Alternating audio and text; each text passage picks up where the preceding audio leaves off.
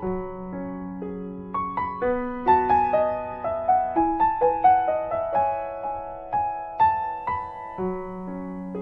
can't wait anymore for this starting soon. I got excited.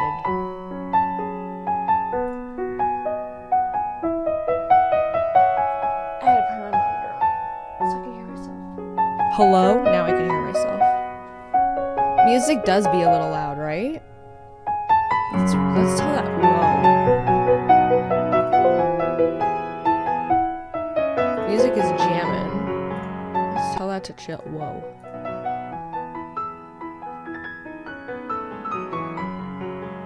It's also drama. This is drama, this music. Simos, thank you for subscribing. Joe Cools, heck yeah, you're right. I'm quiet, you're quiet. How's that?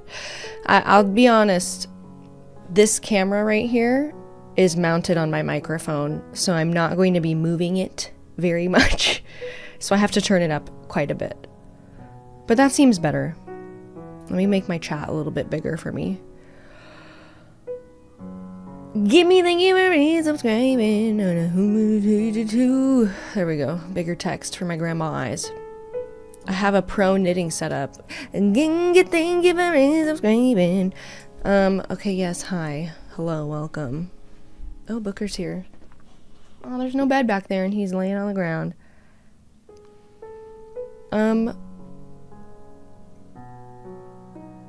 Hello. Hi. Welcome.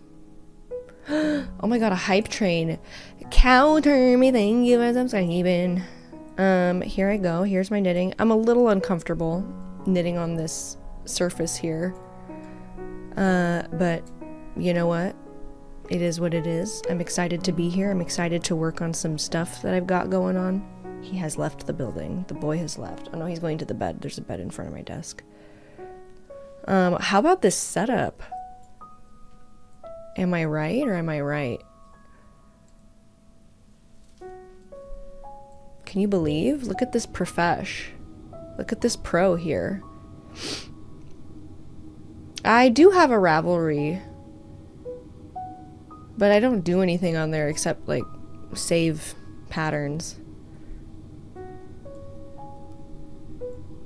Because I'm boring. I don't talk on the internet. Ever since we got banned on Reddit, I have nary said a word on the internet. This does have the potential to be ASMR. If I had a knitting mic, I mean, listen, here, I'm gonna move it for a second. Matt made something and it smells yummy. Listen.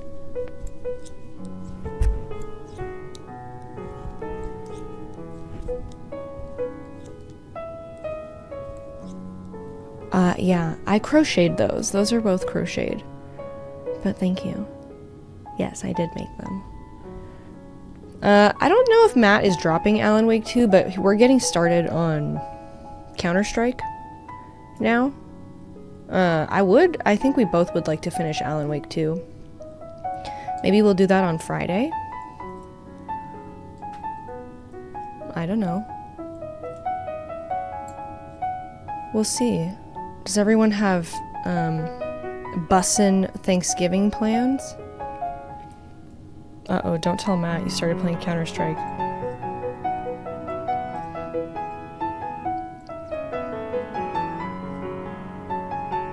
Be chilling at home.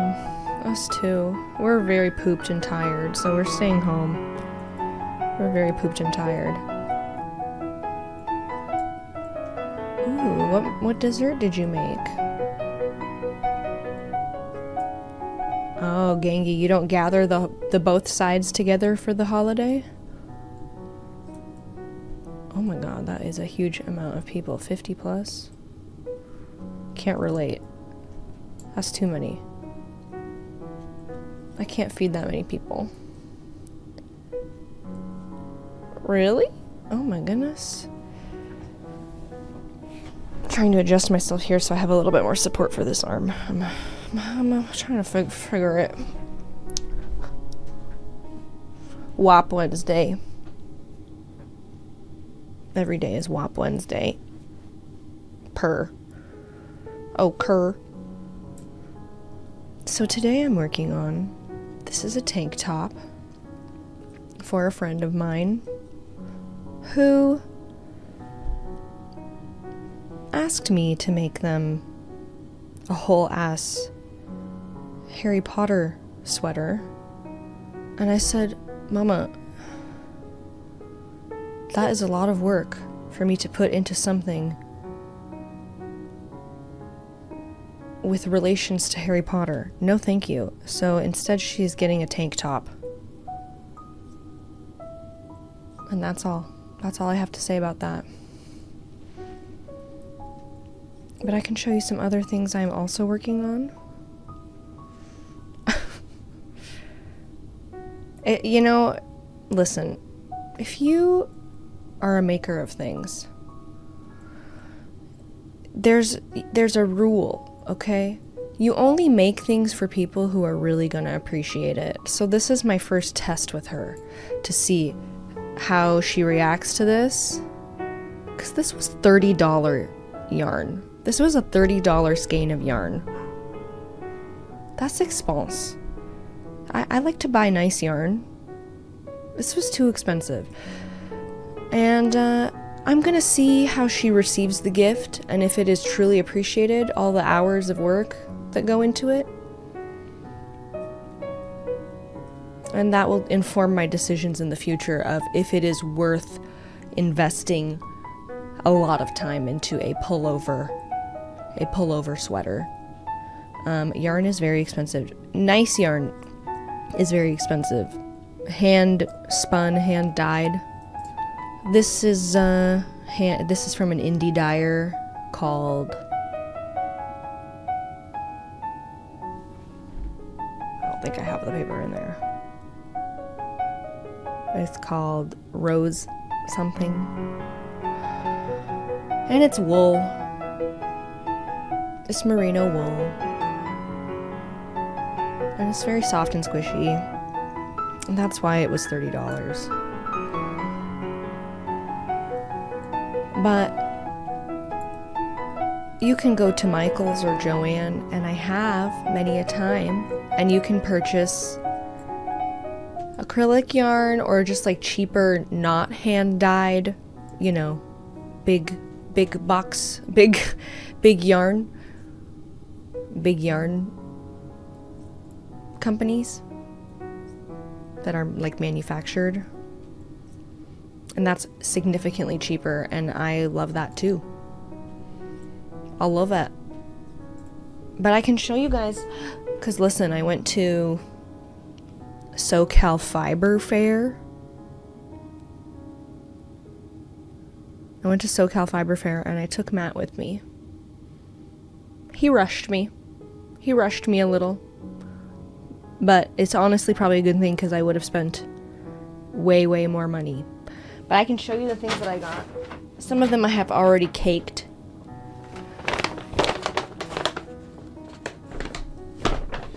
Listen, if you this was a baby fiber fair, okay? You got to look into Rhinebeck over on the East Coast.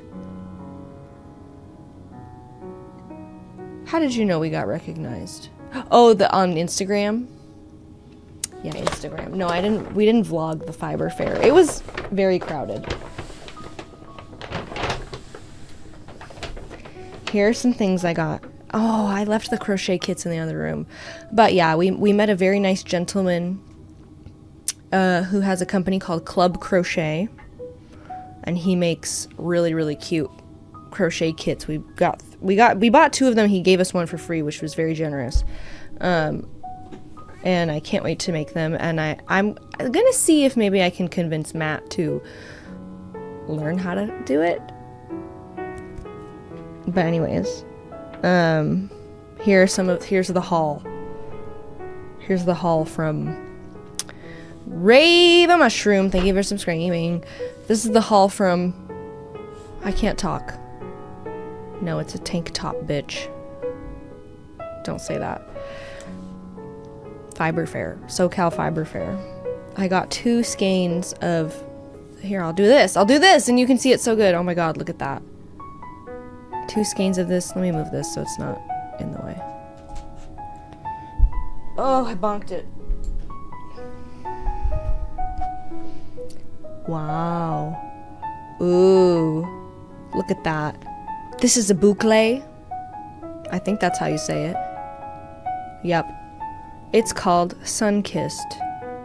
And I caked one of them already. I bought 2 skeins. And I caked it. Look at that. Look at that. Gorge. The plan is to make a purse. We'll see, I may hoard it forever, who knows. Okay, so there's that. My boucle. Also from Super Glow Yarn. This gorgeous mohair number. Is this interesting? Yeah, I caked it. Cause what you gotta do is with a skein, careful. With a skein like this, you must wind it. This is a tragedy, truly, for me.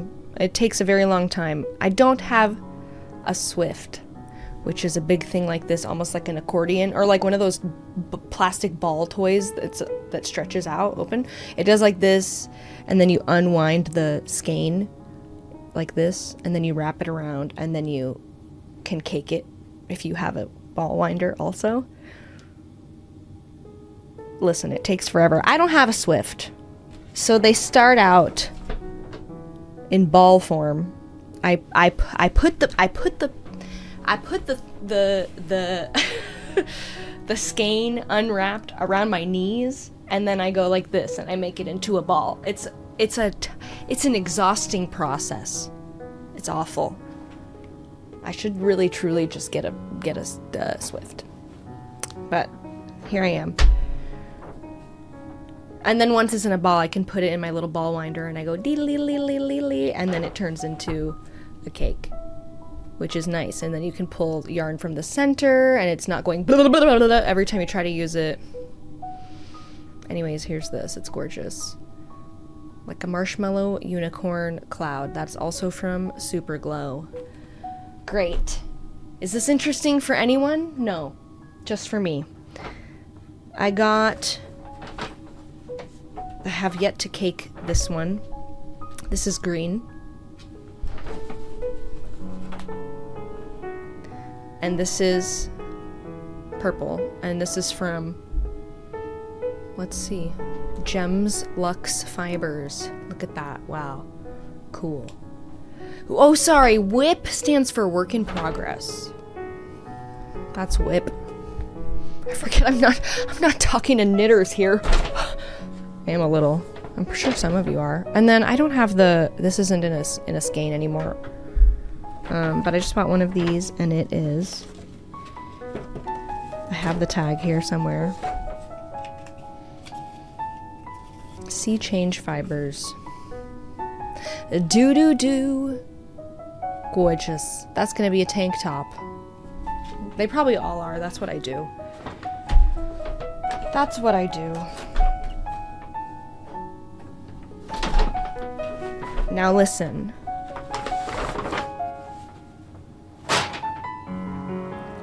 The cats do love it. Oh, let me show you.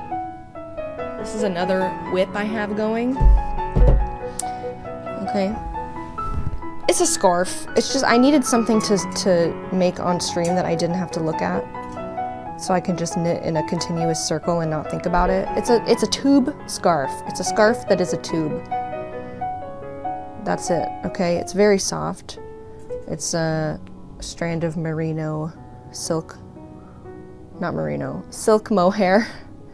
And this is like cotton bamboo. And I hold them together and I do this, but listen, Joey got a hold of it. And I pulled let's see if I can measure this exactly for you. Joey, this part isn't crusty. Joey had, I'm trying to feel the saliva to see where it stops and ends. From here, okay, here's the camera. Here, I'll just do it here. From here to here,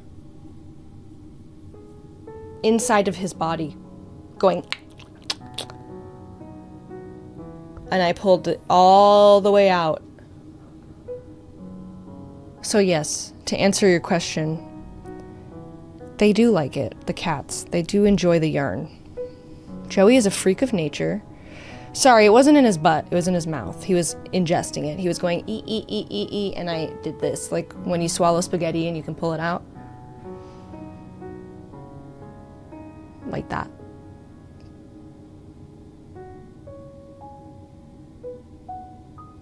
Trivial Pursuit Live Global. How do I know you're the real Trivial Pursuit? Yeah, I did get it out. And that's what I said. I said to Matt, because Matt was standing right there, and he was like, oh my God. I was like, that could kill him. This stupid idiot here could easily kill him. Hello, focus, me. So there's that WIP, work in progress. I'm hesitant to show you because I feel like you're gonna clip it and it's gonna be like, Matt, don't look. And then obviously he's gonna be like, what's that? I suppose I could delete it after this stream.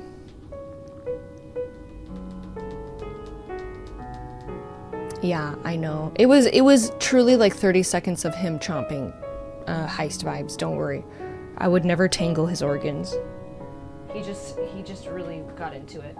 I'm hesitant to show you what I'm making for Matt because I feel like it's gonna get leaked. Although secretly, I've been making it right in front of him. But he's busy. His eyeballs are busy. And his brain is busy, so he doesn't know what it is. And he doesn't ask questions. And he doesn't know it's for him. He's seen it a lot of times, but he's never asked about it. I have new knitting things all the time.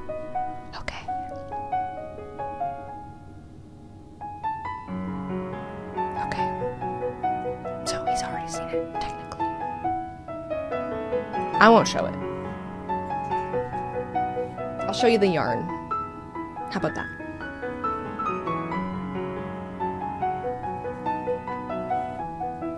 Okay. Here's the yarn.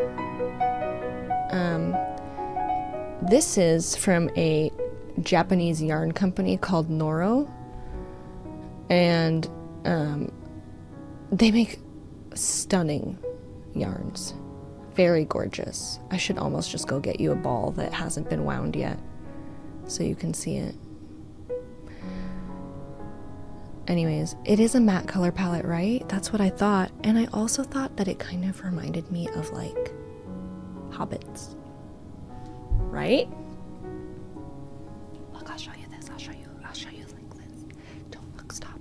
Shh. Don't talk about it. Don't tell. Right?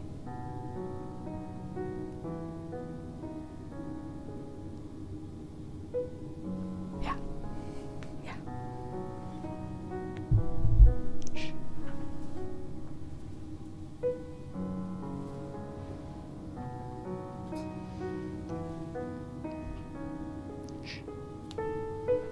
And that yarn, that Noro yarn, it's expansive. It's a little expanse, but it is so gorgeous. The colors in there, and it makes me think of the sheep that it was taken from, because sometimes I feel hay. Sometimes there's hay.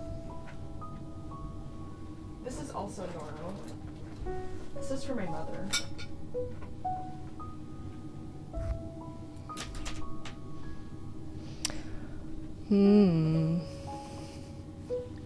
Hi Shelby, love your vids. I'm making my first video for YouTube. For some reason my voice is nervous and wimpy compared to when I talk to people I know. How do I get over this? I'm uploading any about Cherry and get used to it forcibly rather than waiting until I get used to it. Listen. It takes a long time to get used to hearing your voice. Some people never get used to it. I'm semi-used to it. I'm used to hearing myself talk on recordings. In the beginning of our channel, it made me want to sewer slide listening to Matt edit my voice. I was so embarrassed. I was so mortified. Now I sit with him while he edits, and I hear my voice constantly like a bit, and it's very annoying, and I'm like, okay, I don't know how this man can listen to me after this, but okay, whatever. I can't listen to myself sing in front of people. I can't listen to a recording of myself singing in front of people, except for like Matt. I can do that, but it's hard. It's not nice. I would say if you're having trouble with the recording, perhaps it might help you to ask someone to sit there with you and read it to them. Especially somebody who maybe does that, talks publicly or acts or sings or something. They might be able to give you like good feedback in the moment. But if you can't, or if you feel too embarrassed to do that, I would record a video like 2 or 3 times, or just like go through sections of your script like 2 or 3 times, because the more you do it, the more comfortable you get with it, and sometimes like second or third takes really open up and sound so much like lighter and looser. So I would recommend that. And then I would recommend, this is just a side note thing, just a general performance recommendation. I do both, Lemons. Thank you for asking. I knit and I crochet. Today I'm knitting. Just a performance thing. Recordings of your voice will surprise you at how like boring they sound when you're just talking. And that's why you'll see a lot of the times, if you watch like a voice actor recording dialogue or something, even if it's not something crazy or cartoony or outrageous, oh my god, I'm so sorry. This song has been repeating this whole time. I had no idea. It was supposed to just be the whole playlist. I am so sorry. That's really annoying. Somebody should have said something. Wow. Hello. Cool. Anyways, I would over-enunciate, I would over-express with your face while you're recording. It will help you just sound a little bit more energetic without,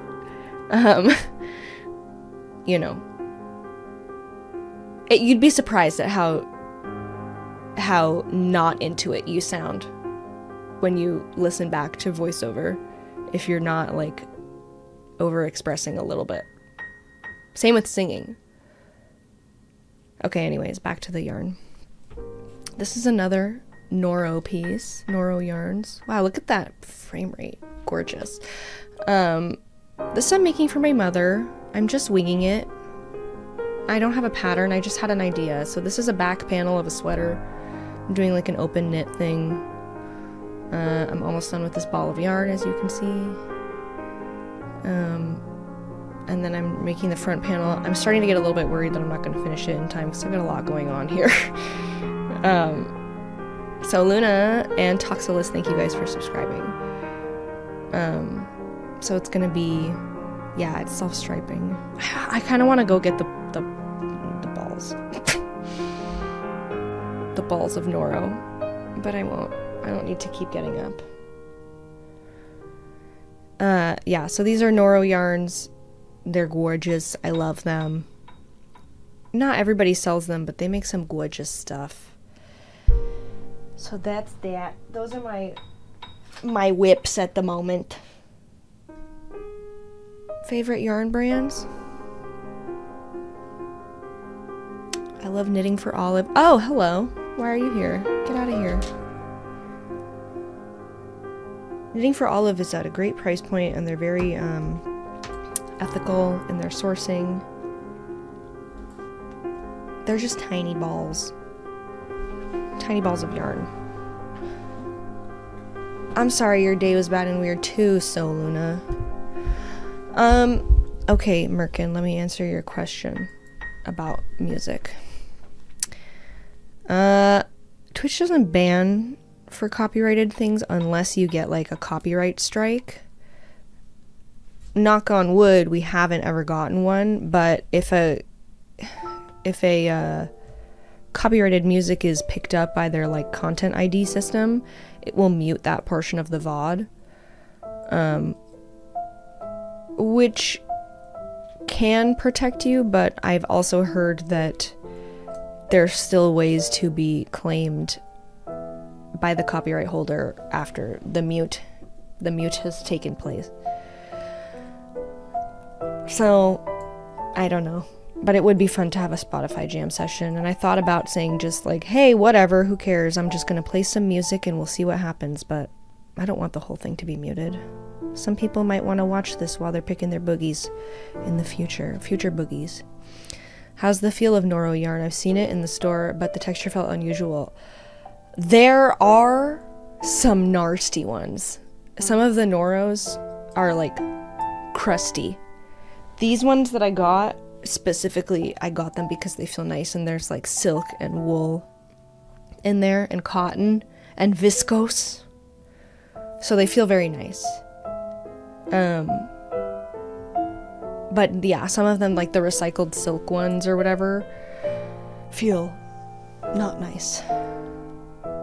Hello, Captain Bacon. I don't know how they're doing that. Maybe they just like don't keep the VODs up? Maybe it's a one-time thing. No, you don't have to be tactful, Wyvern. I totally get it. Some of those feel like absolute booty doo-doo.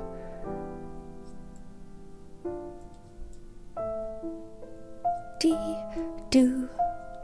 This stream vibe is just what I needed too. I was looking at games to play. I was looking at the games that I have.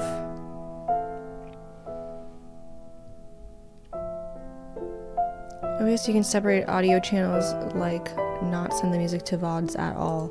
But don't I need to send it to Twitch, and then Twitch just saves the video as one thing? There's not like different audio tracks on Twitch VODs. How do I make this frame rate better? It's ugly. Thank you, Captain Bacon. I'm actually knitting a little slower than usual because I'm resting my arms on this table.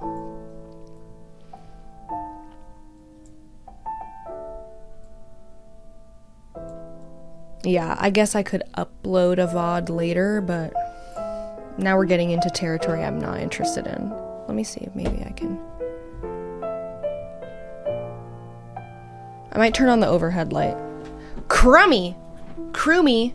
Thank you for subscribing. Give me 1 second.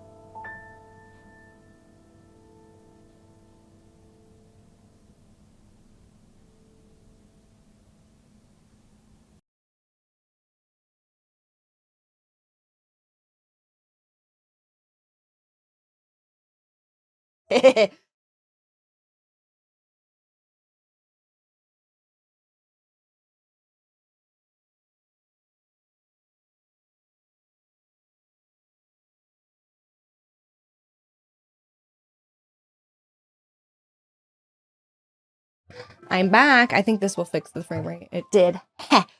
I brought my Noros. The 2 that I have left. Okay. This is but a mere fraction of my yarn stash. This is really just the nice stuff that I keep sealed away from the elements of my closet. Okay, so look at this. Wow. Come on. You can't even really get the full color spectrum here. I don't know what Noro means. Noro is the yarn brand. Right? This one is called Tsubame. Tsubame. And it feels nice. This one feels nice. Silk, wool, and poly pocket. Okay? Polyamide. Noro is the founder's last name. And look, it has such nice words in here. Let me read to you. The fiber is hand-selected and inspected by Master Eisaku Noro.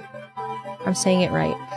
From the most reliable and ethical suppliers, fibers are never treated with acids or harmful chemicals. They are gently spun to preserve original qualities and character.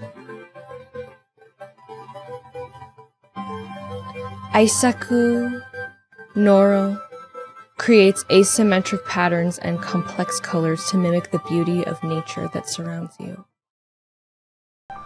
Wabi Sabi. This is my favorite part of these little cards. They talk about Wabi Sabi. Yeah, he's a yarn master. Let him be. Wabi Sabi embraces natural imperfections. The harmony of natural variation and original character of the fibers are preserved and delivered into your hands. Wow. Shut up, Times New Ponin. It is true.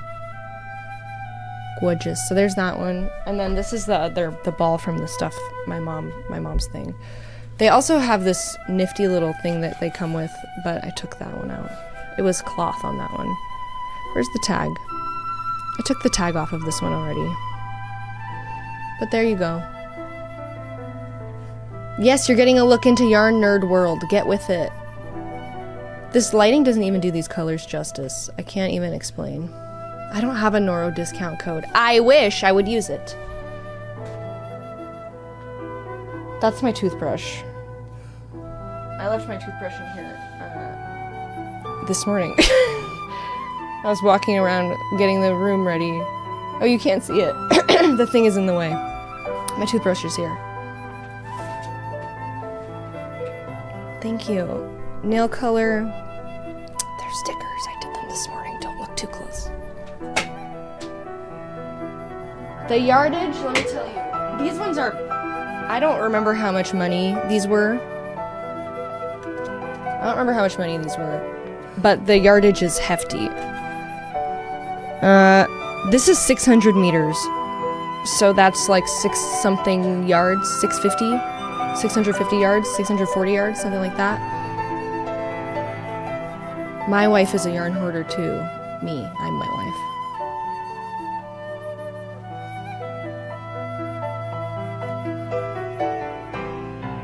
It's big.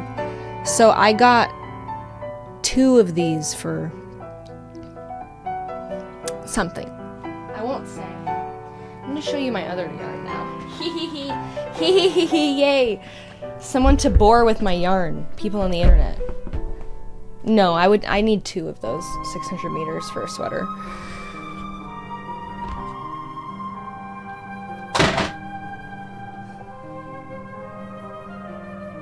I love this. I don't know what to make with it yet, and I'm afraid because it was expensive. But I don't know if the colors will be done justice in here, but it's very soft and like there's like blue in there. Do you see it? It's so gorgeous. Come on. Come on. You spin yarn?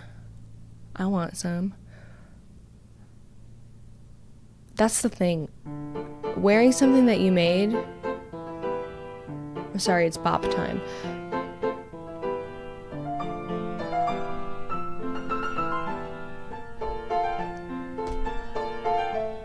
This is Harriet Fine by Lantern Moon. It's gorgeous. It's gorgeous. I love it. I can't wait to use it. Here's some more mohair. It's green. That's knitting for Olive. So is this. This is gonna be a tank top, so I can be a minimalist beige babe. Someday. We'll see. I have 4 of those. You're welcome. Here's another one. This one's purple.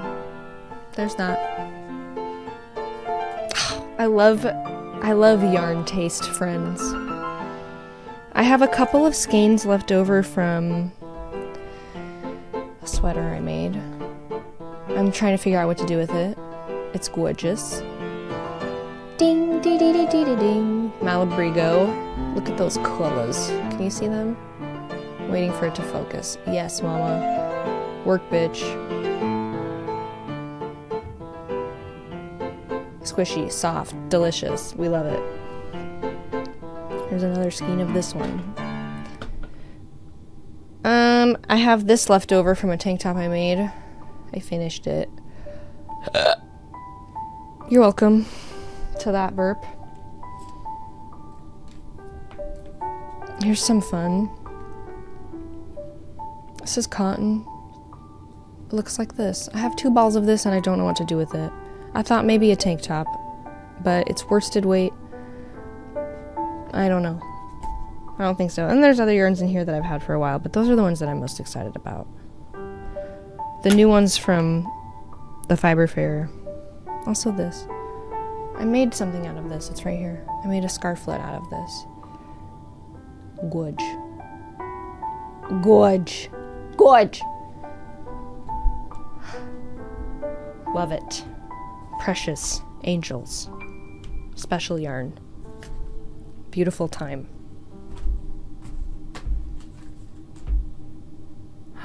She did? What kind of vest? Like a slipover one? Because I have a pattern for a slipover vest. I'm very excited.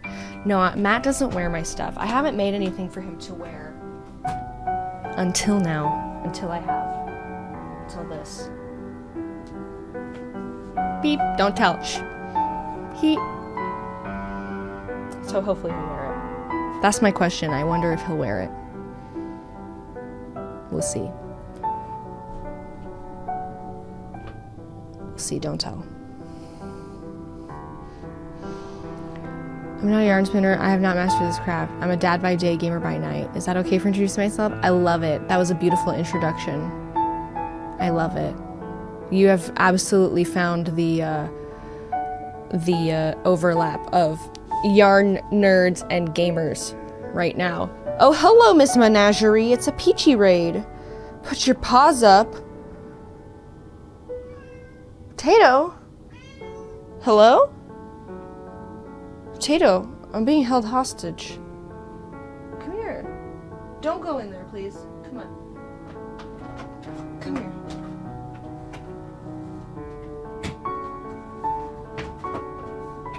Come here. He's here.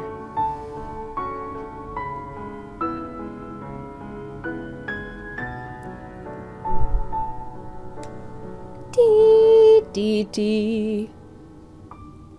Tap, tap, tap. Hi, Tato. That is a ducky. That keyboard is a ducky matcha something. Smacking up my Tato. He really, really likes it. Dude, if you have wool yarn, like a natural fiber yarn, like an animal fiber, the cats come running. They love the smell. They're crazy about it. They think, ooh, yummy, stinky animal smells. I love it. How do you wash hand knitted stuff? Is that a pain? Yes, absolutely it is. Thank you for asking. Huh? He's rubbing into my microphone. Sir. This is a professional show here, okay? Yeah, you gotta hand wash it. I have a delicate knitted garment wash that is no rinse.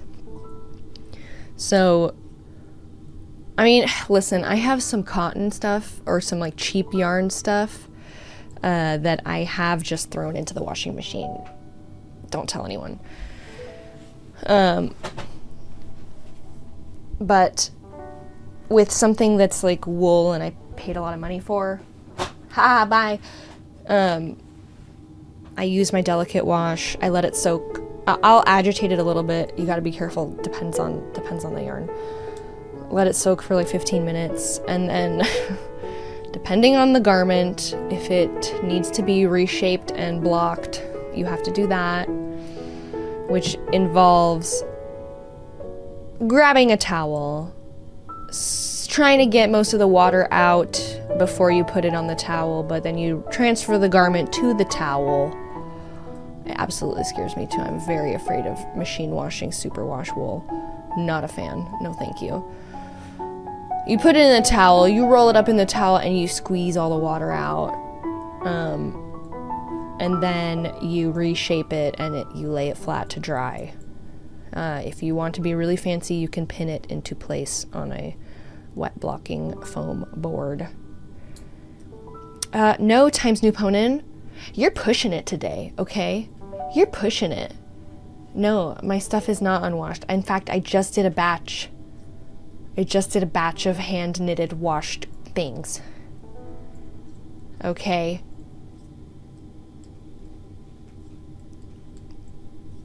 Yeah. But you know what? I got a hack. There's like 3 knitters in here, 3 yarn people in here. I got a hack for you, someone told me the other day.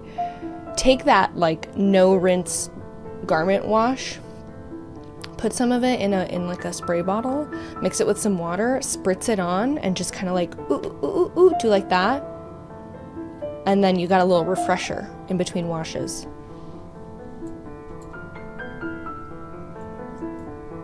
And there you have it. I know, I haven't tried it yet, but that's what someone told me. Yeah, you have to make the noise. You have to go, ooh. You have to pat it down, go, ooh, or else it doesn't work. I watched a good scary movie last night. Can you believe?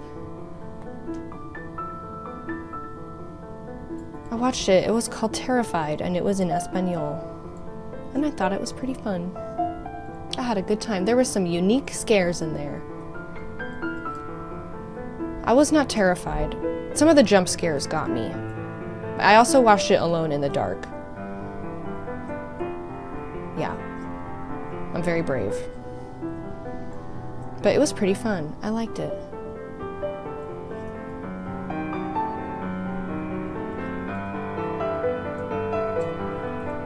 Oh, this, let me say, this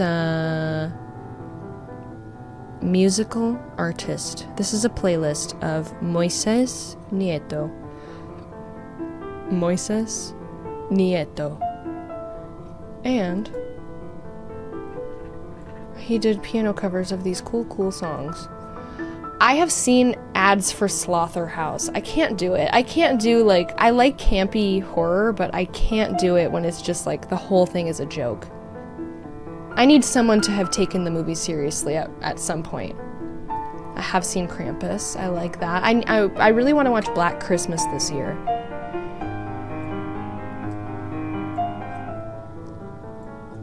I've heard it's good. I am feeling great, thank you. I needed a sleep, and I got my sleep. I am making a tank top at the moment for a friend for Christmas. I will say, I'm not thrilled about this tank top being from the bottom up. I prefer a top down. So I'm a little dreading getting up to the top. I always love your nails and nail designs. Today I did them. I did these ones, but not in a cool way. These are like stickers. But it's only because I haven't gotten my nails done in so long that my Gel X nails started to come off and catch in my hair and stuff. So I have a little really cheap like Dremel file, and I filed them down. Do not pay any attention to the sound that my shoulder just made.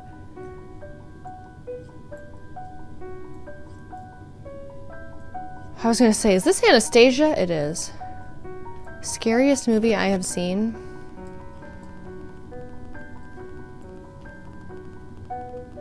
Are we talking like my favorite scary movie because it's very scary, or like a movie that I did not have a good time with and haunted me and I really wish I didn't watch that?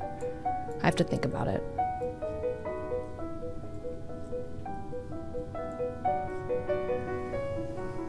The latter.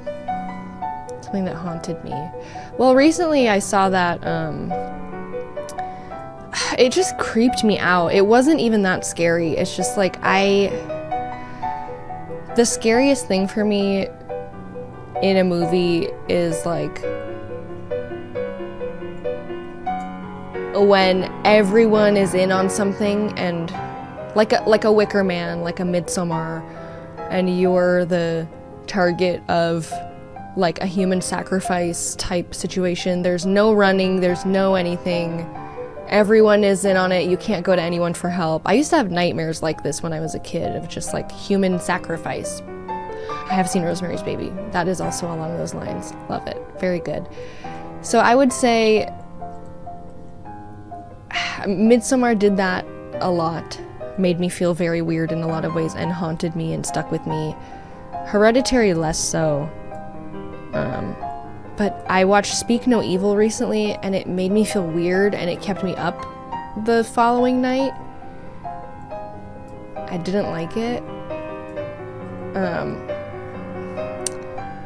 Yeah, the opening of Midsommar is not nice and made me feel not nice. And I mean, Jesus, I love that movie. I've only seen it once though, and that the grief stuff in there is just, whew. Hereditary is worse, I think, but Midsommar did a really good job at capturing the experience of going through death and grief and then like having to be a normal person and be around other people your age and like trying to fit in and stuff and have like, but nobody gets it, nobody wants any part of it, because that's what happens when somebody dies. The people around you are like, I don't know how to talk to you now because somebody died. Okay, bye. You know, it's a lot of that. Potato! Please. I don't want it. I don't want it. Can you not? Is there any way I can convince you not to climb into the paper bag of yarn? He said no. You have to move it.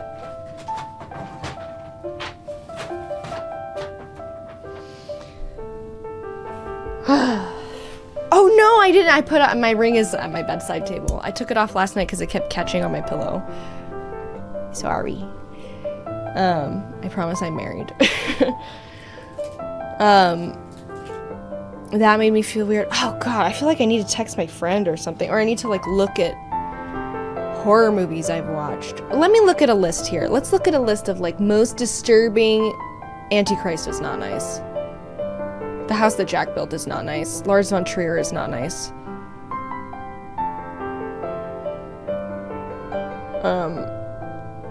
Most disturbing horror movies of all time. Here's the thing. Oh, I don't really care. I mean, who's gonna frickin' do it? I forgot about this camera already. Here you go. Let's see. Let's look together. Audition, not nice. Jacob's Ladder, I liked that. Audition is good. It's not nice though. Cannibal Holocaust, I will not watch. I choose not to. I don't like things with the, you know what I'm saying. Funny Games is on my list. I'm gonna watch it. I want to watch Martyrs. I haven't seen that. Yeah, that's the thing. Cannibal Holocaust. I've heard of the animals' murders. Not interested. I saw Pink Flamingos and I saw that man doink a chicken, a live chicken, and they killed it and I didn't like it. And I said, no thank you. That's a weird movie. Pink Flamingos? I've never seen Requiem for a Dream. These I feel like are not accurate. I've seen Eraserhead. That's not nice either. But not in the way that's like, there's a story. It's just not nice things that I'm seeing. I do have a Letterboxd. You can follow me on Letterboxd if you want. It's Swilby, I think. Is that what it is? I forget already. That's what I've heard about Requiem for a Dream. I watched Mother. It's the same man, right? What's his name? David? Um,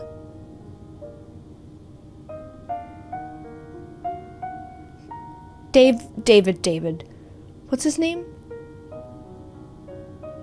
Oh, there it is. Yeah, there's my letterboxd. Darren Aronofsky. That's a funny name to me. I love that name. Darren Aronofsky. Are you serious, Darren? With that kind of name? That's so silly.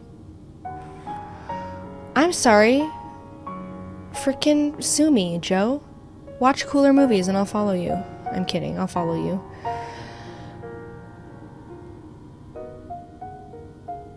Oh god, I don't like that at all, Jack Lockjaw. That sounds not nice. Just like I said, his movies are not nice. Okay, let me look at my watched movies here. How do I do it? I literally don't know. This app is bad. Letterboxd people, the app is bad. I don't like it. Okay, hold on. Shh, don't watch me look at my phone like a grandma. Stop. Here, I found it. Films.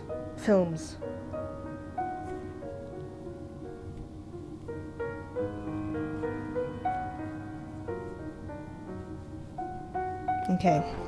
Let's see what I've seen. Can you see? This turned from knitting into the most horrible thing ever. The most wholesome, sweet thing ever to the most awful, disgusting thing ever. Here are movies that I watch. Mostly horror. Okay. Speak No Evil. That's the one. I didn't like that. That made me feel weird. Black Phone. I hated it. Black Phone. Sorry. What else is on here? Pearl? I haven't seen Pearl yet. I watched X and I thought, okay. Alright. Mandy! Mandy freaks me. I don't like that. I know I need to see Talk to Me. I keep trying to. I want to wait for Matt. But he's never in the mood to watch these things anymore for some reason. I think he's feeling sensitive.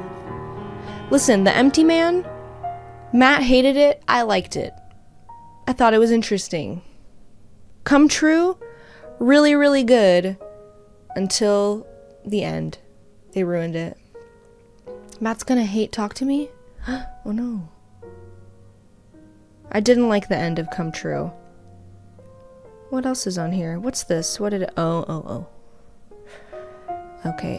Listen, A Quiet Place, in my humble opinion, most overrated mainstream horror of the time. That's what I have to say. You just assume that Matt hates 90% of movies.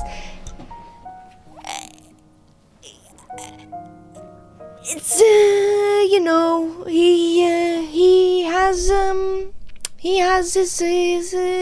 to really grab him. It really has to grab him. Okay. Excuse me. His House, I really liked. His House, underrated, I think. Spooky. Some very scary scaries in there. Yeah.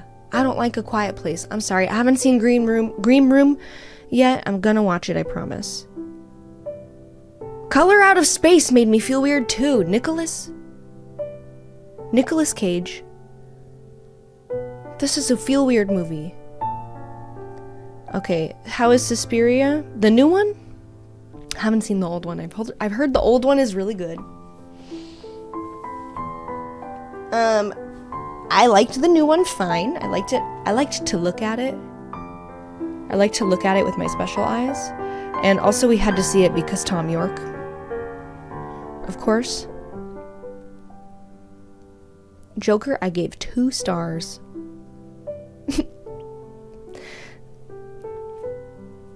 That's what I have to say. Oh man, there's some fun movies in here. There's some fun movies I'm gonna rec to you. I do not want to watch Pooh. Do not make me, please. Brightburn, I gave it 3.5 stars. Listen, here's the thing also. I have a terrible memory. Awful. I could rewatch the movie I watched last night, and I would be like, oh yeah. I have a terrible memory about movies. But maybe that's because it's fun. I like to rewatch things. I like to watch things I've seen already. Okay. Listen, Vivarium, I think is an underrated. I like Vivarium, Jesse Eisenberg, Imogen Poots. I like that. No blunts. I just have bad brain. Yeah, I found some of the situations to be disturbing though, and I enjoyed it. Okay, I promise I will watch Green Room, but I have to wait for Matt to be in the mood for it. I can't watch it without him. Alright, what else do we have in here? I liked Clove Hitch Killer. That's a fun one that's not like too mainstream. Maybe it is, I don't know. I'm trying to think of like things that you wouldn't normally think of, and if they're worth watching. Here's House That Jack Built. Listen, I gave it 4 stars. I liked it. I found it to be very disturbing and scary and just creepy. But also, I am very desensitized to things. And I think maybe be careful to watch some things. Be careful to watch some things. I haven't seen Perfume, but it's on my list, I think. I did like Megan. Do Not Talk to Me. I love Megan. And I love Malignant. And I love other things. There's Terrified. I watched that last night. There's That Spooky Kid. Listen! Oh, hold on, Lemons, you better shut up right now. I was gonna say, Oculus, I think it gets overlooked. I think that's a pretty good movie. Okay. I like, that's the thing about Malignant and Megan and like Barbarian. I like movies that don't take themselves too seriously and can like have fun, but they're still like well-made movies. I know you don't like Malignant Game Geek, don't remind me. Stop it. Someone is leaf blowing out there. Matt and I were just talking about Creep. If you haven't seen Creep, you should really see Creep. The first one. No, I haven't watched When Evil Lurks yet. It's on my list. I was telling Matt about it today. It's by the same guy who did Terrified. I'm gonna watch it. I'm very excited now that I watched Terrified. I haven't watched When Evil Lurks. I'm going to. Creep is fire. You should watch Creep if you like horror movies. What? Malignant wasn't well made though? What are you talking about? What are you saying to me? What are you talking about?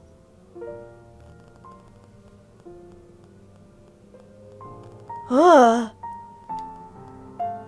The cinematography in Malignant is fire. It's so good. It's really good. Stop it. I will not accept any rebuttals. Okay. Happy Death Day. I love. I like Let the Right One In. I like it a lot.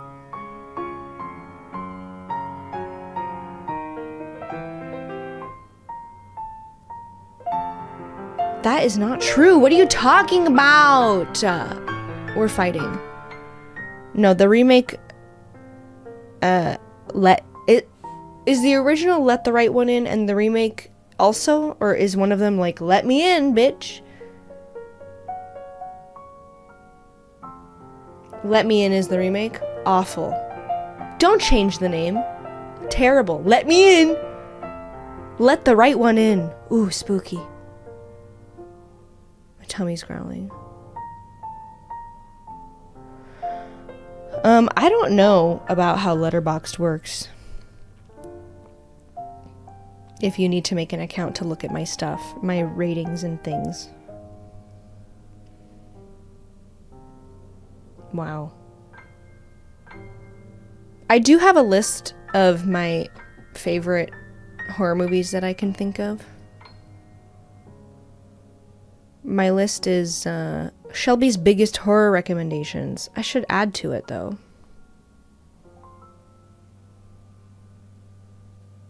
Okay. There's some fun stuff on here. This is just things that I really like. And they're all kind of different genres. And there's a bit of a mixture of, like, actually good and just, like, fun good and scary and not so scary. That sort of thing. My go-to girl dinner? Listen.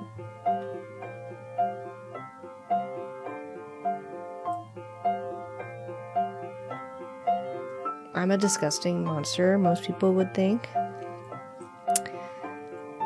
I really like pickles. I like pickled things. I like canned things. I like tinned fish. Okay? I like fish from a tin. I'm sorry. I like the first Saw. To be honest, I cannot remember the other ones. Listen, Gangy, I need to try another... no, I liked those plums that I got from the frickin', what's the place? 99 Ranch? No, it's not called tuna. It's called sardines and anchovies, and I had chopped clams I made pasta with the other day, and I love mussels, mackerel. Come on. I really like pickled, preserved, salty. Ooh. Delicious.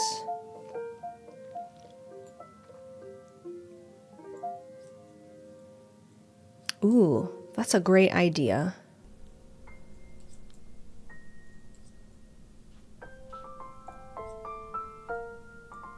Oh no.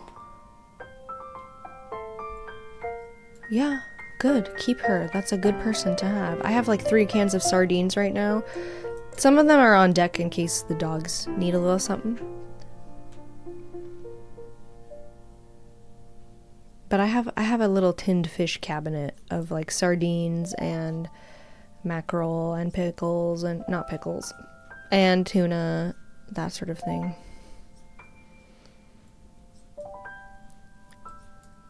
My username is Swilby. Gangy just sent it over somewhere on Letterboxd, and you can follow me. I will not be reviewing anything. I don't want anyone to see my words. All you can see is my stars. My tummy is grumbling. I might eat a Fiber One bar. Yeah, I put like omega salmon oil on the dog's food, and I give them Cosequin for their joints, and I give them Chew No Poo supplements because Booker likes to eat turds. Yeah, I do be knitting pretty quickly without looking if it's just a straight up knit stitch. I can't crochet without looking at it. Purling, I can, but like I don't know, I just can't like feel what's coming with crochet. It's very like abstract, and that's why fun fact, a crochet machine does not exist, but knitting can be done on machines. It's just too complex, crochet.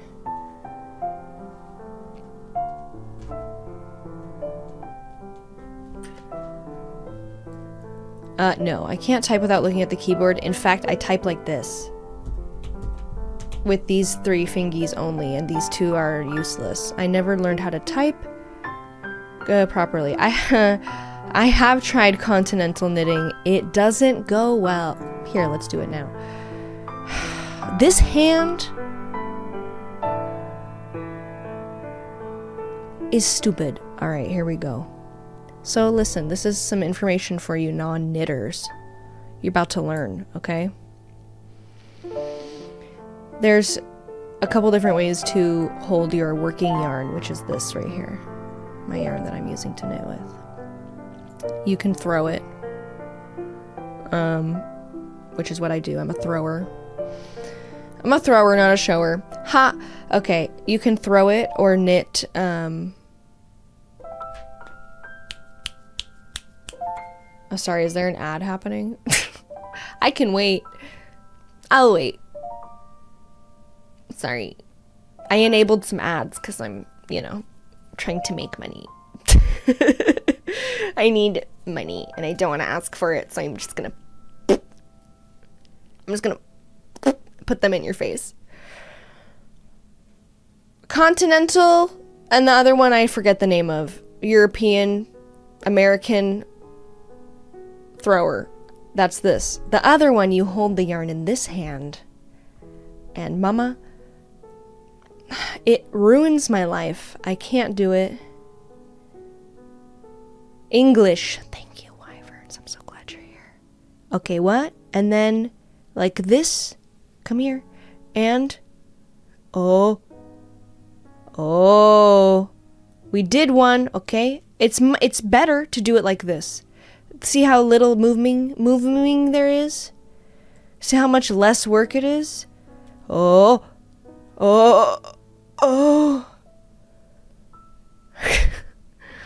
I can't. I'm so bad. I can't. This hand. I feel like Nicolas Cage in Moonstruck. They took my hand. With his big wooden stupid hand. Oh my god. Oh my fucking god. I feel completely useless. Am I doing it right even? Or am I twisting my stitches? No, they look okay. No, they're twisted. They're completely twisted. Yes. Okay, thank you. We got it. I'm going back. I'm going back. I need to undo these. I can't tolerate it. Do you see the problem? Do you see, Wyverns? How many did I even do? It felt like 15, but I think it was very few. This one is also twisted.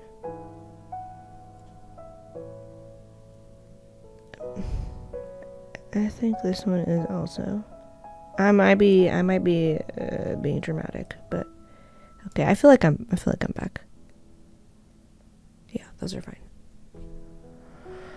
Oh. Do you knit continentally?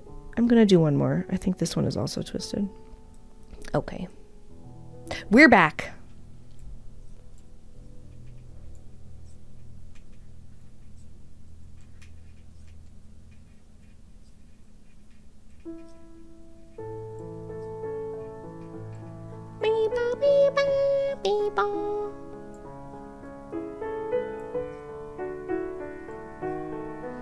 You've knitted for years and you're trying to figure out what the heck I'm doing? What do you mean?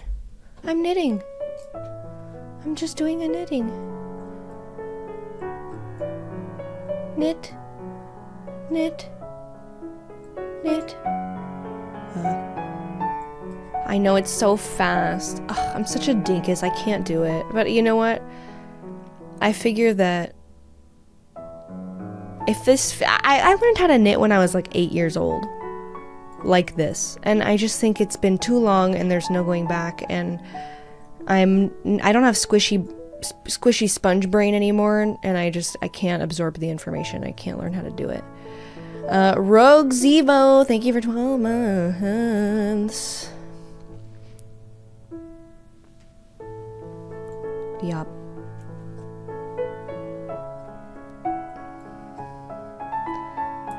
Hoo hoo hoo hoo hoo.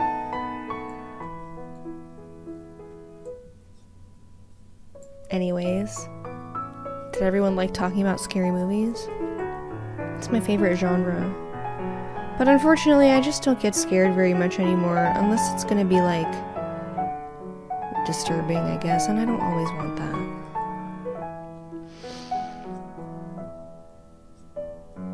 Fingers shorter than your palm. Knitters always seem to have those long, graceful elf hands. I didn't know that was a thing.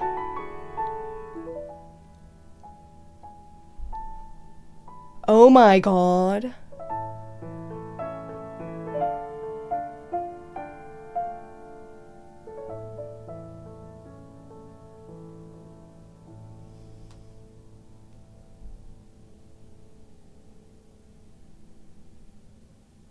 Whoa.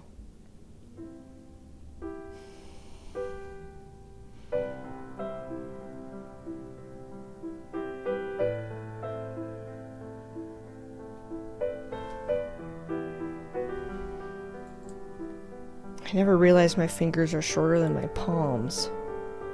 That makes me feel weird. I can't explain it.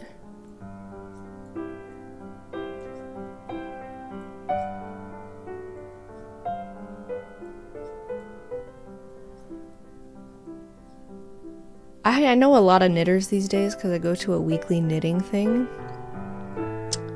I haven't gone for the last 2 weeks though, can you believe? Oh my gosh. But I did meet up with all of them at the yarn fair. A lot of them have stumpy fingers, so that's good, but some of them do have long, beautiful fingies. So I guess I fall somewhere in the middle. I know, but you know, it's just because the typing thing, it's not second nature. I don't do it that often. I can type on my phone without looking. But this, I've been knitting for 20 years, you know? And so it's just like riding a bike. I can feel what's happening. I know where my needle is supposed to go. But if it were more complicated, if I were doing anything other than knitting right now, I would need to check it more often and make sure that I was doing it right.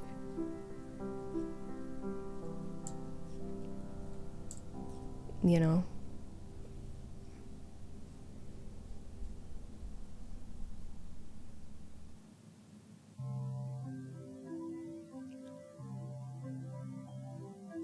Now I see everything is hoo-hoo. This is my beginning of round marker.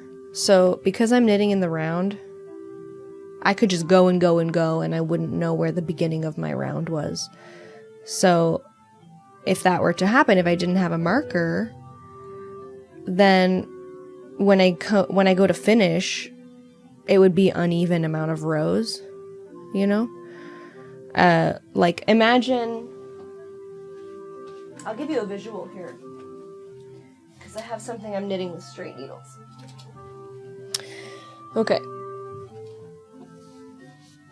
Imagine, if you will, and at last I see the light, and it's like the fog has lifted. Okay, imagine, if you will, this is a row, just one row across straight needles. If I didn't know where the beginning of this row was, I might cast off or finish or like do something in the middle of it, and so one side would be longer, like a row longer than the other, you know what I mean? It's not nice. So you have to know where the beginning is so that your everything is even. You know what I'm saying? I'm showing things. Thank you. This is actually a front panel of a very oversized cardigan I'm making for my mommy.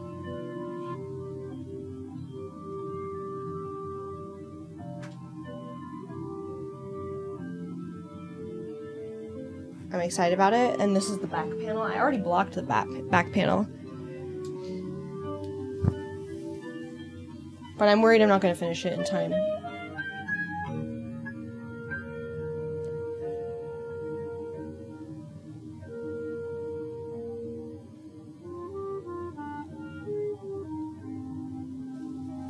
Yay. I still have to make another front panel and then sleeves and then sew them together. Yeah, it's really big. The vision is, I want to see if you're picking up what I'm putting down, okay? The vision is oversized. The body ends like here, you know? This is the back, remember. Okay. The body ends like there.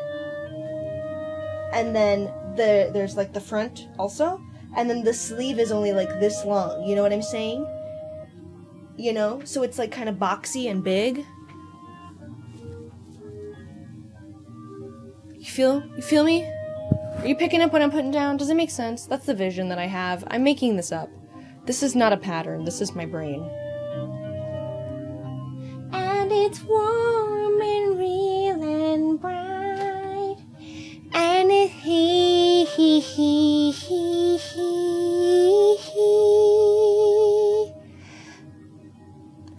Now I see. Do you know who does the voice in The Man Entangled? Frickin' Shazam. That's what I have to say. Somebody asked me a question and I didn't answer it and I got distracted. I've always wondered, did you get professional training for singing or have you always been naturally proficient? Well, both. Both, I guess, is the right answer, I suppose. I always loved singing, and I was a naturally talented child with the singing. But it wasn't great. It was, I have a good, I'm all tangled up in here. I have a good pitch.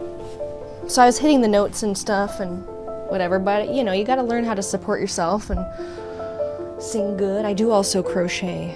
I do also crochet. Today I am knitting many things. I go through phases where like I want to crochet more or I want to knit more. And during those times I have 50 things going on at once. Yeah. So both, I suppose. A little of both. But I could do more, honestly. I don't know. What's the difference between knitting and crocheting? Are you serious? I don't have my hooks with me. Oh, I do have a hook. I have a tiny one that I use for picking up dropped stitches in my little kit here. So, my friend, this is a very tiny crochet hook. It's not a good picture for you. It's very small. It's having trouble focusing. Try your best, camera. You can do it. Come on. You can do it.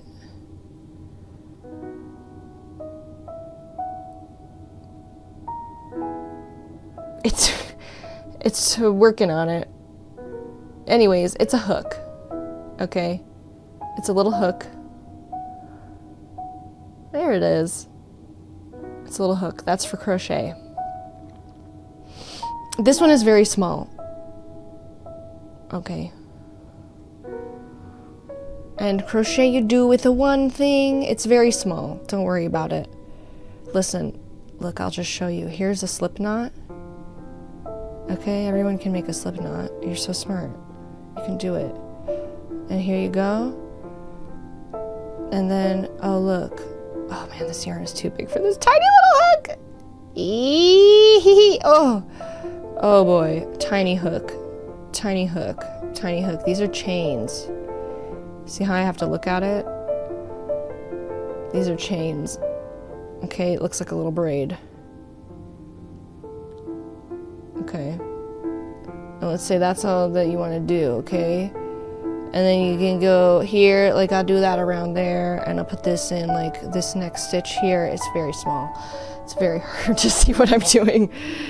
And then I go, ooh, and then I go, ooh. Oh, this crochet hook is so small. Oh, okay, ooh.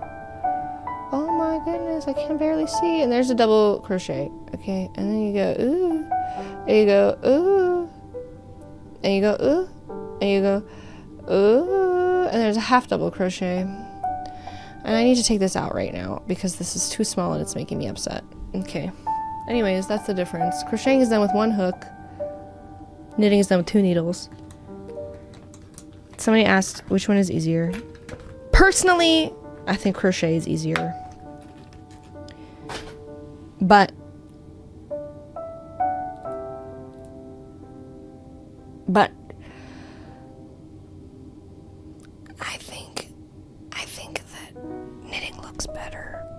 sorry. I think knitting looks better. It looks cleaner and neater, and I like it better.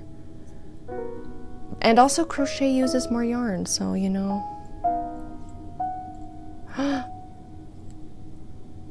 Oh, that was a close one.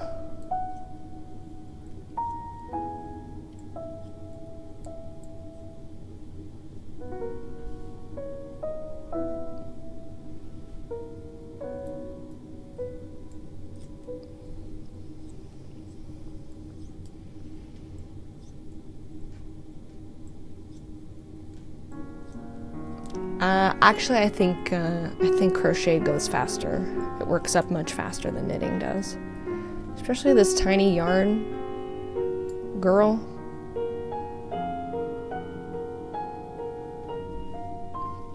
I learned to knit at theater camp. We were doing a production of Beauty and the Beast. I was very young, so I was not given a starring role. I was given the role of painting. I had very little to do. So during rehearsal times, all of the idiots like me would sit on the sides and have to entertain themselves while the main people were rehearsing and stuff. And a lot of these kids were knitting. And you'll find that a lot of actors actually knit or crochet. And I said, listen, lady, you gotta teach me how to knit. Yes, I do fiber arts. You go get your crochet. You go get it, and we will do it together. Yep, we're fiber artists. Get into it. So, some slightly older girl, she seemed like a full-blown adult to me at the time, but she was probably 12. Taught me how to knit, and that day my dad picked me up and I was like, Dad, listen. Listen, Dad, listen. It's an emergency. We have to go to Joann Fabrics right now, and I need to get yarn and needles, and I need to knit. It's happening. Because I want to show up tomorrow at camp with my knitting stuff. Okay. And then we did. And I still have the needles. They're in right there. I'm looking at them. They're in a picture with all my other straight needles. I don't use straight needles anymore though, really. I use them for that because I wanted the other needles. These circular needles mostly.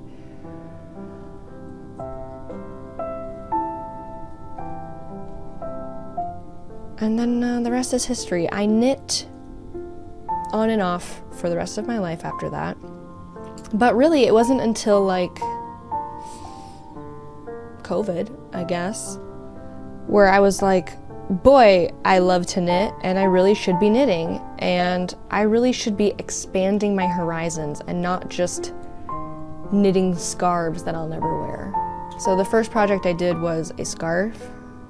Every baby knitter starts with a scarf. That's not true. I taught my friend's sister how to knit and she's going full-blown sweater and I'm like, bitch, oh my god.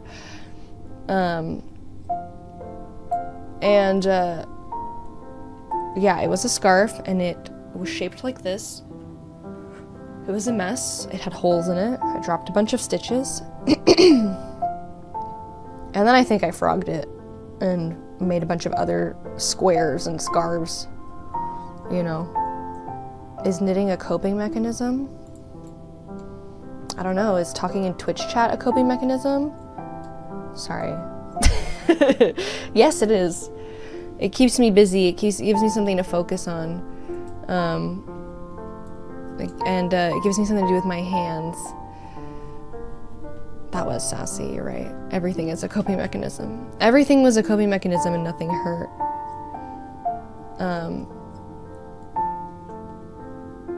Yeah, and so it really wasn't until just like a few years ago that I was like, I need to step up my knitting game and start making like actual things that I want to wear and use and not just squares. What needles do you use? I have an interchangeable set by Knit Pro. This specific one is the Knitter's Pride interchangeable. These are the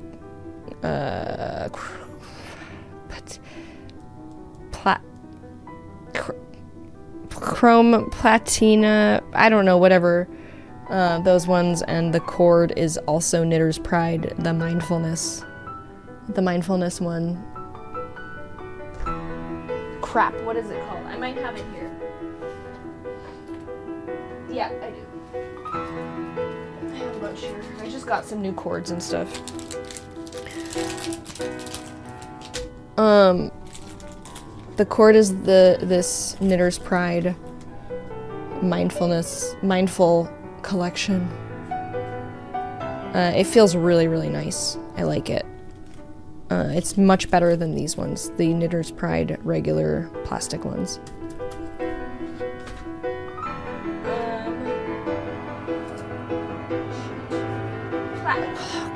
You know.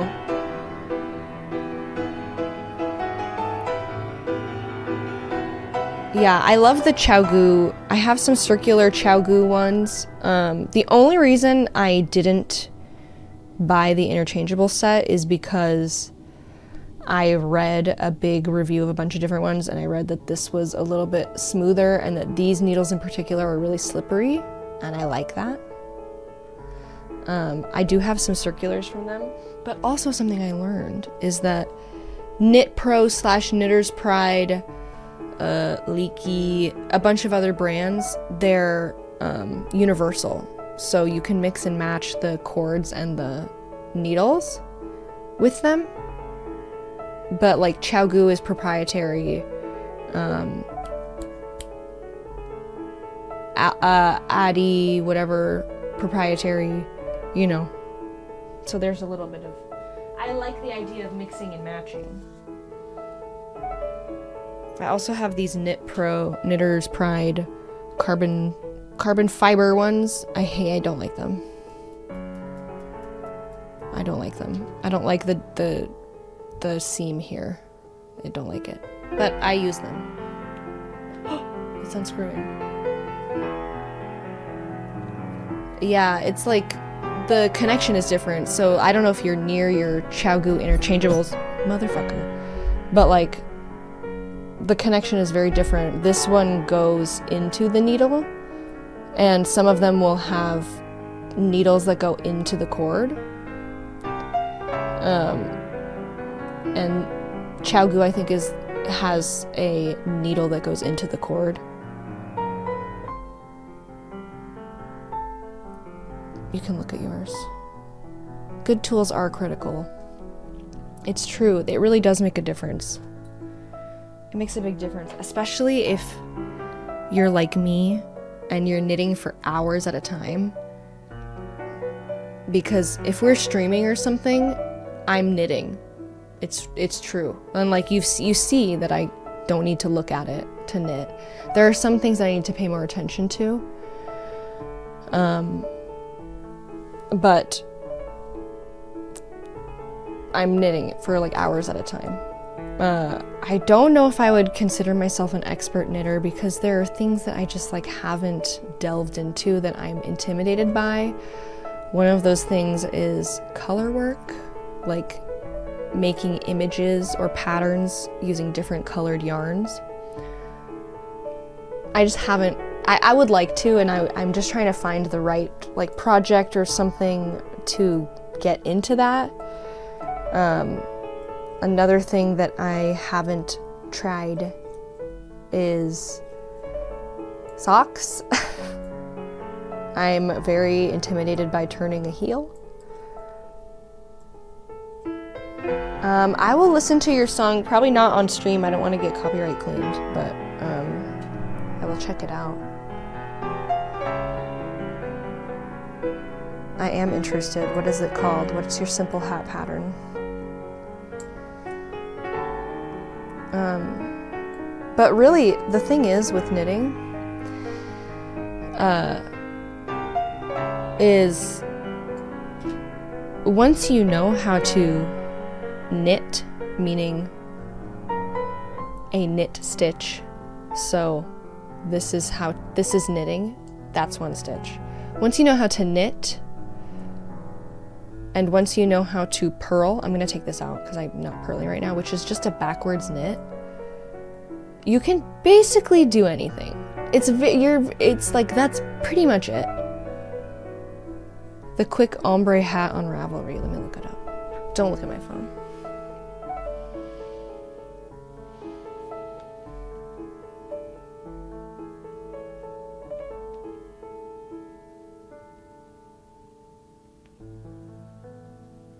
Quick. Oh, I saved this. I saved this.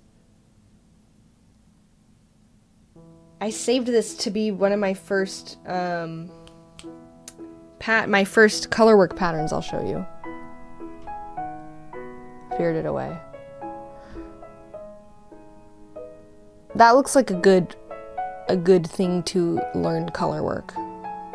Right? The thing is, I just don't wear hats very much. Although I have a great head for hats. I just don't wear hats very much. It's kind of hot here. So, but that does seem like a good project to learn how to do color work. I am not in the Orida commercial.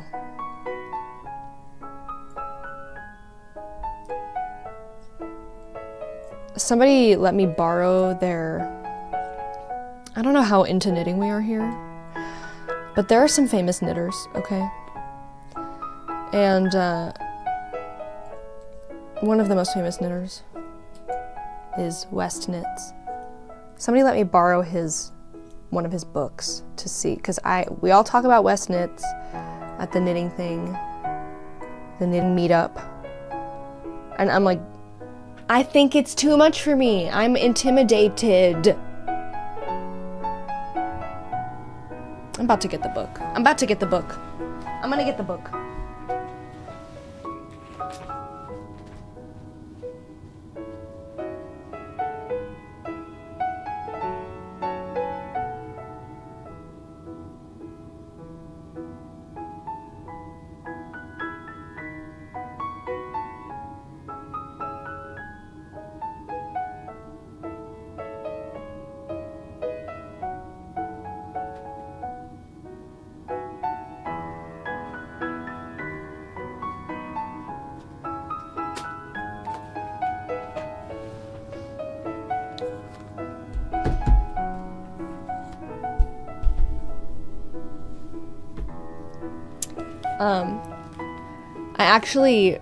The first thing I saw when I came back is that you should make a baby beanie for baby Leah B. I did. I crocheted a beanie and a blanket for their baby before she was born. I sent it over. I was texting Leah and I was like, oh. I knew a long time ago, you guys. I might have a picture. I'm very in on the gossip. Just kidding. How do I find this? I have to scroll back and take a lot of knitting pictures. It's a granny square crocheted blanket with some motifs. That's the thing. This is why like crochet is easier in my brain. Like it's just easier to do like color work and stuff. Let me find it. Here it is. And it wasn't until I looked at this picture more recently that I realized I forgot to sew the rest of the smiles on the frogs. Okay. Anyways, that's it. There's a donkey in the middle. Okay. That's the blankie that I made. Little baby blankie. I'm hoping that it softens up with some washes in time, because it's kind of that like thick cotton. So those are granny squares, and I'm sure I must have taken a pic of the hat also. Maybe I didn't. Maybe I'm stupid. Anyways, I made a bee hat, a striped like bee hat with 2 little wings on it. So there you go. That's what they have. That's what I sent to them. Also, she sent me some very delicious baby pictures.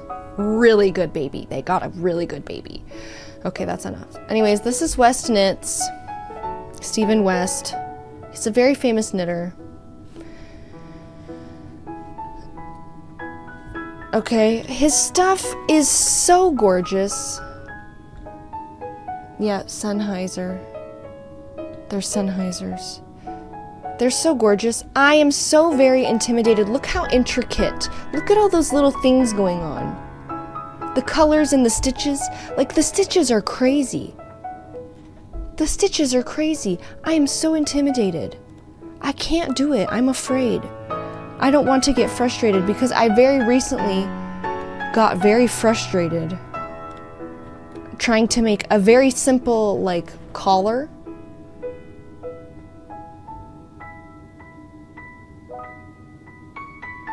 And I couldn't, something was off, my stitch count was off or something. No, reading patterns isn't too hard for me, especially because most of them will have, I mean, I buy a lot of patterns on like people's websites and stuff. I don't shop a lot on Ravelry. I used to get a bunch from Etsy, but I don't know. I'm finding more like, I'm really into Nordic knitters and their stuff. I think I have one here. Yeah. So this is a pattern that I bought from Petite Knit. I just finished this shirt recently. I wore it to the expo, the fair. I'm having trouble focusing my camera here. But anyways, there's some ribbing up at the top. It's really simple. This is like a, you know, Norwegian lady or something. Their style is very like simple, and yeah, this is a really crappy camera. The style is very like simple, and a lot of the patterns that I make are like that. I don't have any of my other ones, of course. They're all somewhere else. But I love Petite Knit, and I love my favorite things knitwear. So I buy a lot of patterns from their websites. This is the one for the tank top.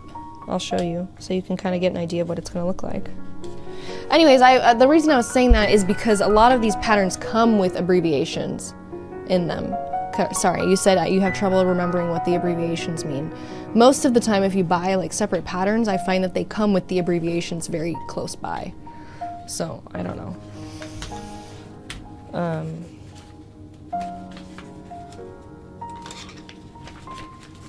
This is the Summer Secret crop by Jessie May Martinson of Jessie Made Designs. Okay, that is the pattern. You have to buy it if you want to read it. Ooh!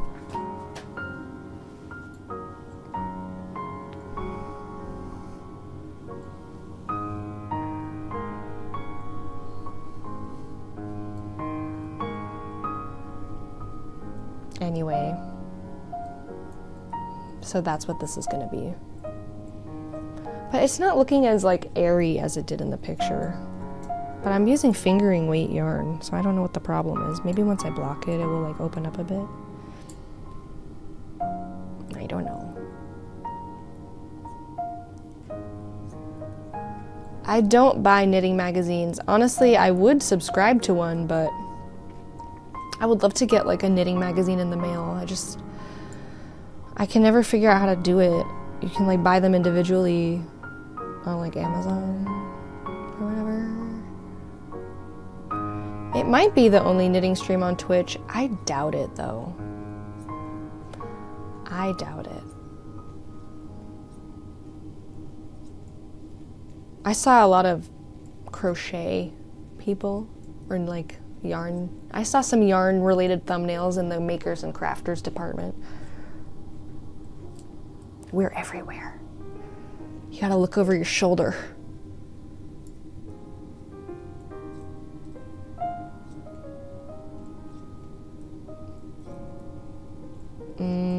I think it's easier to knit while at a table. Crocheting is it's a lot of like ooh, it's very there's a lot more movements happening, I feel like, in crochet. So It's better to not be hindered by a table. I've been knitting on the Peloton. How about that? Lane magazine? I'll have to look it up. Yeah, I haven't sold my knits ever. I don't really want to, but I have toyed with the idea of, like, you know, I make a lot of blankets. I have a bunch of blankets. Matt says we have too many blankets.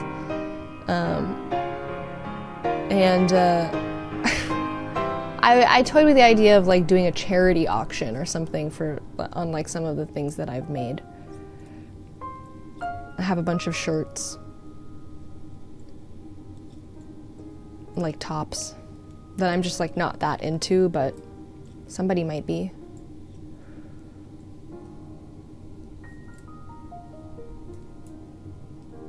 But I just love to do it. I love to make stuff, and now I'm really into making things that I can wear.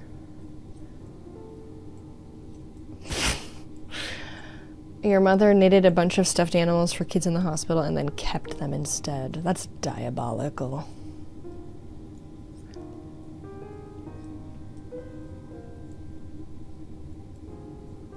But same also. I have a bag of yarn that I was thinking about donating, and then I was like, I'm knitting and crocheting so much already. Why don't I just make hats and things and like donate them to a knitting charity? Because there's a lot of those where you can like knit an 8x8 square and then they sew all the squares together into a blanket, and then voila, they give them to people who need blankies. And I love that.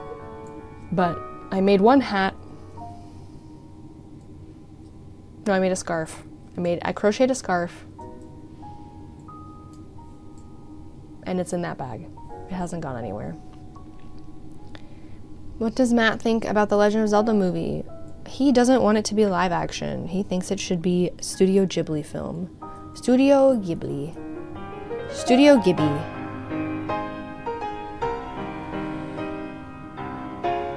Tom Holland Zelda.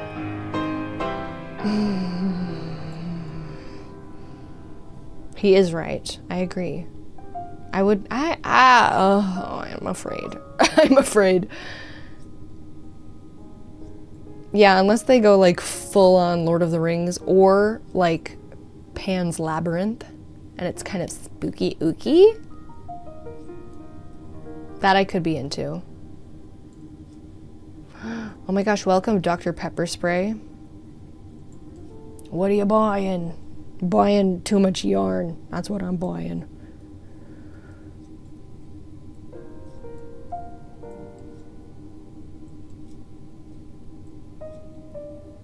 Metroid would make a better movie. It would be cool, and also you could have a, you know, a Dread-like protagonist that doesn't talk a ton and has a helmet on. That would be cool. We were just talking about Metroid the other day.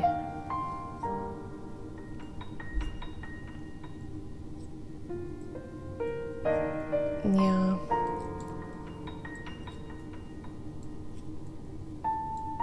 I liked the Mario movie. We just watched it for the first time recently. I don't like to watch things that people like. I don't like to watch things that people tell me to watch.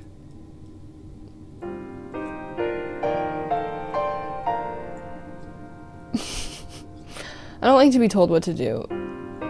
No, listen, Gangy, I really want to watch Talk to Me, but I have to wait for Matt.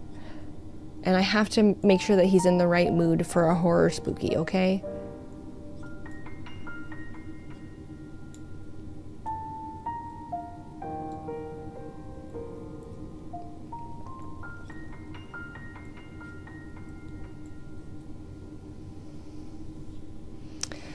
So your yarn collection, like my mother-in-law has an entire wall that she decked out with shelves and color organized, while mine is just stuffed in a closet. Mine is like a love child of your mother-in-law and you.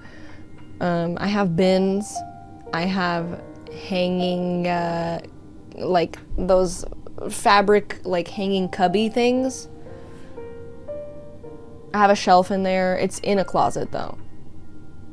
And I would really like to, I have a dream of like putting together a craft room, because we have a couple of unused rooms in this house. One of them is very small and it's right in front of my office here.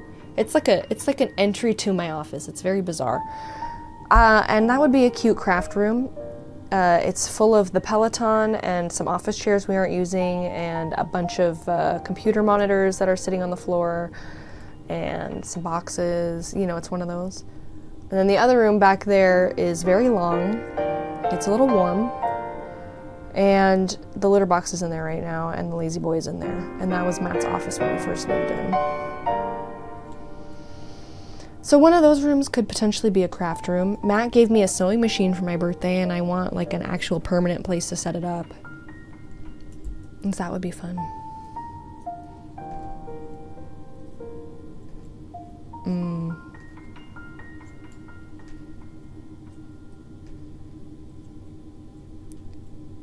Talk to me almost made you throw up.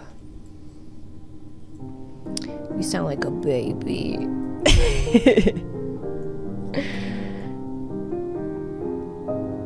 No shade. I'm sick and twisted, unfortunately. I truly, honestly, like, gore, it doesn't bother me at all. But, like, pee-pee, poo-poo, and throw up? No. Our Thanksgiving plans tomorrow, speaking of pee-pee, poo-poo, and throw up, our Thanksgiving plans tomorrow are just, we're very tired. We don't want to do a lot of schlepping. So we ordered a meal from Whole Foods, a turkey and taters and stuff, a meal for 4. We'll have some leftovers, and then my mom is just gonna come over. Usually we go to Matt's parents' house, but they're going to another family member's, and it was just, they invited us to go. It just seemed like too much. We're very tired, and we like to stay at our house. And it's our first year married. We wanted to have a Thanksgiving at our home, and there you go. So that's what we're doing. My mom is bringing a pie. Yeah, so speaking of games we didn't review, we currently, one of our December videos right now is planned to be sort of that, like a ultimate version of the year, like this year in games that we didn't talk about but we played, and it will be like a little short blurb or something. It'll be in a similar style though. Oh no, Soluna, did you have pee-pee, poo-poo, and throw up all day? I'm sorry. So I realized that I'm not in the camera very good. I haven't froed up since I was in the 5th grade. To be honest, I refuse. I just refuse. I won't. Like, that's nice for you, but no, I will suffer, thank you. I will just suffer.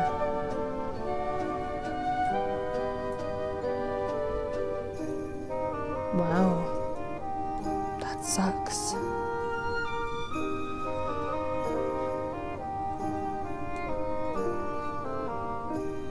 But the pee-pee, poo-poo, throw up thing, I think that's why audition bothered me. I did not like that throw up. I did not like that very real throw up.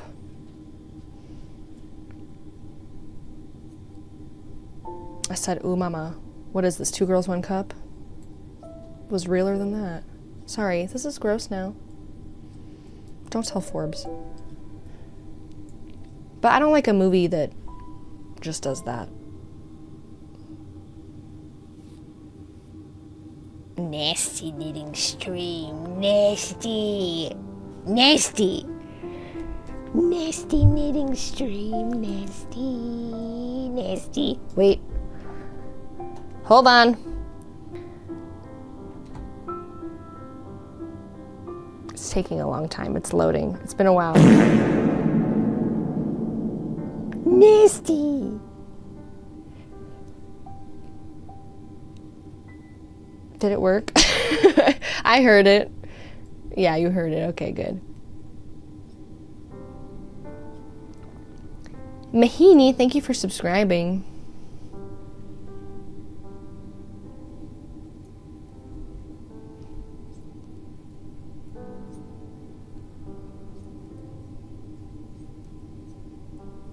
That's my favorite fart sound.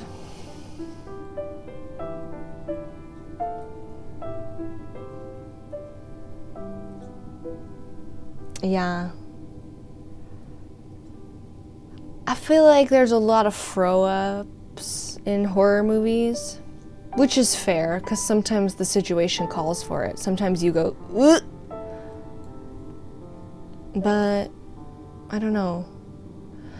Like, you know, everybody always has on their list of like most disturbing horror movies is like Solo.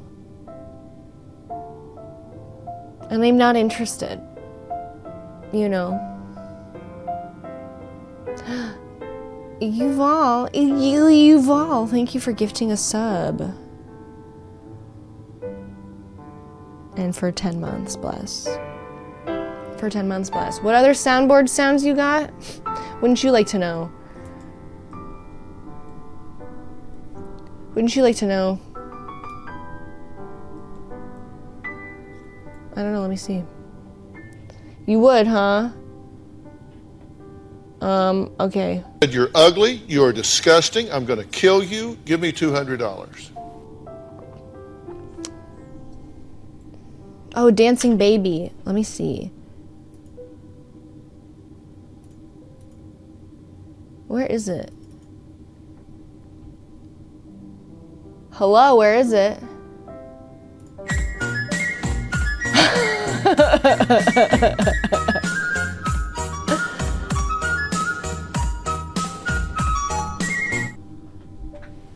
Hell yeah. I had to like locate the file. So there she is. One more time.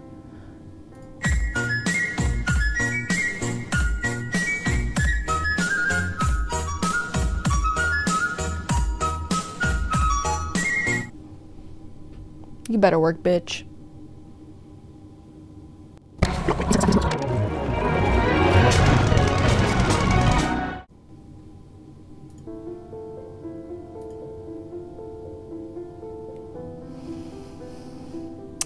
So that's what I've got cooking.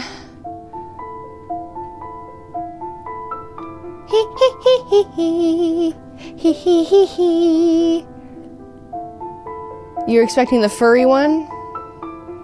Hold on. I have to add it to this scene. Hold on. Add existing yiffing. Where is it? We need you to stop scritching or yiffing or whatever.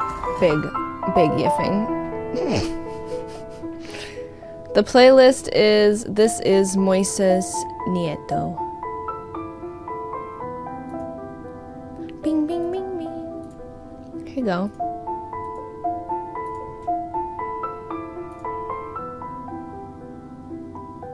There you go.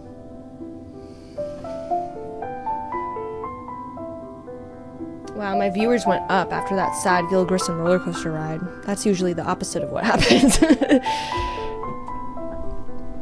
Thank you, Trashy Beer.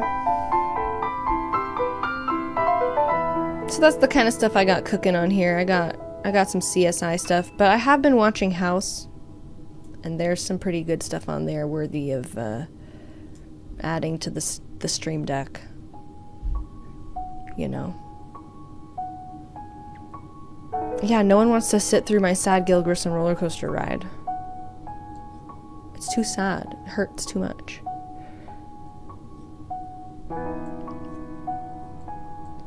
My collection of creepy statues? Not really. I don't have like a bunch of like cursed ones. The cursed ones have remained the same.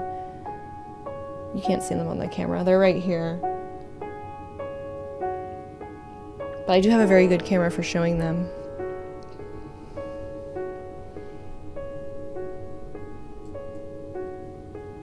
don't know if I will ever be able to make Matt sing for you, but I'll do my best.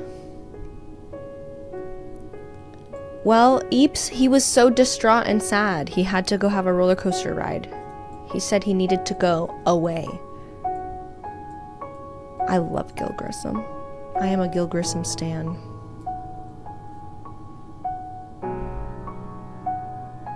The dogs will inherit the YouTube channel.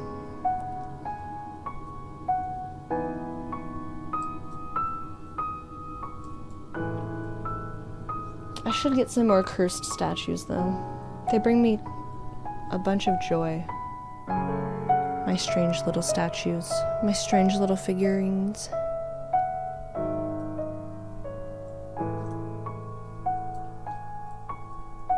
I think this one is my favorite.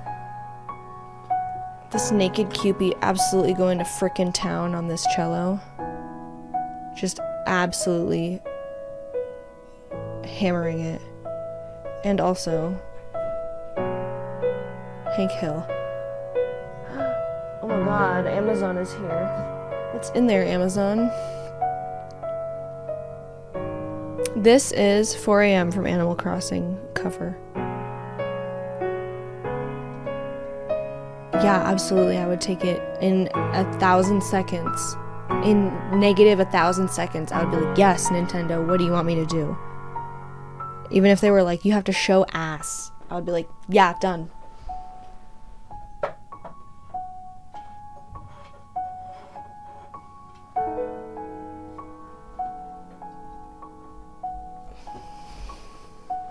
I would not make a good Zelda. I am too funny looking. Okay, here's this. A delightful children's leapfrog game. And this boy has the biggest, fattest ass you have ever seen. Okay. I would not be a beautiful Zelda. Thank you, that's very nice. But no, I do not have the Zelda look. I'm not ethereal, okay? I'm like the stable keeper. Right? So there's him. Okay.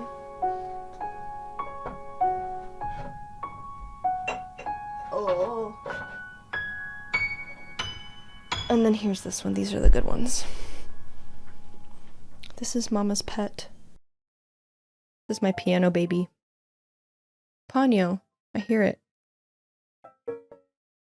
Thank you, Alta X. This is my piano baby, Mama's pet. Okay. Look at that face. No, I don't play piano. I just have a piano baby.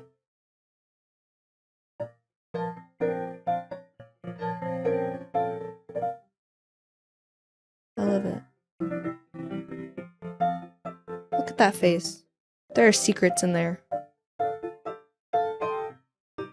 Well, this doll already has like a broke foot. Here, see? So if there was a demonic entity, it's out already before it got to me.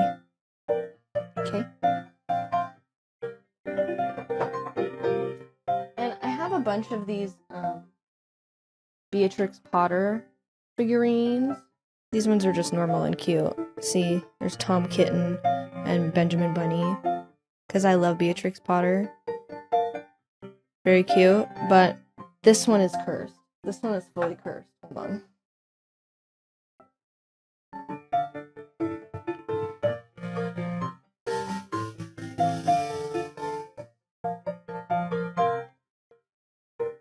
Listen, I don't know. Okay?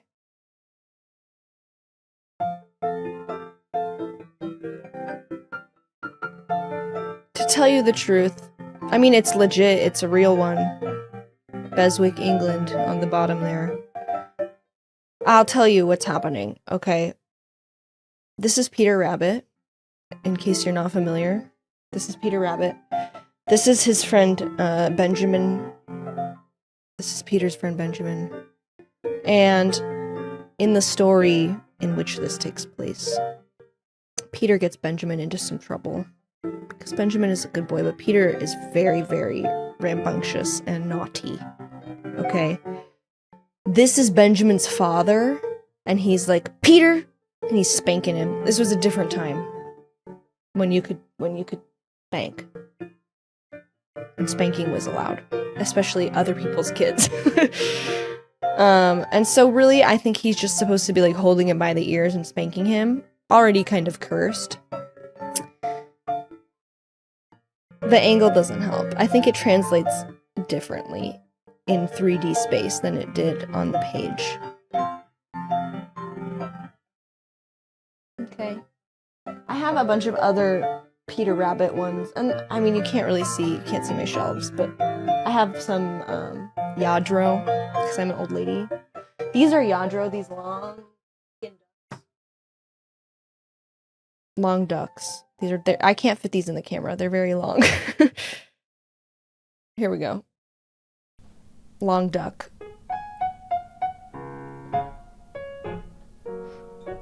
Okay, I have some long ducks. I love ducks. Try to put it back nicely. I have a fennec fox. The ear is broken, but listen, this is also Yadro, my fennec fox. Thank you. I have lots of tchotchkes. I love porcelain figurines. This is how I know I'm an old lady, because I knit and I have old lady stuff. I love old things. So this is my fennec fox and a little baby. I don't want a baby. Okay. I have some other Peter Rabbits elsewhere. I have Fierce Bad Rabbit. Butterscotch candies? Love it. Give them to me. Okay, and then I feel like this is the cherry on top, truly, of my cursed figurine collection. Okay, this is a doctor, and he has a little baby, and he is dangling the baby. It's hard to see. I would like to hold it up for you. He's dangling the baby, and he's gonna smack it on the butt. You know how doctors do to wake up the baby? Anyways, I just loved it. I loved this strange old man dangling a baby, naked little baby. I just loved it. And this one is, yeah, okay, so see, this one is, Cassads. It's not Yadro. There is a Yadro version. This is a ripoff. This is a bootleg.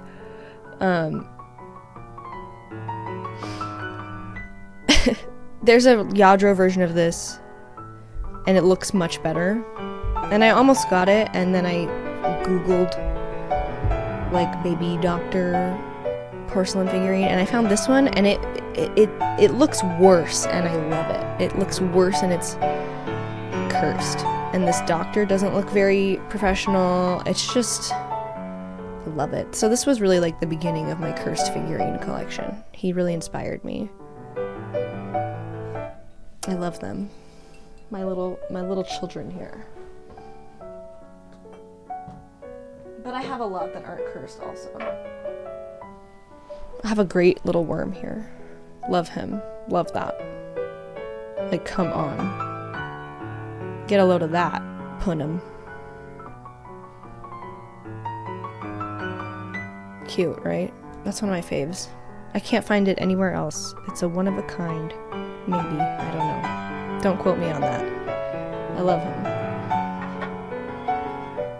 And I love these two. There are more in this. There's like a trio, I think, of really cute little turtles wearing bonnets.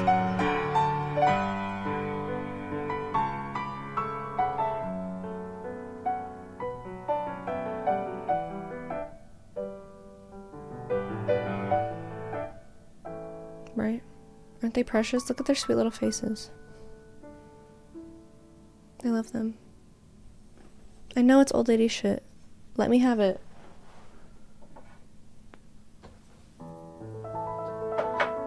Anyways, that's them. There's a bunch more, but those are the ones that are most interesting. I also have some, like, parrots that are actually really beautiful, but that's for another day. That's for another day. Bro is knitting a tank top. Boom, boom, boom.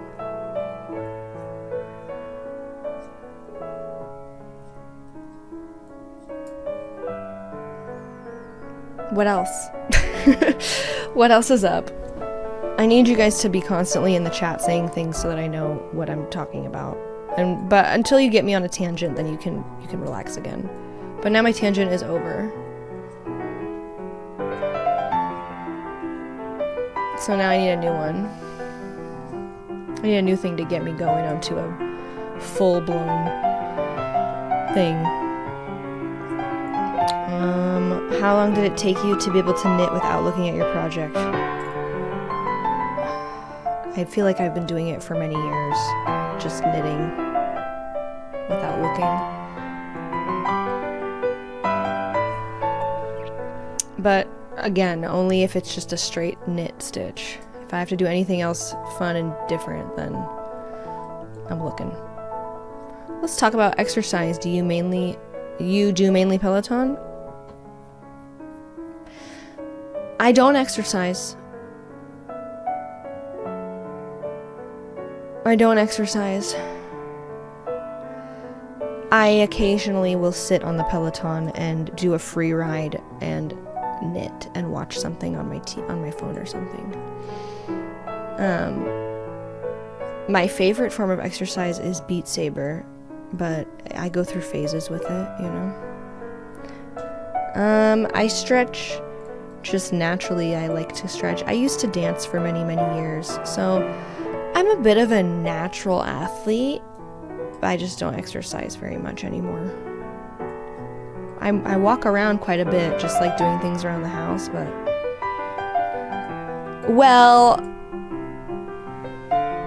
No, the 3K Peloton did not go to waste. Some negative Nellies in the chat today. Okay. I use it occasionally, and I like it, and... Also, I got it for a humongous discount because I have a friend that works at Peloton, okay? And they got me a refurbished one with the friends and family thing. So it was like half the price. Okay. Joe, don't say that. You are a ray of sunshine. But you know what? Sometimes you can get a sunburn. That's just part of it.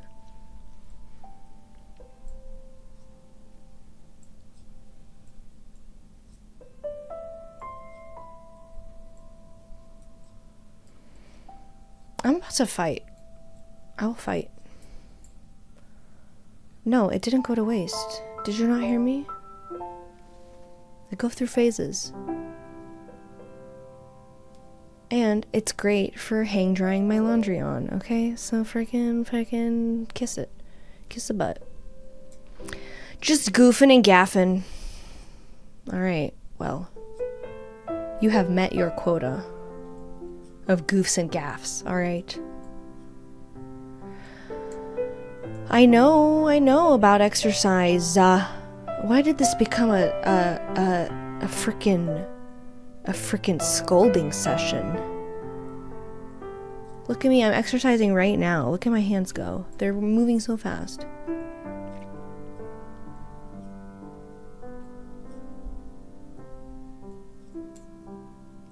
We were just talking about doing a part 2 of Lord of the Rings. Actually, since you brought it up just today. Like, maybe we're ready to do part 2.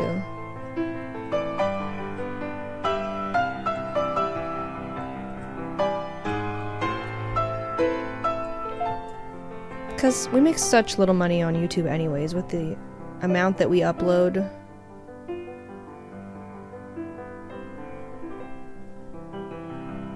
I have no siblings. So it's fine if it gets copyright claimed. I mean, Starfield got copyright claimed immediately. We didn't make any money on that video. I mean, we had a sponsor, so that's where we got money. We knew it would. We knew that the David Bowie song would get it. It was immediate. It was immediate. And then Baldur's Gate also was inappropriate for some audiences, so we made less money on that too. But that's why we have sponsors.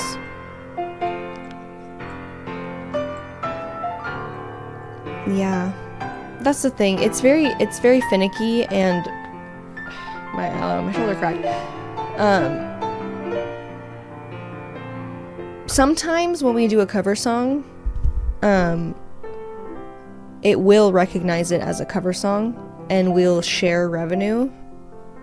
Or, I don't know, it must be something on the copyright claimer's side, because sometimes if something gets claimed, it will be just claiming revenue for that portion of the video. That's fine.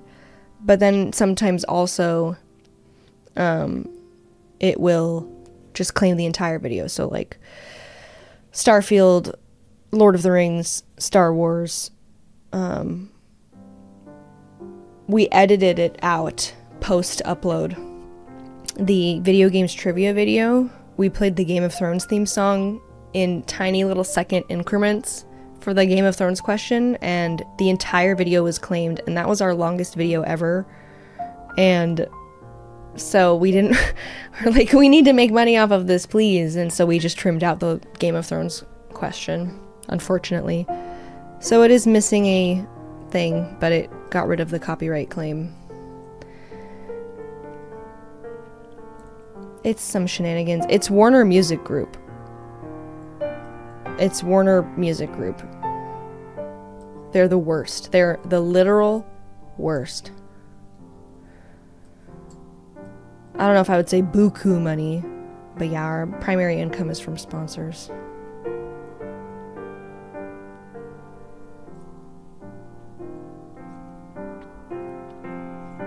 I will tell you, I mean, we are not uploading very often.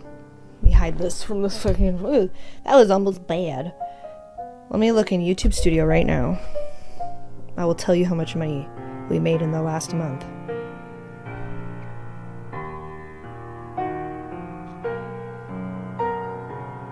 From ads... Here, let's see. I will tell you... Baldur's Gate made... in its lifetime, and this was the one that, remember, was had less ad suitability. It made $1,000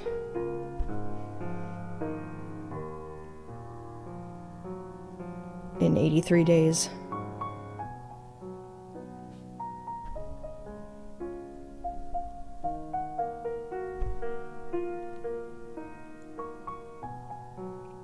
But that's 83 days, and that's in a good... No, it's not good. Because imagine if... and there's two of us, okay?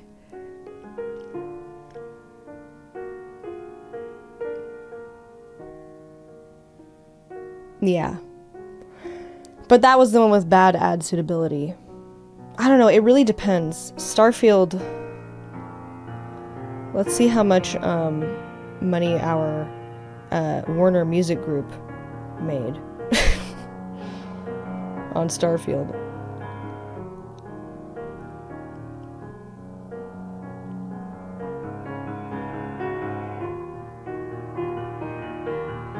About $1,000. It can be better too during like holidays. But this is why we have sponsors. And it's also why we can't afford to willy-nilly just like throw out videos like Lord of the Rings or Star Wars or stuff that we know is going to get copyright claimed, because we can't afford to lose that money. Someone's farting in here. Who's in here? That boy. Booker. You know. Like, even though it's not enough to live off of, it makes a big difference for us, you know? So, there you go. It's a little peek. A little peeky poo.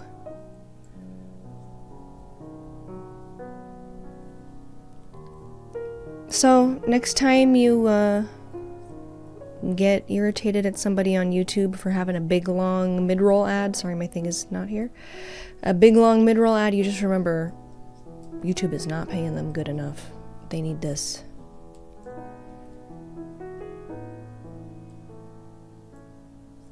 Yeah, I mean, ideally, there would be a team at YouTube that was non-biased and could review copyright claims and see if they are, in fact, non-transformative. Yuval! Thank you so much for the big frickin' sub bomb. Pew, pew, pew. The sponsor is like 50K? What? Where? No, no. Not 50K per video. I don't feel comfortable telling you what it is, but it's closer to the YouTube ad revenue. What? Not even a fully dedicated video.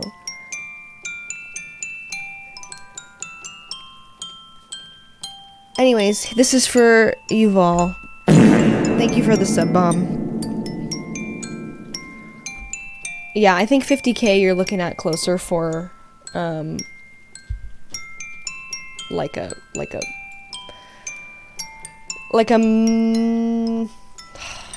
I want to say, because they usually go off of like guaranteed view count. So I want to say like,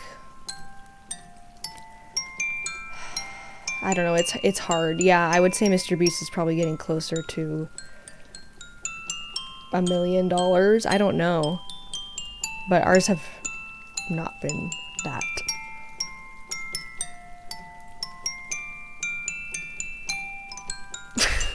That's what I'll say.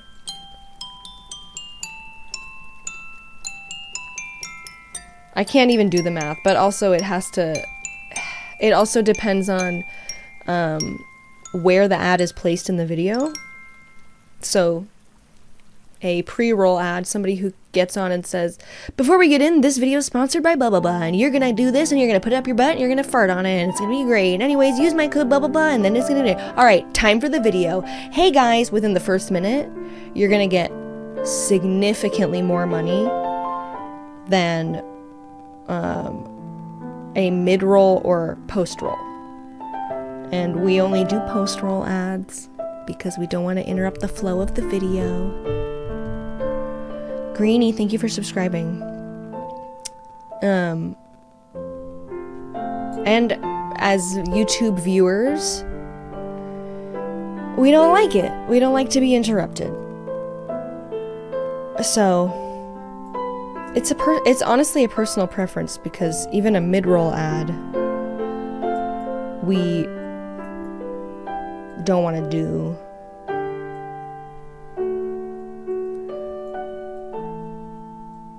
Money-wise, pay-wise, yes, mid-roll is better than post-roll, because people hear the video coming to a close, or they hear like, and thank you so much for so-and-so for sponsoring.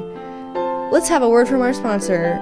I mean, let me see if I can find like a drop-off, a watch time thing for you so you can see. Let's see. So here is, let's look. Let me see if I can do this on my phone. Diddly diddly. I need to look at a specific video, so... Oh man, this is annoying on here. Okay, so I'll look at Spider-Man. I will look at Spider-Man. And let's see if I can see it on here. Engagement. Audience retention. There you go, this is interesting. So, oops. Can you guess where the ad is?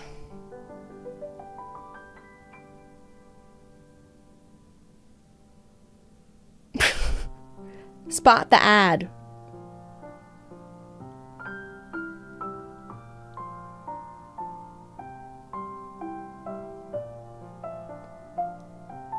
It's a tough one. I don't know if it would be that bad. That's the thing, and that's why people pay more for a mid-roll or pre-roll. I don't know if it would be that significant of a drop-off. People are more likely to maybe put up with a mid-roll or something because they want to get to the end of the video. But if they know that the video is over, they're just gonna bounce, you know? So obviously it's better for advertisers to have it up front than for it to be at the end, but we have a way we like to do things. Yeah, so we have a company that finds the sponsors for us. They're like a very small little management team. That's all they do for us is just like connect us with sponsors, read contracts for us, that sort of thing. And then they'll take a little percentage of the sponsorship for, you know, like a finder's fee, I guess, and a facilitating fee. And I forgot what I was saying. Oh yeah, so they'll send the people who are paying for the ad analytics of like from our channel of like how many people watched it or that sort of thing, if they're required to or if they're trying to book something, you know, that sort of thing. So it can impact sponsors' interest, but for the most interested thing that they're in is like conversion, views to clicks. So like click in a link in a description. I'm not sure how exactly it works, if they're just tracking like link clicks or like link clicks to accounts made to codes used. Like I really don't know, and I wouldn't ask anyone to like make sure that you click the link, or if you want to help me, it's my livelihood. It probably helps, I don't know, but they're gonna pay me the same amount anyways. Just maybe next time they might you know, want to change the price, or you know, whatever, I don't know. Yeah, YouTube ads are rough on top of that. We do have YouTube Premium and we really like it. And if you have YouTube Premium, you do, like, it does count towards our ad revenue. So that's good. Yeah, YouTube Premium is, if you watch a lot of YouTube, oh, I'm so glad to hear that. Have a beautiful rest of your sleep, Kiana Bananas. Have a cozy cuddle and have sweet dreams.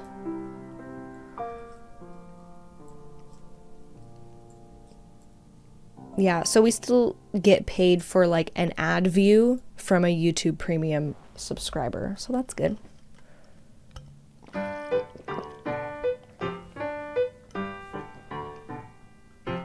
And it's all very complicated.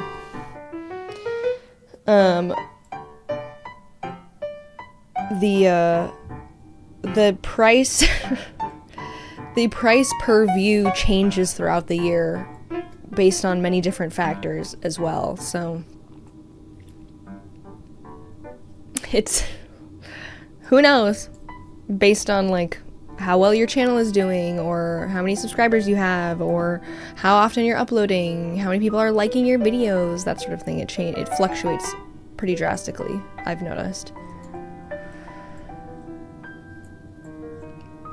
Happy Thanksgiving weekend to you too, Dr. Pepper Spray. YouTube is a confusing thing, but it's interesting. I think it's interesting, and I like hearing from other creators about their YouTube experiences and how different things affect them, because I know that a lot of commentary channels have a really, really hard time with copyright claims. And we've gotten very lucky with copyright claims because what we're doing is pretty transformative also, but I don't know, it's harder for them to like make a case, I guess, when the entire video is about one thing, and video games luckily don't really do that. We've never had any issues with a video game company. So we're in a good little zone. And then when we do use copyrighted content for memes and stuff, it's transformative and it's very short. So really the only time that we've had trouble is with music. And never music from video games, only music from movies. Yeah.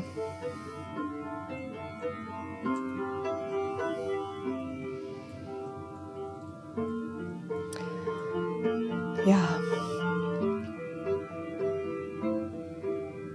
No, I've never met Shiny Shoes Todd.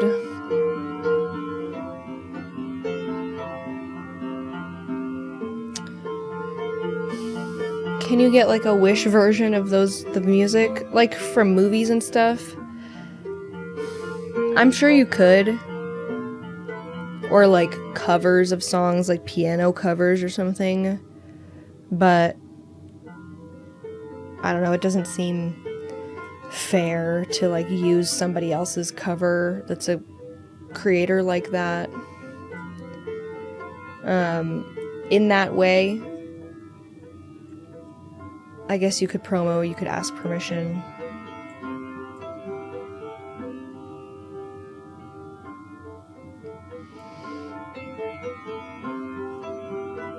But for a video that's going to be up there forever, it feels a little skeevier.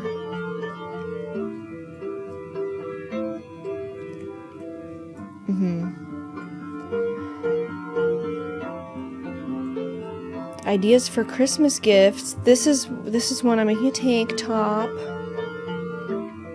This is a Christmas gift. I have a sweater going. I have I don't know. I was gonna make a friend some coasters. I thought that was like a cute little easy thing to crochet. Of the songs you write for your videos, do you have a background in songwriting or music?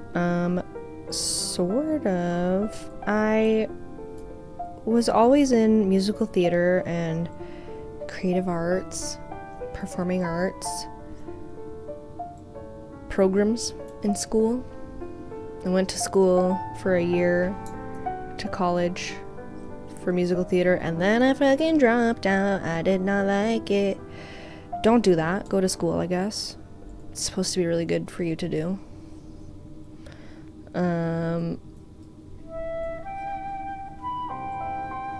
yeah, I've been in training. But Matt is a very talented writer too, and a musician. Sorry, I'm punching the microphone. Matt is a very talented musician and writer, and he'll often like go over my first draft of a parody song and like make it 1,000,000 times better. Eeps, thanks for gifting a sub. That's so kind of you.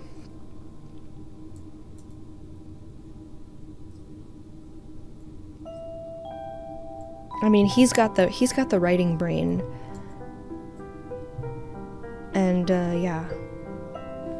He definitely improved upon my first draft of Lies of Todd.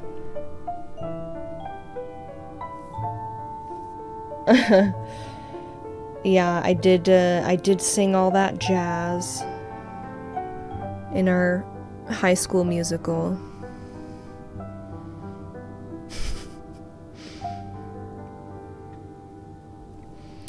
It was bad. It was bad. The musical was bad.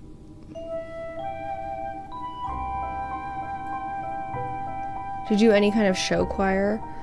Sort of. In middle school, I was in advanced choir, and we did some out of school performances, like at Disneyland. But it wasn't like a regular thing that I did. I did do a thing, I don't even remember what this was called. I might have a tape of it. I like recording. It was like an honors choir thing that they would like go around to LAUSD schools and audition kids to be a part of the choir, and then it was a separate from school thing. So on the weekend or during school, they would take you on a bus to like go to this choir rehearsal, and then at the end of it, we did a performance at the Kodak Theater, which sounds really cool. It wasn't that cool. There was like just our family was there. I don't really know what it was for. I don't know why they would do that. Like, what's the point, really? I don't know. I guess it's good to do. I also love the movie All That Jazz. I keep meaning to make Matt watch it. That's crazy. That's a crazy movie. What did Matt go to school for again? He went for creative writing. But he was doing music all his life, like all throughout high school. He was in bands and stuff, and he's composed some really awesome songs. My dad was a musician. My dad was an actor. So that's where I started there.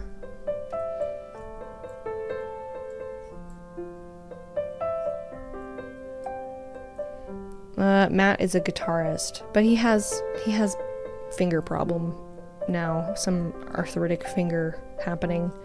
We're hoping that we can fix it.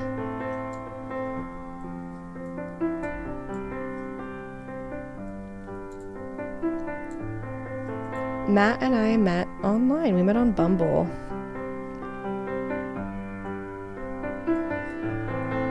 I used to play guitar too. My dad played guitar, and he taught me how to play guitar.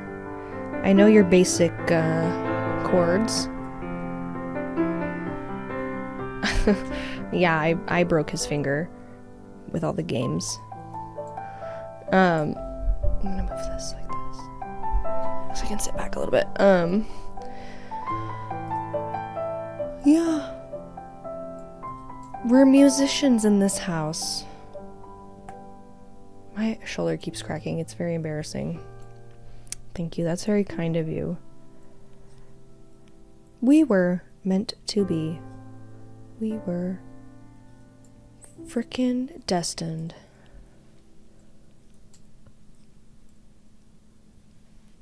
Yeah, I love Epsom salt. I also have had worries with my knitting and stuff, with how much I'm knitting, of like developing some kind of carpal tunnel. And I just have to remind myself to like relax and take breaks and to have proper technique and sit in a good chair with a good arm support. You know, all those things really help. Posture is supposed to help a lot with like hand strain or repetitive stress injuries. And stretching, yeah, for sure. Listen, if you are looking for love, I recommend Bumble, I recommend Tinder, I recommend all of it. You just have to be patient and not let yourself get distraught or like down, because it's not gonna be good. Yeah, posture check reminder.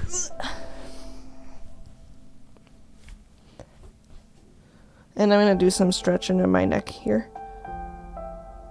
Oh, God. I did something to my neck this year and it has never recovered. I literally think it was just from like sleeping on my stomach. And now I sleep more on my side because I have a body pillow. I'm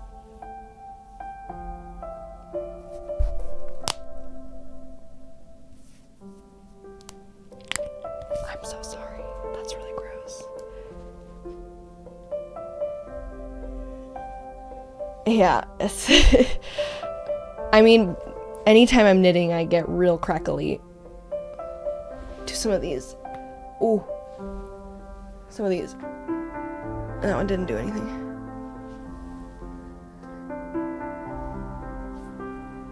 Eee.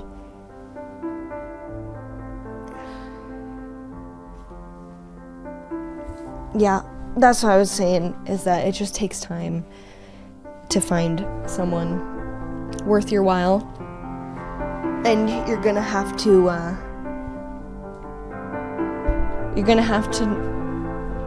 sift and have patience and not be too hard on yourself. Don't ignore red flags. Make good choices. Don't like lower your standards or like any of your requirements or core beliefs about what you're ready to do or where you want to go, because you think, oh well, this is a really good person, this they like check all the boxes, but like, oh, they want to have sex or something before I want to. Like, no, put your foot down. If you're worried they're gonna leave, let them. You're gonna find a million other people that are better, you know? But I will say, release expectations of the physical, you know? Release your type from your mind. Try as hard as you can. I mean, obviously you have to be attracted to someone, but like, don't have a height requirement or a measurement requirement for anything, you know, waist, bust, inseam, I don't know. Try to release those things from your expectations.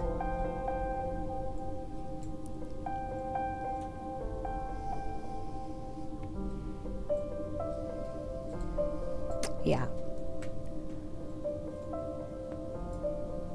Exactly. Sometimes it's the last person you think you would fall for.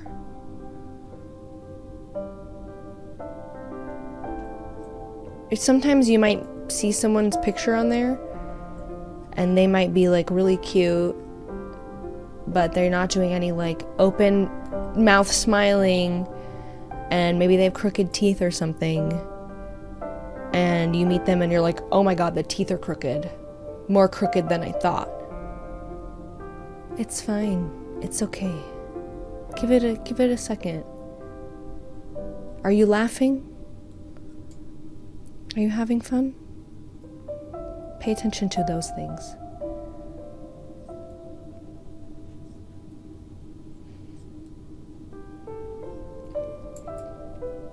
And also, if you want some really, really good relationship advice, frickin' the Gottman Institute, John Gottman.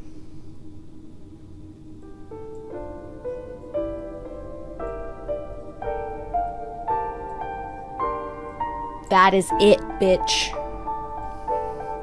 Have a good one, Times New Ponin.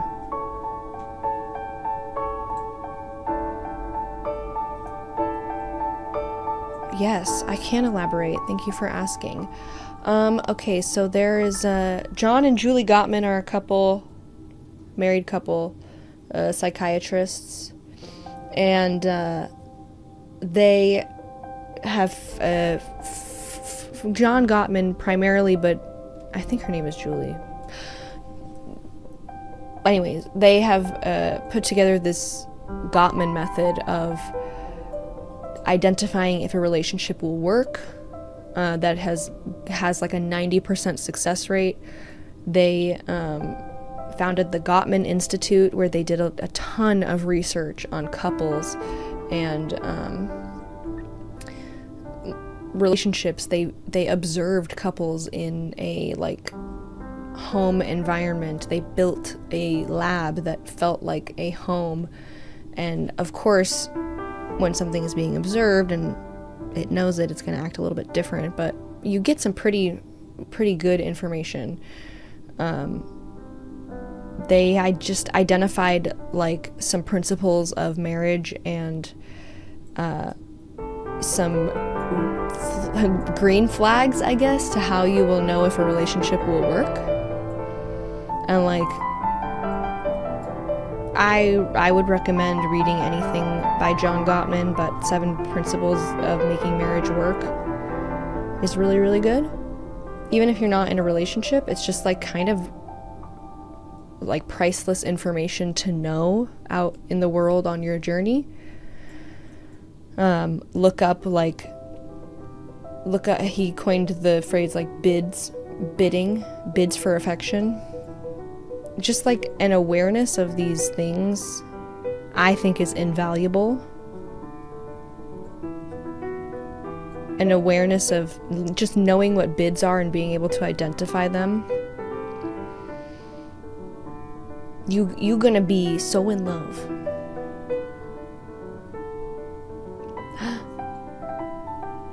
Been a fan of your YouTube stuff for a while, and I did too. I'm dad knitting on Insta. Wanting to stream knitting for a while. You should. You absolutely should do that.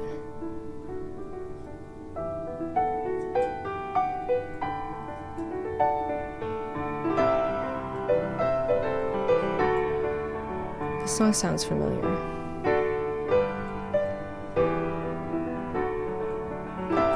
It works for gays too. It works for gays and theys and everybody.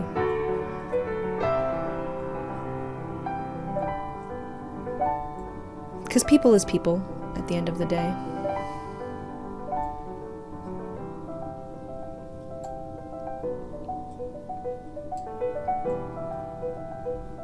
And I think there are examples in the book. It's been revised many times over the years. I think the book was written in like the 90s or something. And there have been revisions and for like language changes and just inclusivity. I think I could be dreaming, but I'm pretty sure that they mention like gay couples and that sort of thing, and how it's the same for everyone. I like to consume a lot of like psychology content, because I'm very interested in people and myself and the people I love. And like I have just learned that I have to recommend a psychology in Seattle. He's a psychologist, a therapist, and reacts to like reality TV or like YouTube people, just from a professional's point of view. And he's so kind and insightful. I love his stuff. And one of the things that I have learned is just that people are very self-centered. Like we happen to think about everything revolving around us, not in a narcissistic way, but just like he brought up one time, like imagine if you were driving and somebody cut you off. You would be like, oh my God, what a jerk.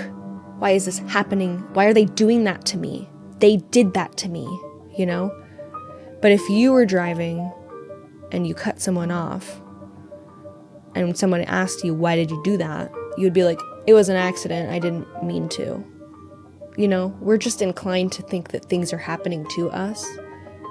And so when you get in a fight or something with a loved one, it's very easy to frame it in a way that's like, why are they doing this thing to me that's hurting me? They're hurting me on purpose. They're so mean. But they're thinking the same way. They're like, why are they reacting this way? I didn't do anything. It just helps me understand myself more and other people and interacting with people. Yeah, personally, it's very personal and it's very sensitive. I think we're all just sensitive babies and we need love. And understanding that and knowing why that happens, I think is very helpful. Yes, this is a Beauty and the Beast moment, for sure. What's an ideal first date? Should a first date be dinner or should it be something simple like ice cream or skating?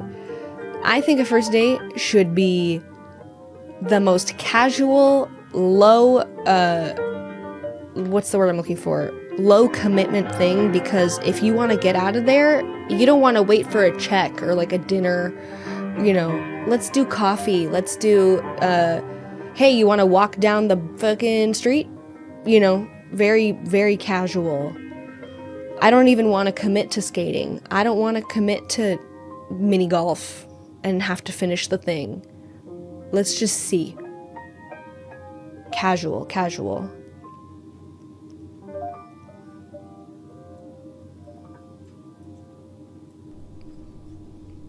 You know, for both people.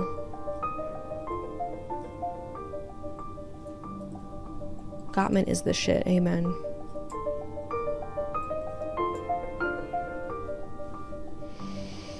First date at a pub. Love it. Yeah. You want to grab a drink. Nothing that's going to be like, hey, do you want to commit to this activity or thing that we're going to do for at least an hour? Because, oh boy. No ma'am.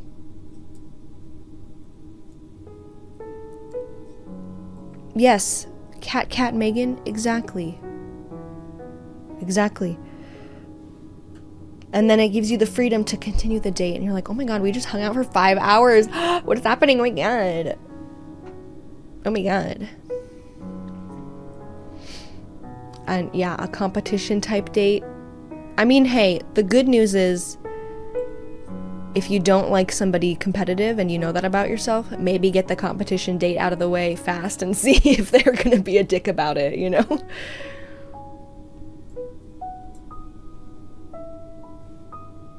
You know what I did when I was looking for love in the world? I wrote down a list. I wrote a list of every feature that I would like to find in a partner. Okay?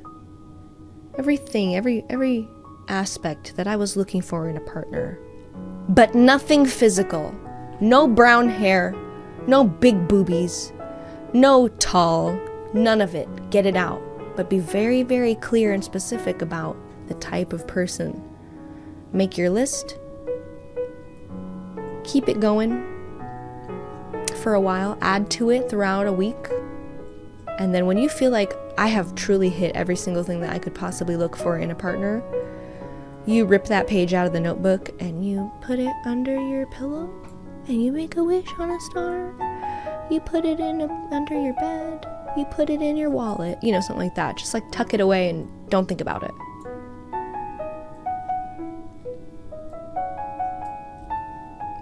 Just so that it's just a nice exercise in getting really clear about what you're looking for. And I think that's important. I think people need to be clear about what they're looking for, because you know what's going to happen? You're going to go on a date and they're going to be like, so, what are you looking for? You're going to be like, I don't know. Boobies? Nobody wants that. Well, see, that's just so negative, Castle Pulse. You got to be positive. But you can add some negatives on there. You can be like, doesn't, you know, freaking push me in the street. You can do that. Just try to keep it mostly positive. Aw. Thank you. I'm trying very hard to be hilarious. That's all I have. Jokes and knitting.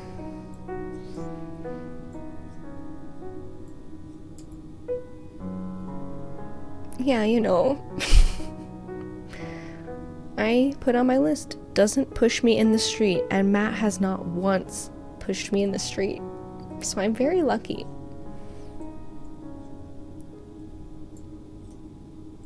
I only noticed the negative in someone. Mama, hold up that mirror. What is it saying? You gotta learn to love yourself. How in the hell are you gonna love somebody else? Can I get an amen? Must be a menace. Probably. It was probably on my list.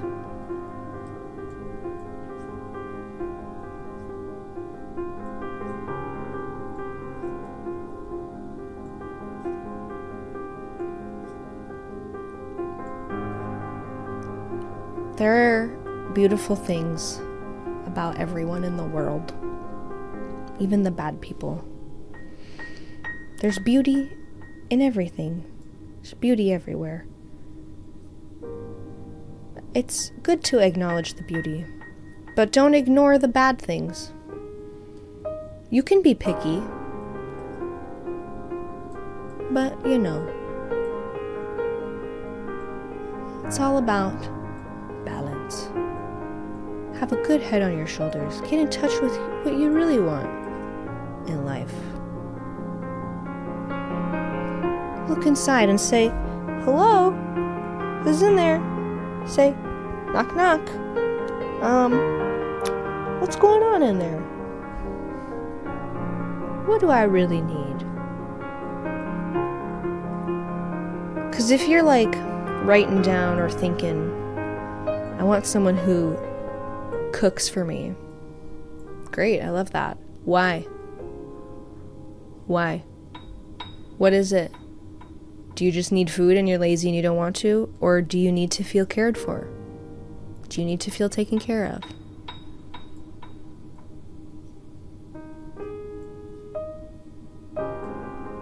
You know?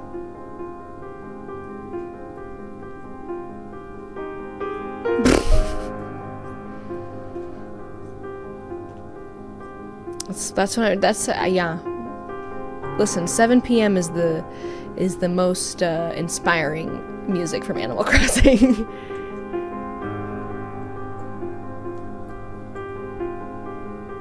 So there's another activity you can do. While you're making your list of things that you're looking for in a partner, stop after each one and go, why? And really think about it. Go, okay.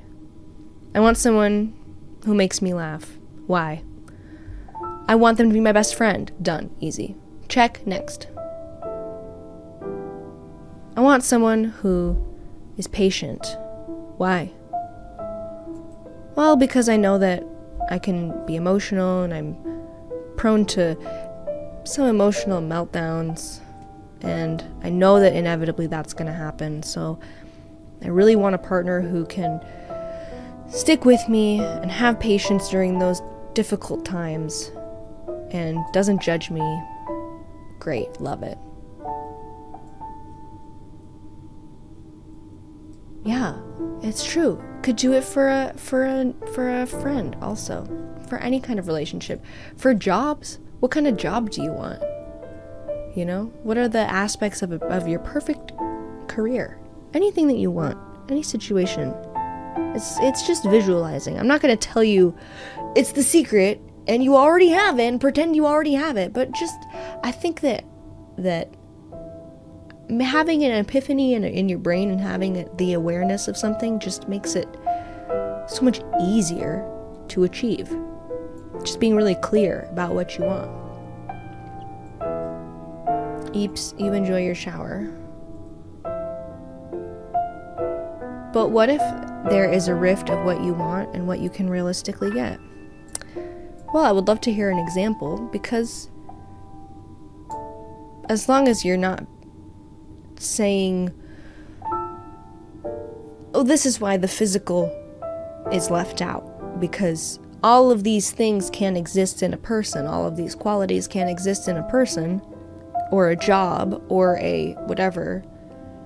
But if you get too specific about the cosmetic details, that's the statistics drop significantly. It's not good people are out there, good opportunities are out there.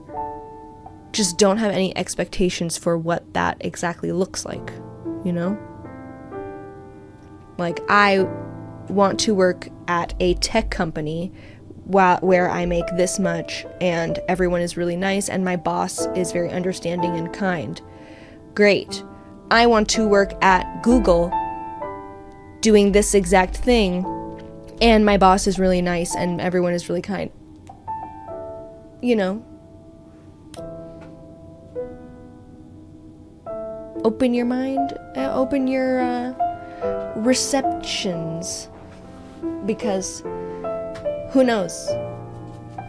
The Google schmoogle, you might find out about a company you didn't even know about before, might find out about a job or something that you had no idea even existed that is perfect for you.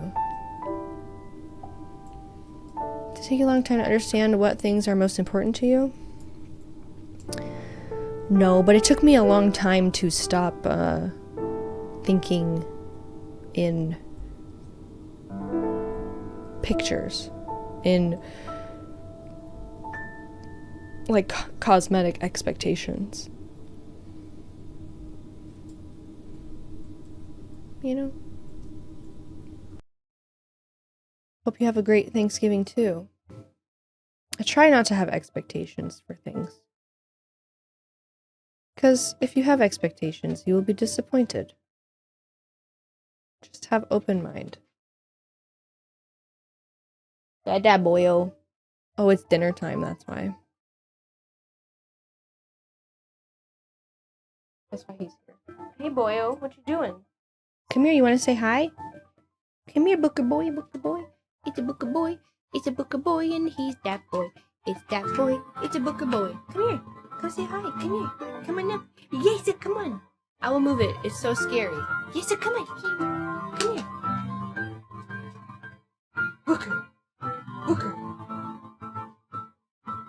You're being weenie. He's being weenie, man.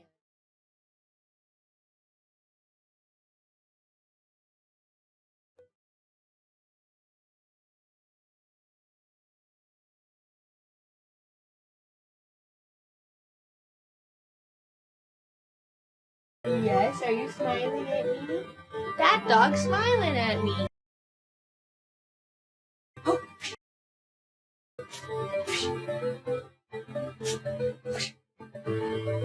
think Daphne's coming out. Hello, Daphne? Hello, boyo? I love you. I know you want to dinner. I know. Uh-oh, here she is. Hi, Punchki Babushki. Okay, Daphne, come here. There she is. There she is. There's the doggies. Two doggies. Two doggies in my hands. Yeah!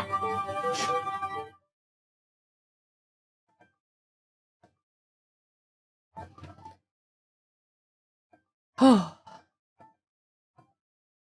There's dogs. There's more cracks. Not as many. Oh.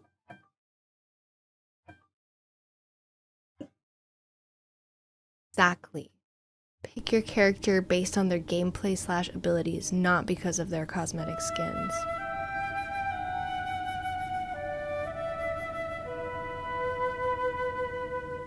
Hi, Matt. You just missed the most wholesome, beautiful advice time. Do you want to come join me, Matthew? Don't freaking talk to me, idiot. He's making Andrew Tates at me. That's what I wrote down on my list. Quotes Andrew Tate to me.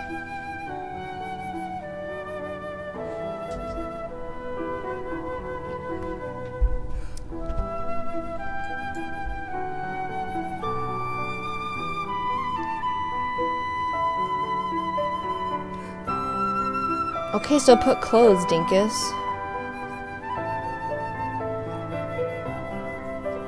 Uh-oh.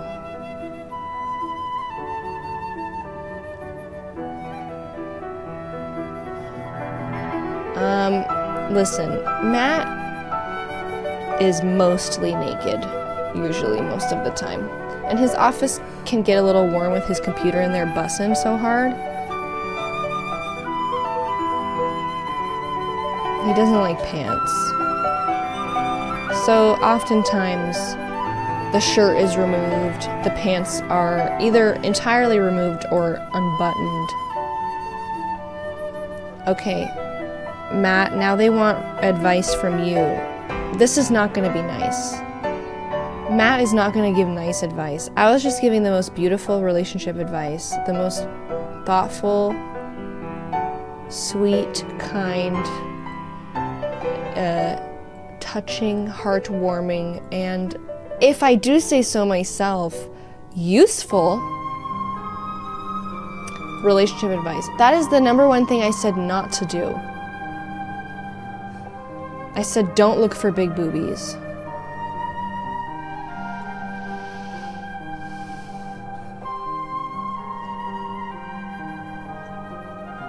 Matt's ruining my stream.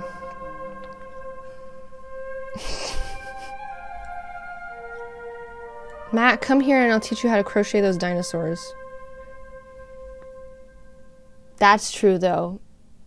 Number 2 is best friend. That is true. And that's something that they found out at the Gottman Institute. Also big booty at the Gottman Institute. That was the Lugia song.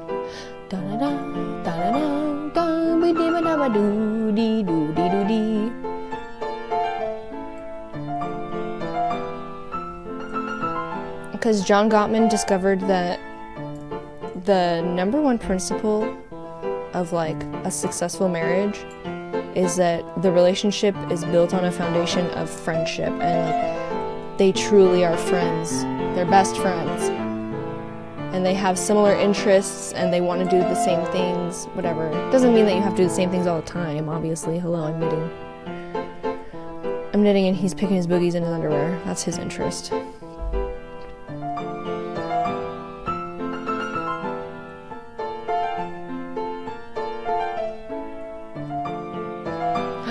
He's feeding the dogs. Bye. And then what? And then come hang.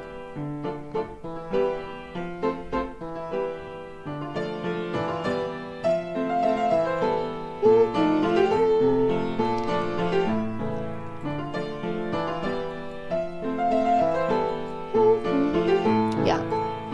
If I have hands full of yarn, he will feed the dogs. I heard the door alarm.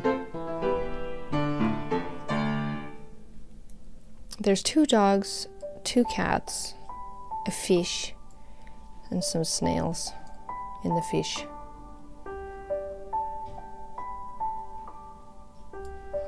I don't know, I should have measured. I should have measured how much I got done. I've been knitting on and off, and I haven't been going at my top speed either. Hey, Matt!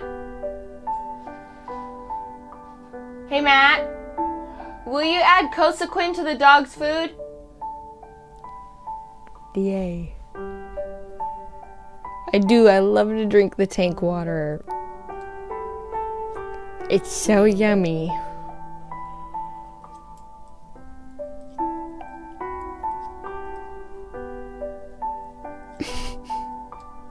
Leave me alone.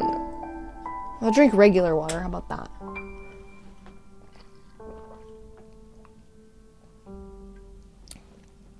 Cosequin. It's a supplement for joint health. I don't want them to get arthritis. It's not nice.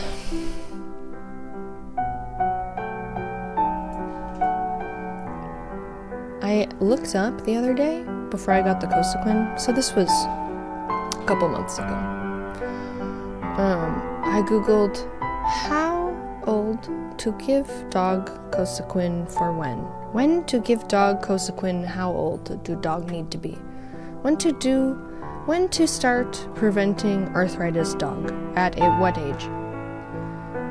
And it said at a year old dogs can start arthritic prevention. And I said, oh no. And I said, oh my God, we better do this right now, quick, because that boy is 7, you know? So now they have Cosequin all the time. And if you have a dog that is over the age of 1, start on the joint supplements, because arthritis is no joke with those dogs, and then it sucks, and you have to carry them out to go pee, and it sucks for them.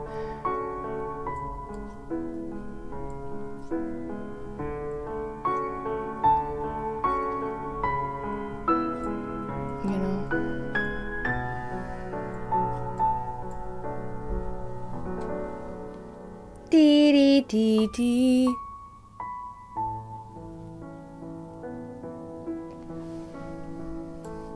Let's see what else.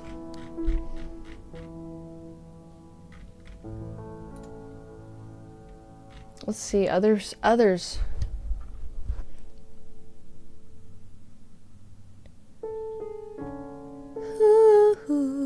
Let's see.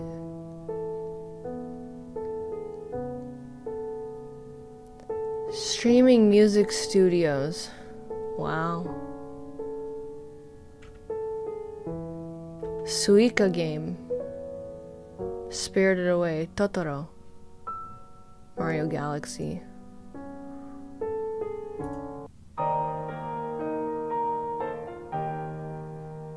Yeah. Mario Galaxy do be slappin'.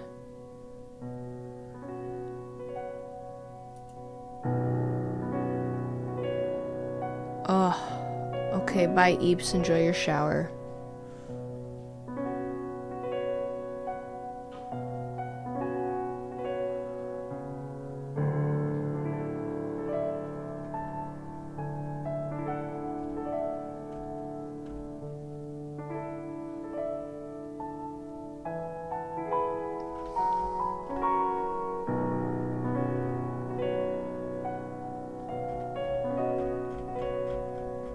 Anyways, I won't go too much longer,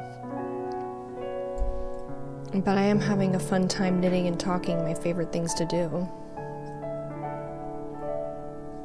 Oops, let me pull this back a little.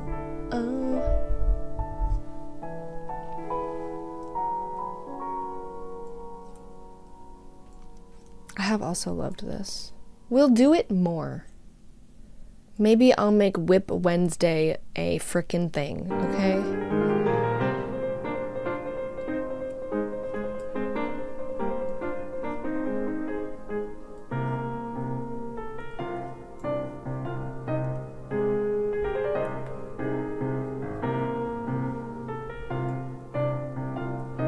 I would also tune in every time. Goodbye, Cinema Club. No, don't say that. Cinema Club will continue. But I was wondering maybe if there's a way to do it on a stream. I guess I could do a watch party. I really need to block this. This is coming out lumpy as hell. Like watch party? I don't know. That would be fun. Thanks, Atos FM. Yeah, with Amazon Prime you can. But doesn't everyone else have to do also Amazon Prime? You do not like my Discord stage, Genki. Don't say that. It's a lying. It's a lying to me. My Discord stage is freaking stupid, and I don't like it. And I don't also like that I can't freaking use Discord while I'm in the Discord stage. Like, oh, sorry. Oh, sorry. Sorry, I have multiple devices, and I want to do something other than freaking present my presentation here.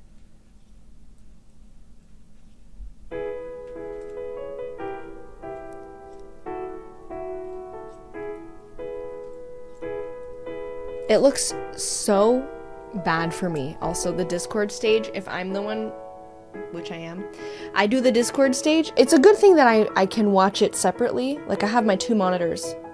So I can, like, watch the movie here and then have Discord over here. And because it is... if I had to watch the movie in the Discord, it would be this big. For some reason, the presenter sees tiny box with the screen and then equally sized box that's just red with my freaking icon in it, and it's like, speaking! And they can't change the size. I have tried.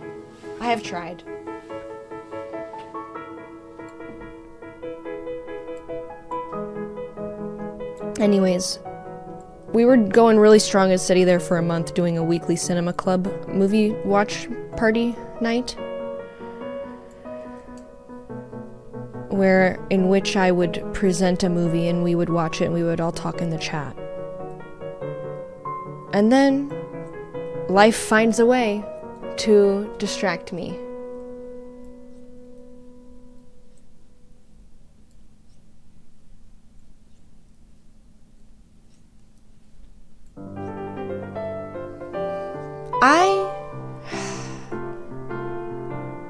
here's my things. If I could wave a magical wand and have a UI expert fix anything, it would be Discord, it would be Ravelry, and it would be Letterboxd. Fix it. I have to pee.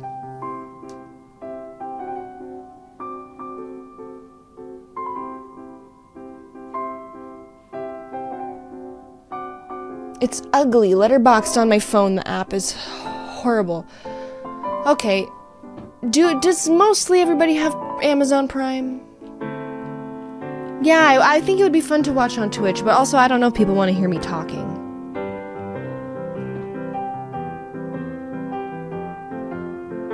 Ah, damn, this slaps. This is freaking...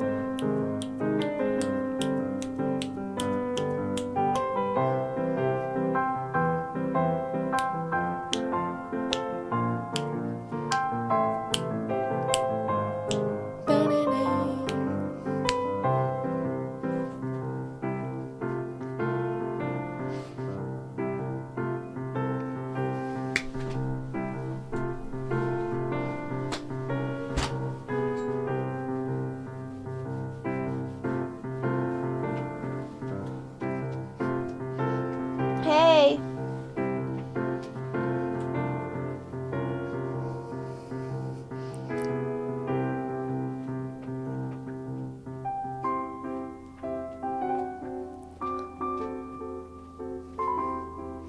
I have to pee real bad. Real big bad. But, anyways, here, enjoy.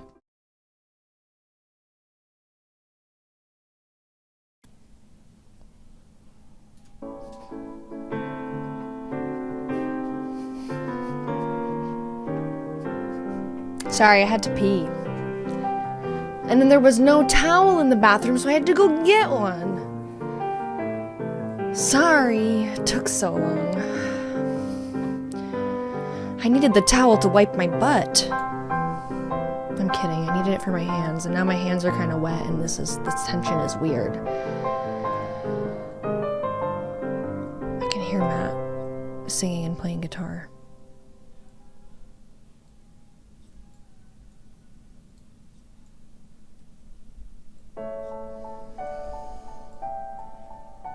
I'm gonna eat a Fiber One bar because I have it here and I'm hungry. I don't know, Gangy. I'm sure Discord is fine. I don't like it. I don't like it, you know? You know what I mean? Like that.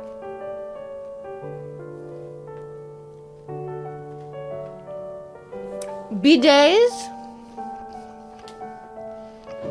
I love a good bidet. Too bad I don't have one.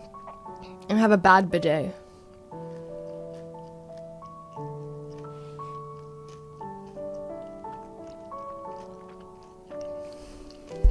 I got a $30 bidet from Home Depot because the bidet the expensive one that I got needs a power outlet, and I do not have a power outlet near a toilet in this stupid house except for right here, my office toilet. Right here. Right here, my office toilet. And it's the bathroom that we use the least. But we might just do it. We might just install it there because it would be nice to have a really nice bidet, warming, nightlight, front and back bidet. This one, the $30 one from Home Depot, hurts my bunghole.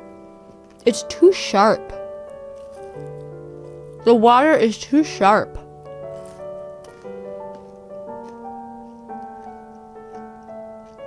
You know? Have you ever used a sharp bidet?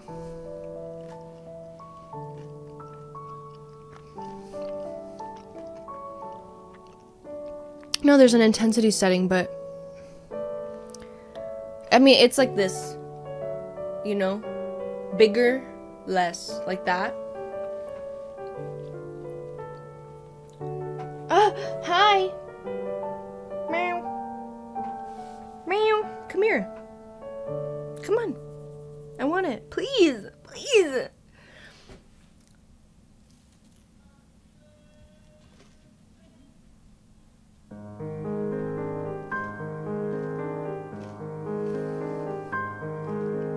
Yeah, it's too strong. Japan has the best toilets. I bought a $600 bidet. It was on it was on sale though when I bought it for like more than half off.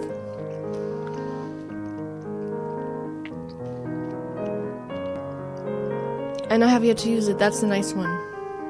I really would like to use it. Warming the seat, warming the water, warm water on your tush hole. Come on. Tato, come here. Tato. Tato is such a bunghole.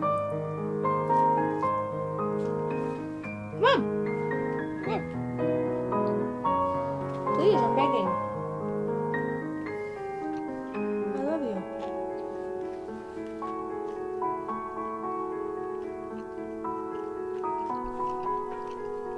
In the house I grew up in, I spoke about this recently on stream. It had carpeted bathroom, the main bathroom. There was, in that bathroom, the main carpeted bathroom, which we already decided is very gross, there was a separate bidet that was just there when we moved in. And so I'm thinking, are we? We never used it, because it's crazy. Are the previous owners of this house expecting someone to dribble their ass over the carpet onto the bidet?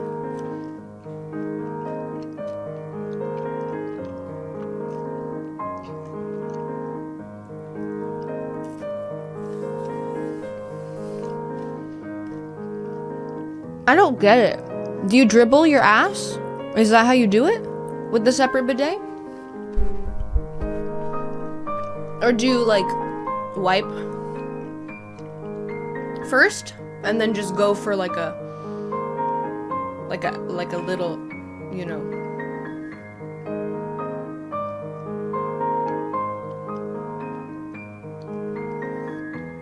go for like a little refresher?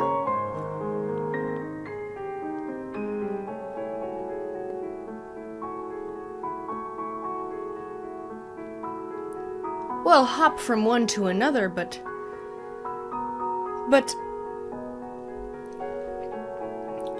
you can't hop from one to another without removing the tuchus from the seat. And even if they are right next, there's a this kind of motion. There's that kind of motion. There's gonna be something, eventually, at some point, someday, it's either gonna drip onto the floor or back into the pants around your ankles. Something is gonna happen, a droplet, a piss. And it's fine if there's a piss, but like, I'd rather not. Yes, this is the perfect music for this.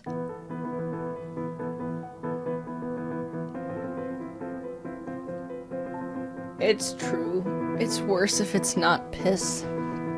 That's what I'm saying. You can use toilet paper and then just like clean your bung.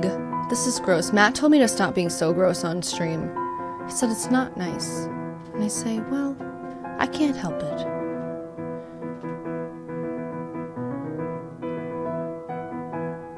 Also in that bathroom, this was a crazy bathroom. Now that I'm thinking about it. It was so normal. Oh, here, I'll knit while we talk about this bathroom stuff, okay?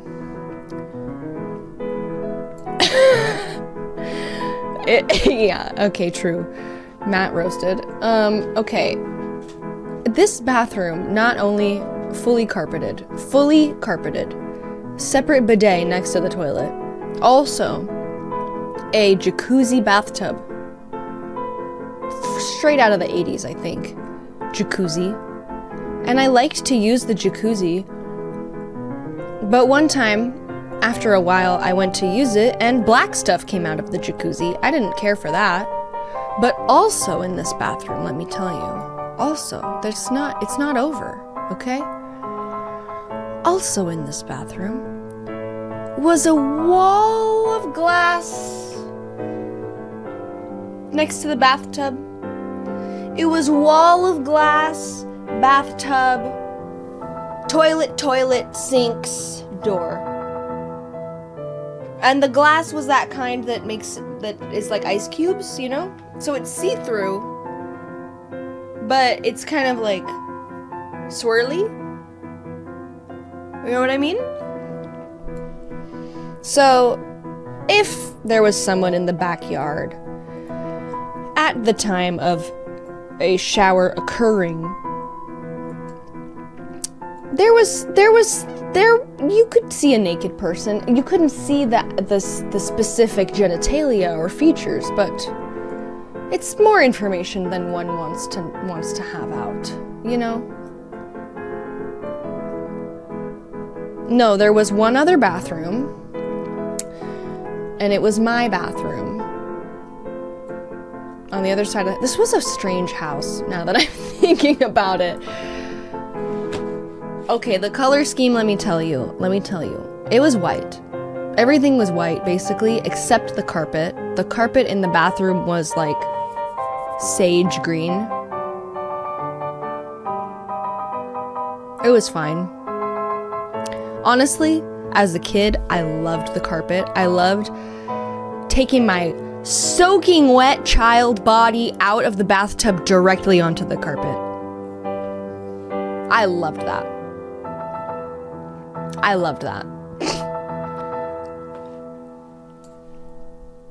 Dripping all over.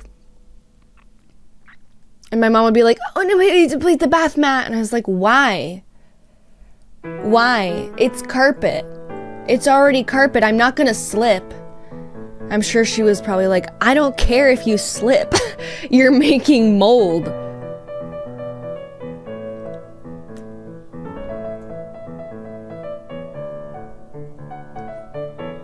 Yeah, so there was a bath mat on the carpet. I had a bathroom that for many years before we like redid it, hi Daphne, was like fish themed, I think.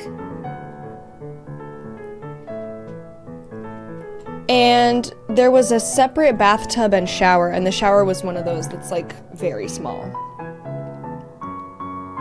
It was not a big bathroom in there, like a pedestal sink. And then like a towel rack on the wall that somebody painted for me. You know, one of those, and there were like fishies on it and like my name. And then above the bathtub, boy, what the hell? Above the bathtub were very large stuffed fishies in various colors and styles, hanging by like wire or like plastic fishing line, suspended from the ceiling above the bathtub. Wow, I forgot about that. And they were not nice fish to look at. They were a little bit hideous. They had like huge crazy lips and like googly eyes, you know? I didn't really like those fishies. They kind of creeped me. What a strange bathroom. What strange bathrooms?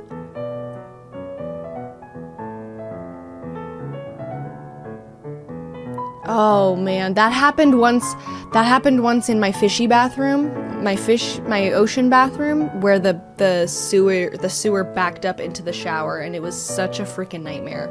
It's so not nice. Oh, I love a landline phone next to the toilet. I love that. The hotel that we stayed at for PAX had a landline phone next to the toilet, and I thought, why? I love that. I love that. And this house that we're in is really old. There are intercoms. There's an intercom in here, and then an intercom in the main bedroom. Bye, salmon.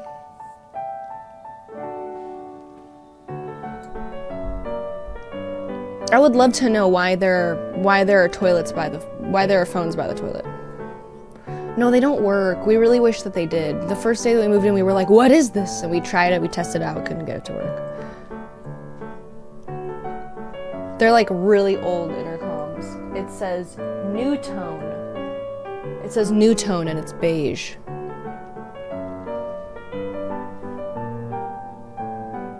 But I love that kind of stuff. I love the way people used to do things.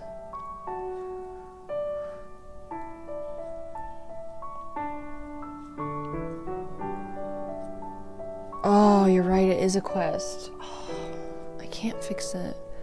I don't want to fix too many things in this house because we do not own it. And already, I did more than I needed to this house. I'm filling gaps. I'm doing it myself. I'm a handyman. I'm going around filling gaps with expanding foam in this house because there's freaking bugs.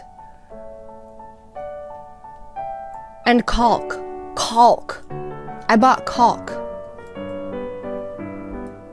And I'm caulking windows. By myself. I'm doing it to a house I do not own because there's freaking bugs and the air conditioner is bad. And also, we installed sunshades over some of the windows and we had to ask permission to do it. And we were like, I guess we'll leave them, you know? But can we please? Because we're dying of heat. And they were like, okay, ooh, I guess. Yeah, you guess. Not HOA, homeowners, just homeowners. No association, just individual homeowners.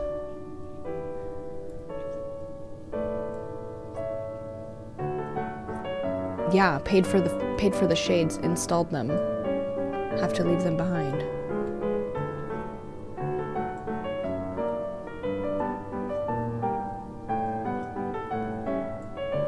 That's the thing. That's the thing in the lease. They say you can install. It says in the lease that we can install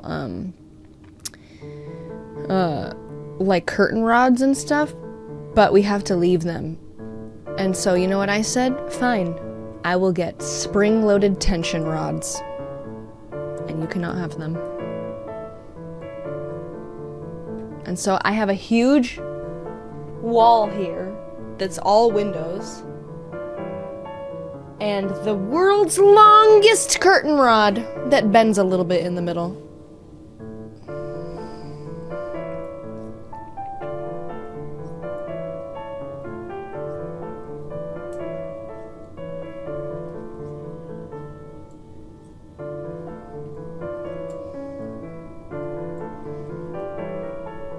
I guess you do need to play Mario Galaxy. Better get to it.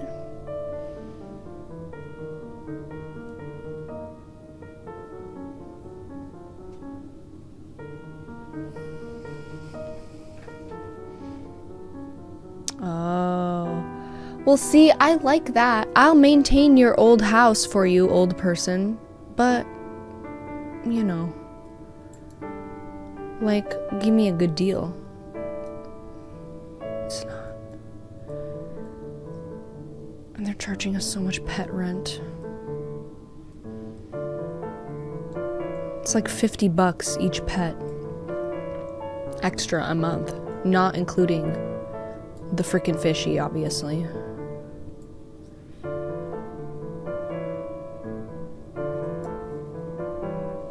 It's Yowza. It's Yowza.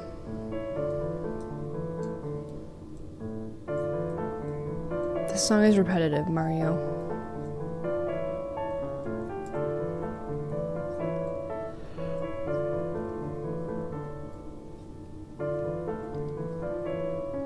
Mario!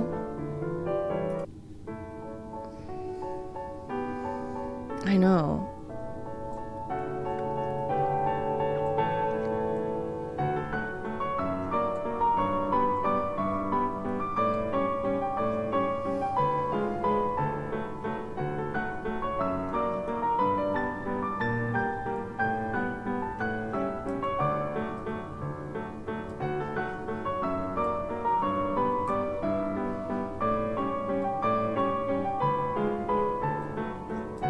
Paper Mario?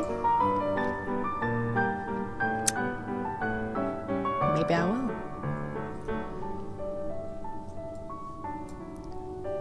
But here's the thing, Nintendo doesn't put any of their music on Spotify, so I'll have to find covers.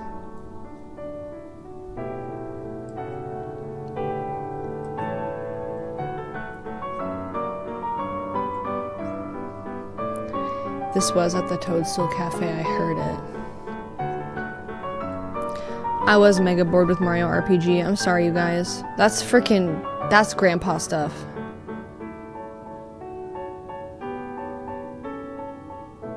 That's grandpa stuff. Oh, at knitting? I've been doing it for 20 years because I'm a freaking grandma. I'm a freaking grandma. Oh. It's not new. Don't say that. That is for grandpas through and through. It's also boring. This is Rosalina in the Observatory 3 from Super Mario Galaxy brackets piano version. Super Mario Galaxy, a piano collection by Streaming Music Studios. Dee-doo-doo-dee. Oh, sorry, bonked. Yeah, exactly. I'm the one knitting. I have nothing to do but watch, okay? So when a game is boring, girl, I am talking about other stuff. I am doing other things. I am on to the next thing. I cannot pay attention. Hi, why are you here? What is it? What is it, my papa do boo boo, ba boo boo what I do? This is my boo boo, my dooba dooba doo. Where's your papa? Where's your papa?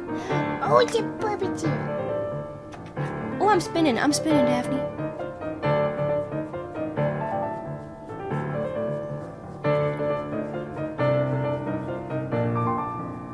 I can't see her beautiful face. Here it is. Boss music. Yeah.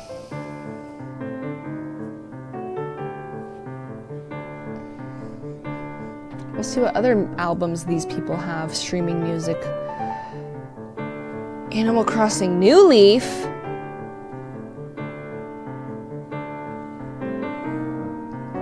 Kids Movie Chill. Slow-fi. DMCA free piano covers. Wow.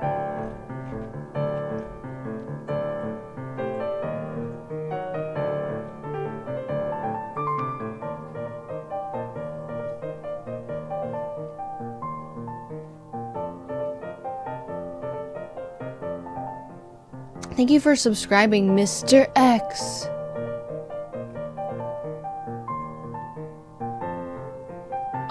I love the kind of streams though where we look at music and stuff. Those are fun for me. The versions.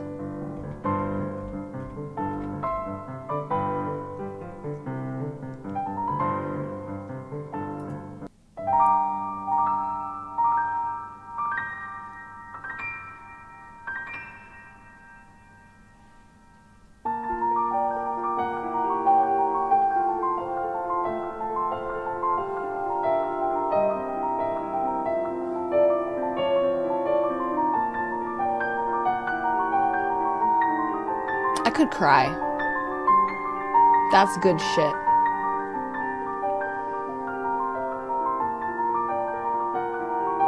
That is it. That hits good.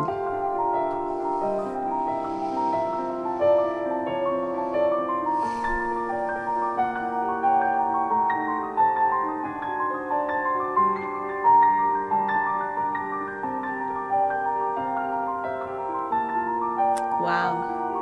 That's a beautiful story, Gengi. George, thank you for resubscribing. It's good to see you too.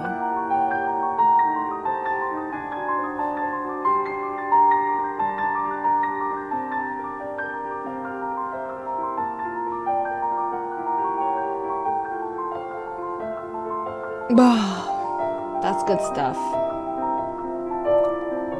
Their top songs are all freaking Spirited Away.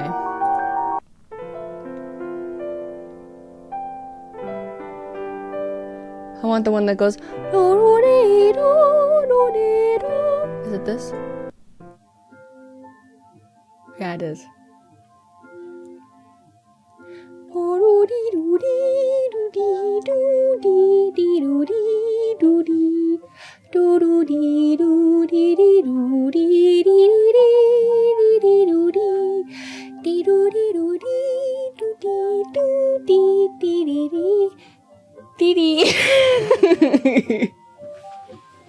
Ho hee hoo, hee hee hoo hee. Ha ha ha ha ha ha ha.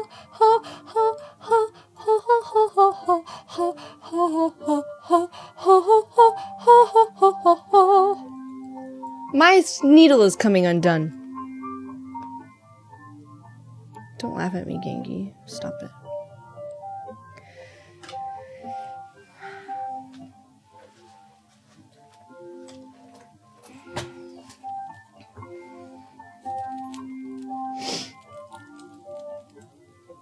Oola loola li li loo li loo li li li li li li li.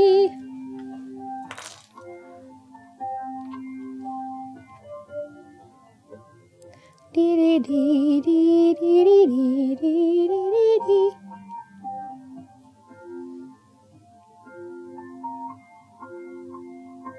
It's from Spirited Away, bitch. Come on, it's this song at the end when the lady says, ho hee hee hee ho. Ha ha ha ha ha ha ha ha ha ha ha. Okay, well, watch it again. Oh my goodness, what do I need to tell you?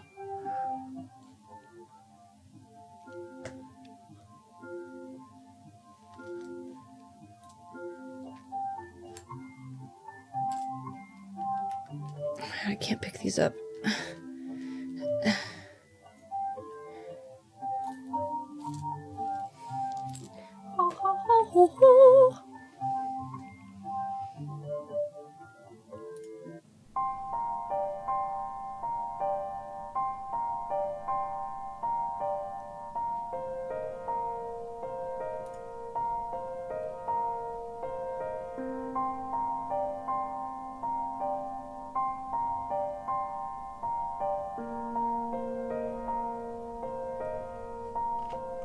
Okay, you said Paper Mario. Let's see what we can find.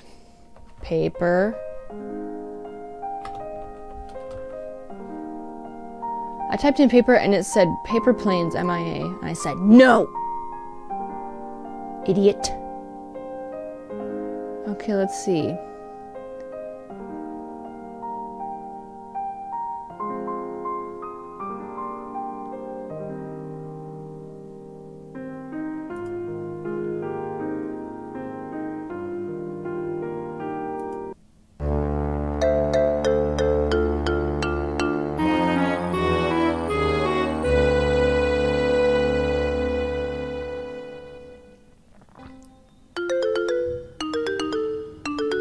Is this good?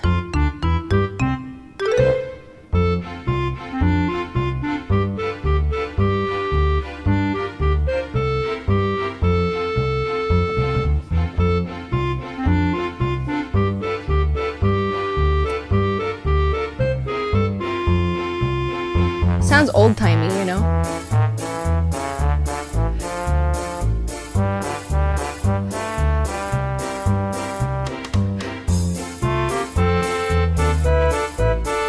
Some of this, some of this, jazz, some of that, you know, some of that.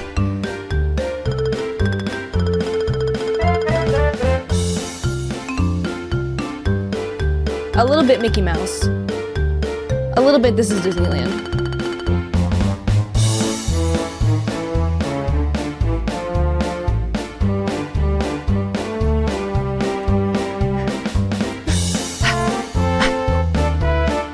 Exhausted. That was exhausting.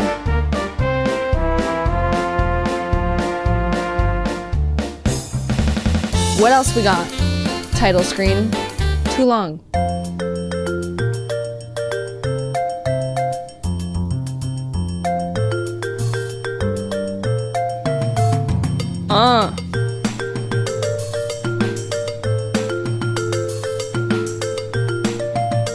Yeah.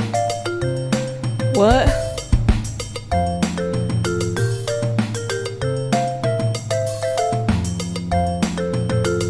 Okay.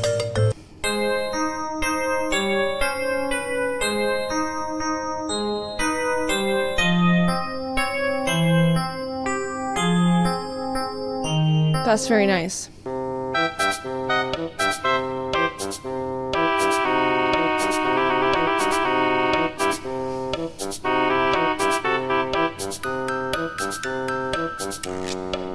Ooh, I love that. You know, one of those little wooden things.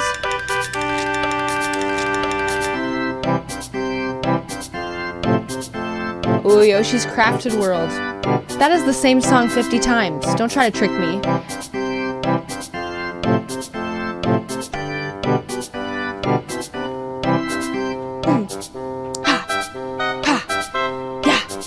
Next.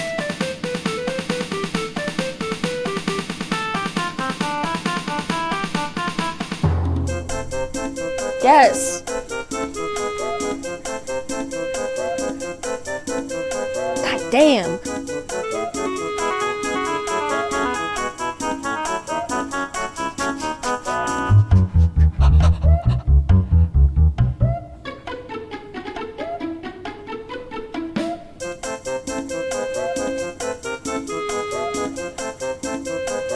It's a little bit mischievous. It's a little bit mischievous. Next.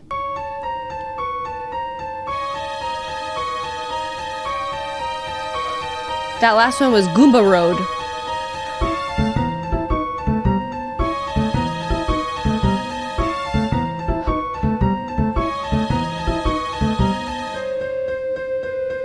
This is Kimmy Koopa.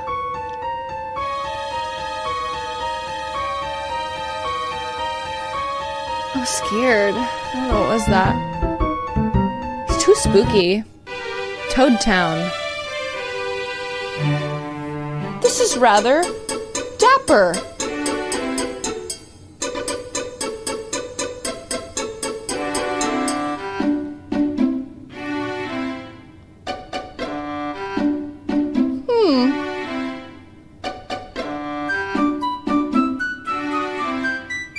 Okay.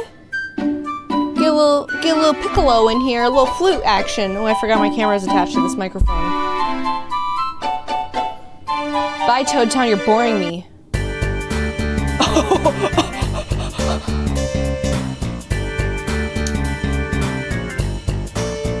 It's one of those. Yeah. It's one of those. That's Koopa Bros.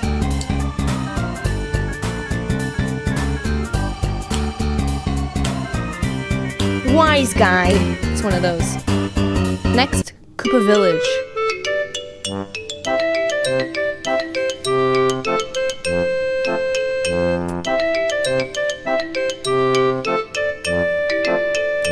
Perhaps this village is in a tree. You know, sounds like maybe it has levels. You know, like a jungle, treehouse.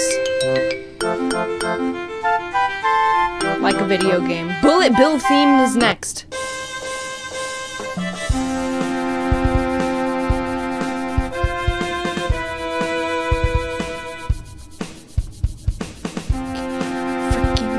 Freaking yeah. Oh yeah.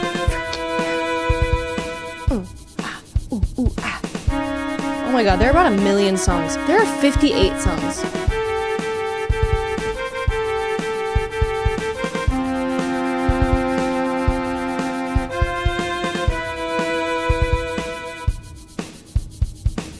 Hubba Bubba's Pursuit. Gonna have to see what that sounds like.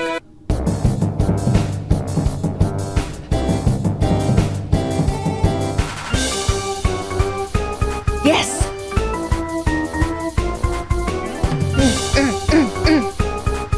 Yeah!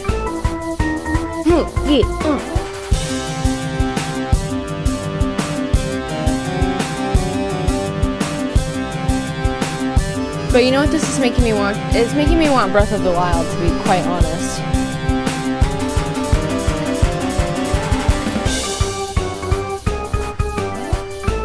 Frickin' yeah. Oh yeah.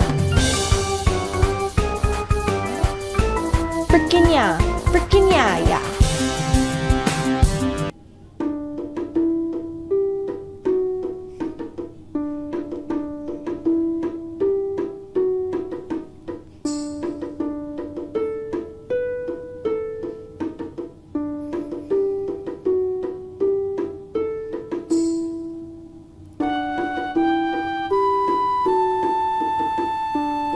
Freaking yeah.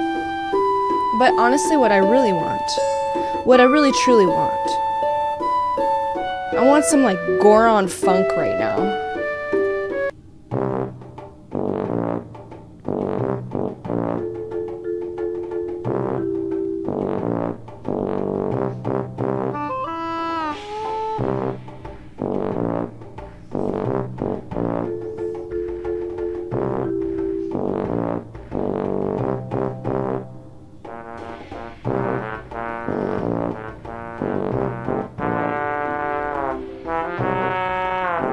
Also, the Terrytown one is pretty much a banger once everyone gets their instruments in. There's a lot of songs in this. Whoa. Ooh. This is a funky one too.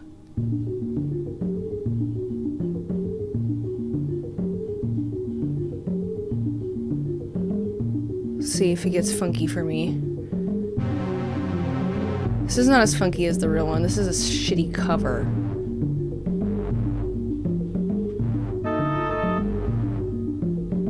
I wanted the funky Hinnock song. Sorry.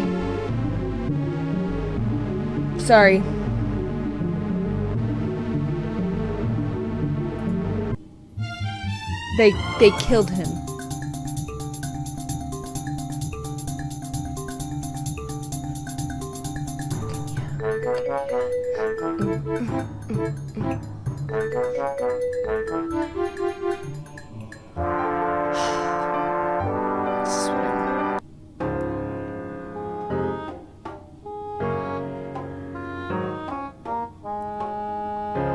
I want to live in Terrytown.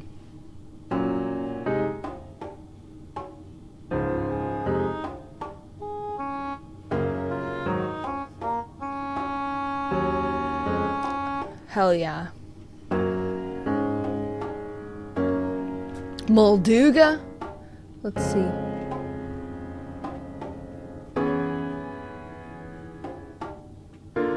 I am looking. They have this. I can't look. Molduga.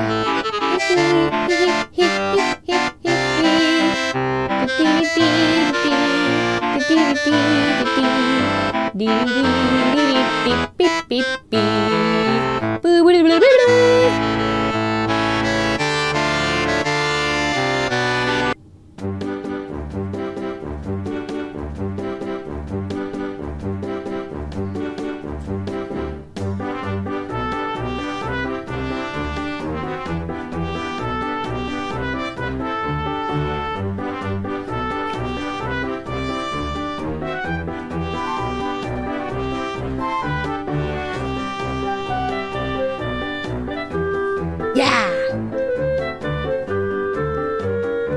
I will put on my wedding pre-ceremony playlist, but there's some Lord of the Rings, might get copyright claimed.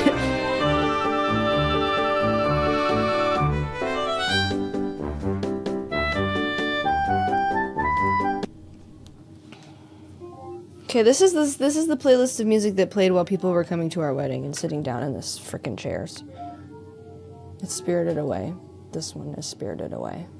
This is the playlist I made. I'm better at making playlists.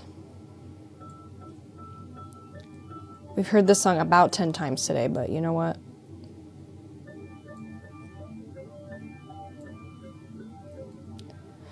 Sorry, Gengi. Listen, there were some pigs at the wedding.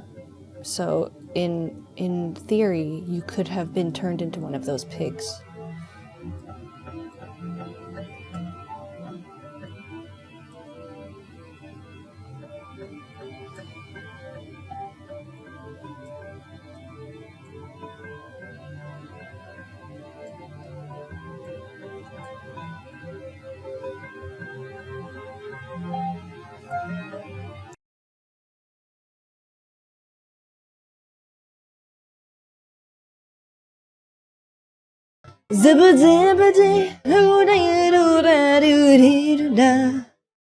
There's no words to this song. It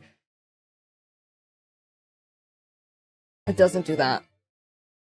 That was just me being a little creative, getting a little spicy.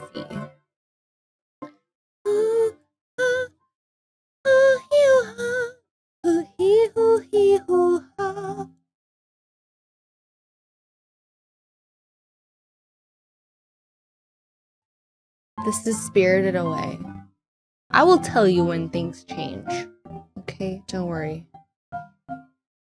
Don't worry. This is still Spirited Away for another minute. So beauty. Such beauty. I watched Princess Mononoke for the first time recently too. Bat Bats, thank you for 38 months. Blessings. I think this gets a little exciting. And I decided it was okay that my wedding could be exciting.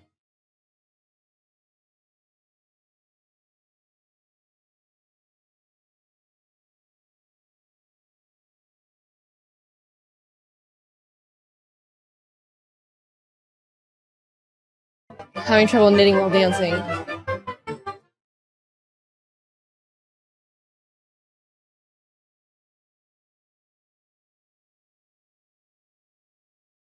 Dee, dee, dee.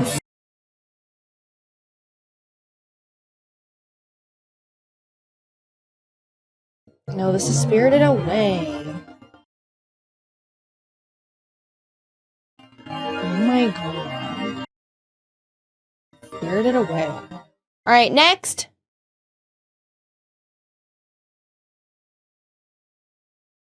Undertale.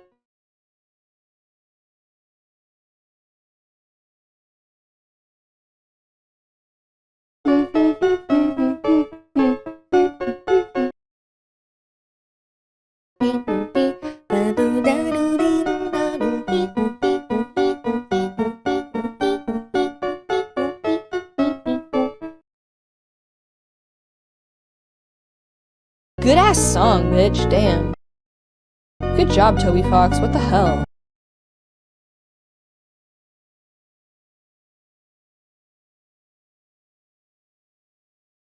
I have goosies. I like the music in Undertale better than the game. Sorry. Sorry.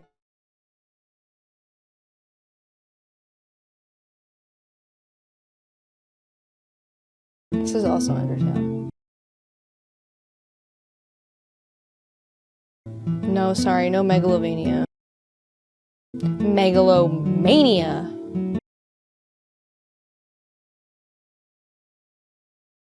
That's peaceful as fuck.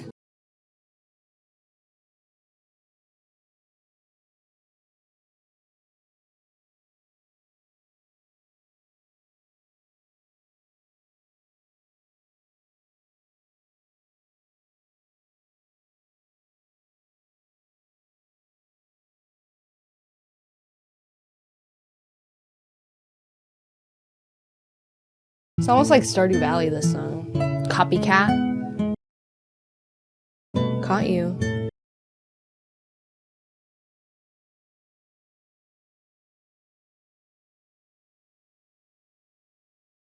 Nat did talk mad shit about Undertale.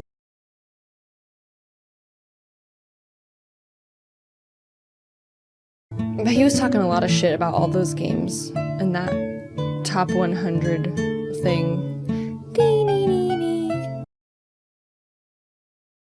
Yes, this playlist is available on Spotify. I will share a link with you because this is my only public playlist. Beep, beep, beep, beep.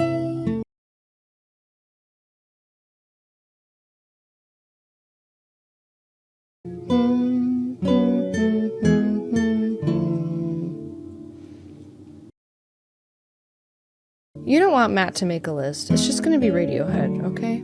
That's not true. Matt has very good taste in music. I know. This is my one public playlist. I'm intensely embarrassed of my private playlists. I fucking love this song.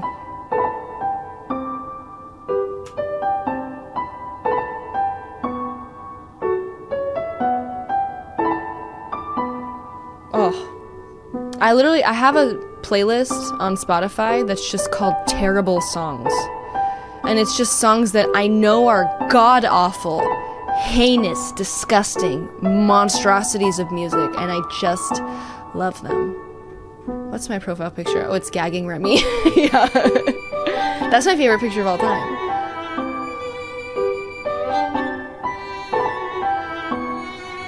No, sorry, no Taylor Swift at my wedding. My wedding. No, it doesn't have the Reddit sex song. It has actual terrible songs.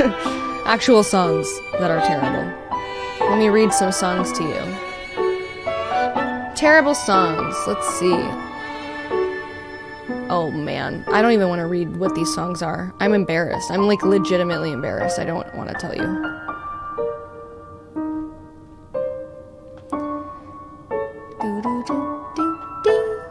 Oh, meant video games. It would still be Radiohead. Okay, the first song on this list.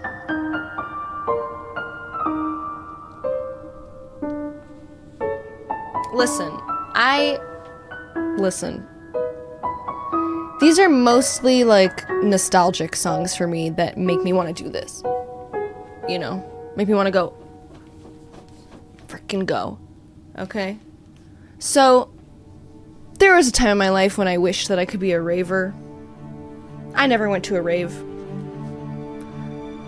I never went. So, listen, you're gonna get a little pretty rave girl. Alright? You're gonna get a little every time we touch. You're gonna get... There's a couple of Searle songs in here. You're gonna get Satisfaction. You're gonna get Benny Benassi. Okay? Unfortunately, I'm so sorry to say it. But also there's some Eurodance on here that I'm heavily into and I stand by.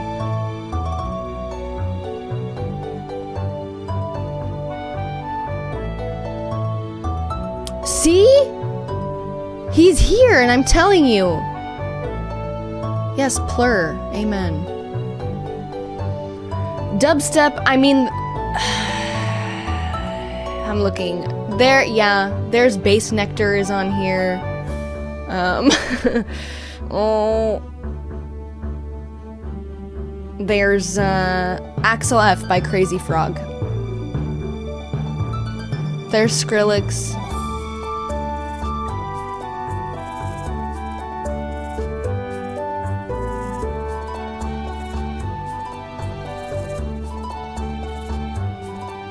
It's not good. There's a bunch of Skrillex. Yeah. Sorry.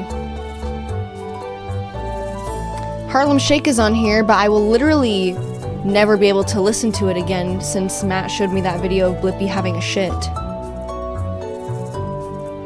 That was worse than Cake Farts. I don't appreciate it.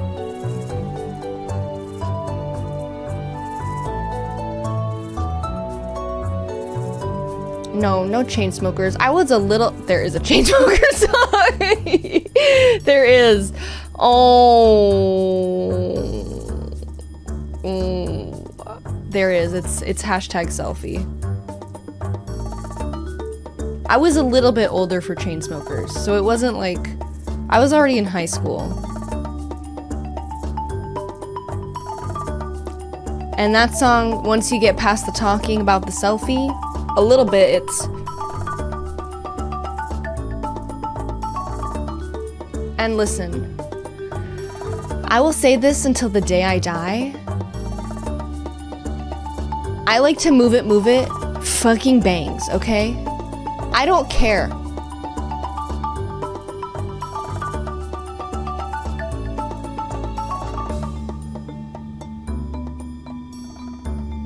Thank you. Thank you. Thank you. Thank you. No, not the Madagascar version. Get King Julian out of here. I'm not interested. I want the original. There's some heinous stuff on here.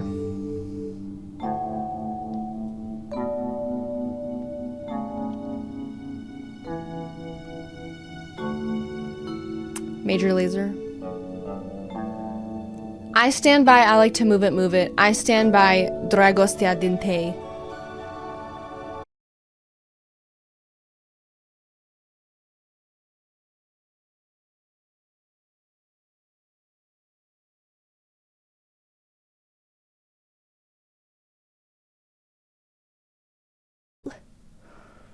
It's Panic at the Disco and Fall Out Boy. And Rage Against the Machine. Thank you.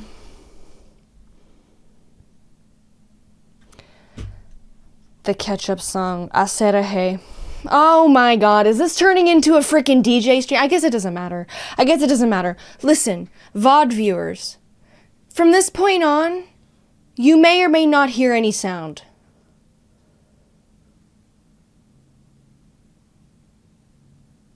I'm just saying, okay?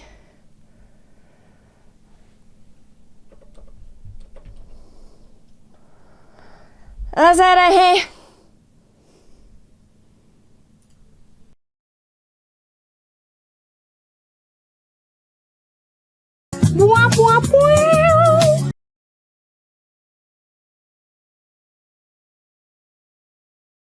If you like that, I'm gonna show you a different song.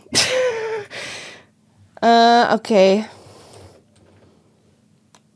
This is a song. This is a song in Spanish also that I like a lot. From like the 80s or something. No me mires, no me mires, no me mires, no me mires, déjalo ya. Que hoy no me he puesto el maquillaje y mi aspecto externo es demasiado vulgar para que te pueda gustar. No me mires, no me mires, no me mires, déjalo ya. Que hoy no me ves nada la mitad. Eres una imagen demasiado normal. Similar vibe, right? This is called Maquillaje. That means makeup.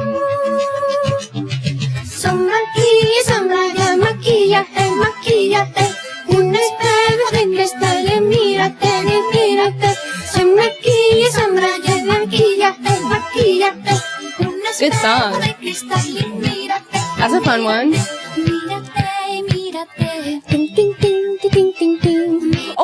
Oh, Gengi, you're here.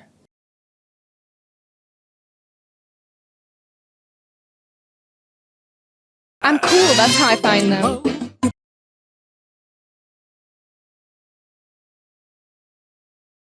This is what's happening, get with it. For now, I might as well. There's my toothbrush.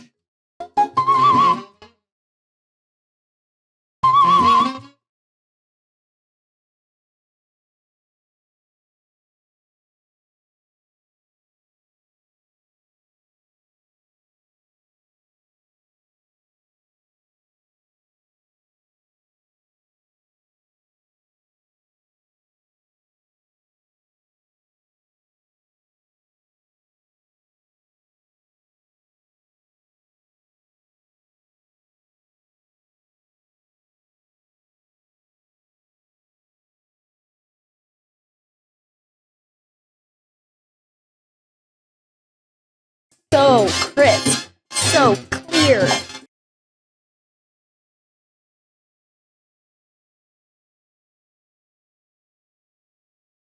This is Ima, IMASUMAC. Get into it. There's some cool stuff.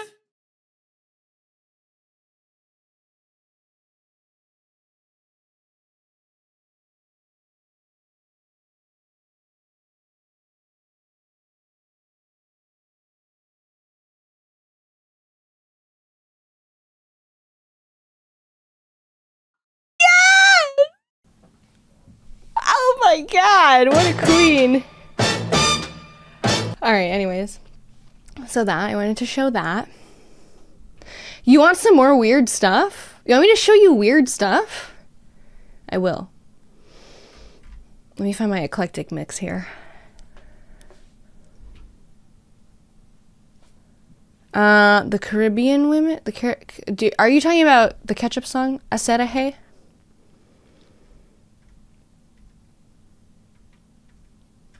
Okay, I'll show you some weird stuff. Let me see what I got here.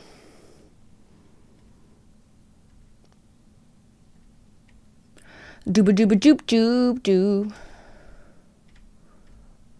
Oh, goodness. Is that the song you were talking about?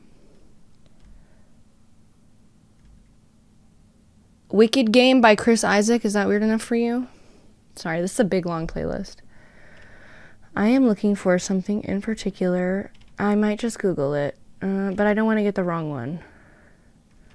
I'll just look it in this playlist. This is a long playlist. Hold on. Can I search my playlist, please? How do I do it? I guess I will search like this, and I will go... Oops.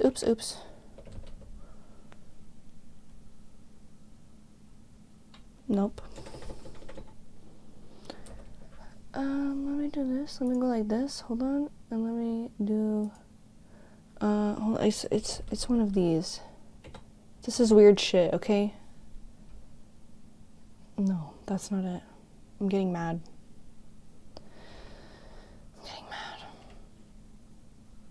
How do I do this? I don't know how to do it on the desktop.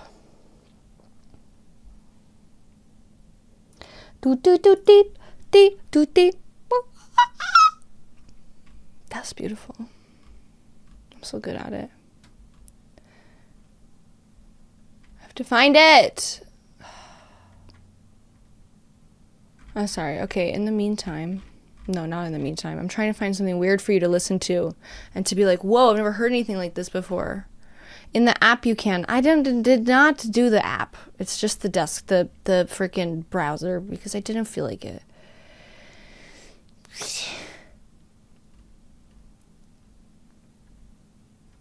Hold on, I'm gonna find it. You're gonna love it. You're gonna be like, whoa, I never need to hear that again, but thank you for showing me.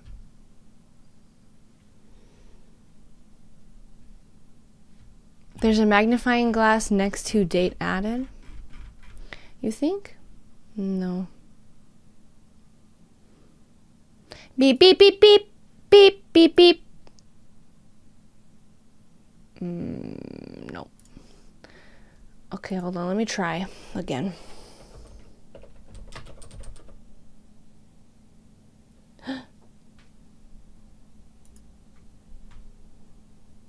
Okay, first of all, it's this lady. And also, when I was looking at this lady, her name is Sheila Chandra. Okay. Her name is Sheila Chandra. I found out that she did that frickin' song in frickin' like Lord of the Rings or something. What is it? Where she said like, "Ooh," you know? Yeah, Lord of the Rings. She said, "Ooh," like that. Hold on, let me find it. I'll show you. And then you'll be like, oh, yeah. Okay, this one.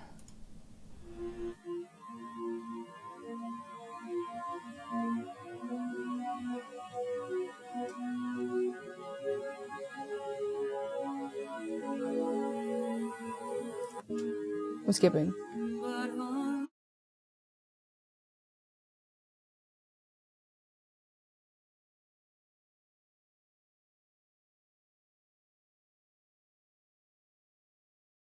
Be vibing. This is no language. This is nonsense. This is called speaking in tongues 3. She does this.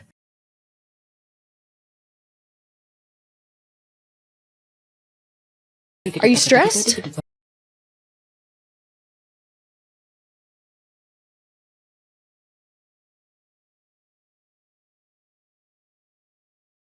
She's a drum! Anyways, you get it. Sorry, I won't make you listen anymore. It's ASMR for crazy people. I know. It's stuck in my head all the time. And when I was a tiny child, I would try to do it, and I thought I was doing it. I wasn't. I wasn't doing it. I wasn't doing it. Matt, come do your Radiohead quiz. I thought maybe that would convince him to get in here. That was Sheila Chandra. That's SHEILA CHANDRA. Link into your eye. That's good stuff.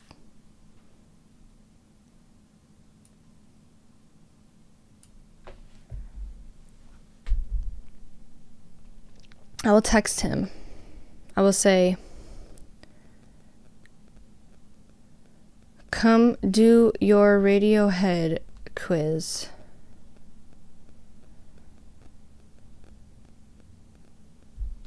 Matt sends me the worst gifts. He got this new phone. It's awful. The gifts on this phone. Arrested. Okay.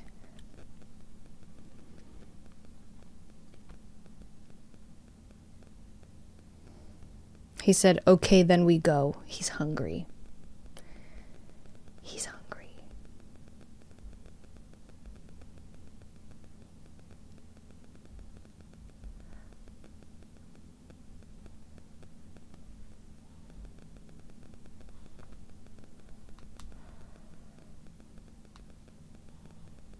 I hear a dog snoring.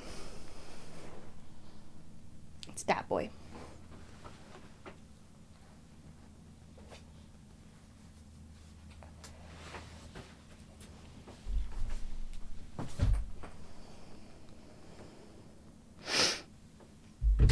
I'm giving him my headphones. Of course you can take a pic. We love it. Unless I'm ugly that day. Then I will say, no. Just kidding. I will take it no matter what.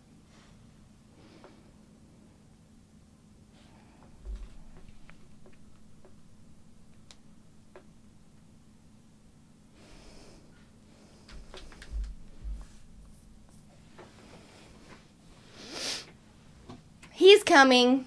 Don't worry. You're going to get an exclusive appearance by Matthew, Girlfriend Reviews. In the meantime, what's cooking? And my liked songs. This.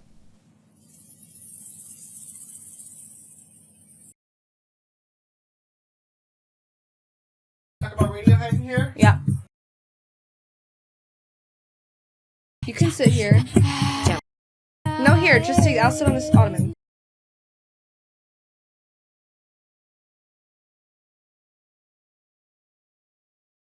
Listen. Where's the splitters? Let me see. No, listen.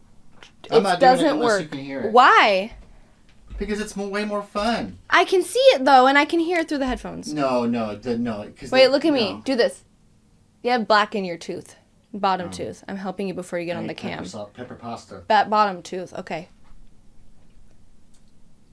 We'll save it for another time. No. I'm not going to ruin it. You're not ruining it. I bet you I could do it. But you need to be able to hear it. Otherwise, it's like, who cares? You know? I can hear. No, the point is that I think I can do it, and the sounds are so funny. I know, but we've done this. No. We've done this before. No. We need a splitter. I just need a big thing that will fit the small thing inside of it. Yeah. They're so sad. They're so sad. They're so sad. Well, they're sad that we don't. You have said that you would. That we don't have 2 headphones. I said you need headphones also. I truly don't. Okay, where's the splitters then? But the thing is that it needs to go in the big thing. Because I have it doesn't fit in. Oh, Huh? here. It doesn't go in. I don't get it. What? It doesn't fit in. Nothing fits. This is No. the problem that I had.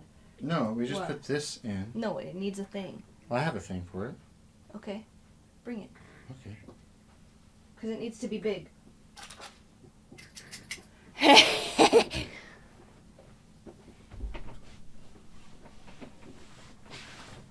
Da bam boom dibba dibba ding boom.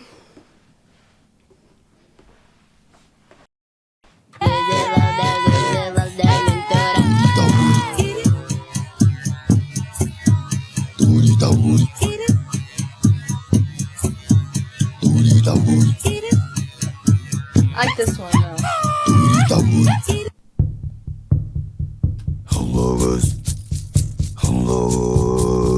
How do I do it? How do I do it?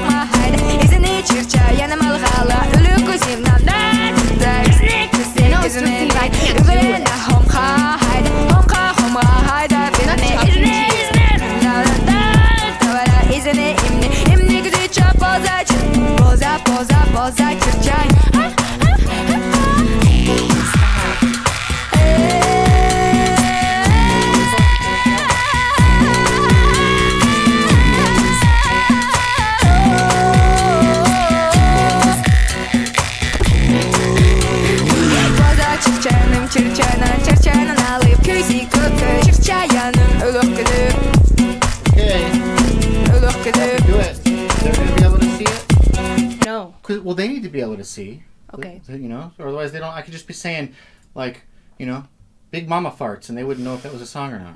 Okay, hold on. Okay. I'm gonna show Jack White what a real musician. Okay, but you can't look at it. You have to show us that Obviously, you're I not can't looking. look at You it. take this microphone and you put your eyeballs somewhere else. Matthew.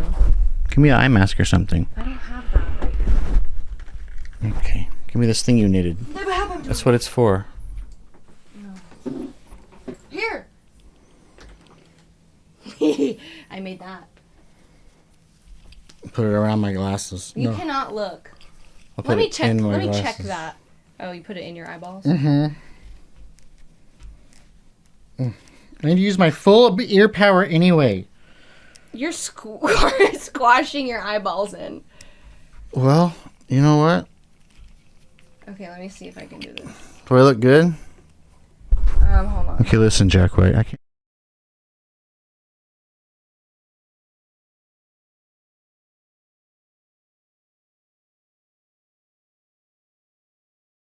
Because sometimes, sometimes songs start very quiet, and I want to name every song within like 2 seconds, like Jack White did. Hold on. And I need to preface it with what I'm doing. Okay, hold on. Okay, and if we ever want to make a TikTok video or something like this, then I would rather set it up again. We do it, and make a whole funny thing, you know. We should have just done it when the Jack White video came out.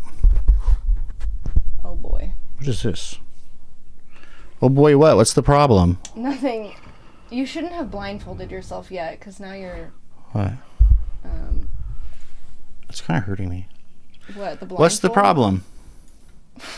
They need to be able to see the songs, otherwise they have no idea if it's happening. I know. I'm showing them the songs. Okay. You better hold your frickin' horses. I'll do it right over my face. Don't reveal any personal information. I'm trying not to.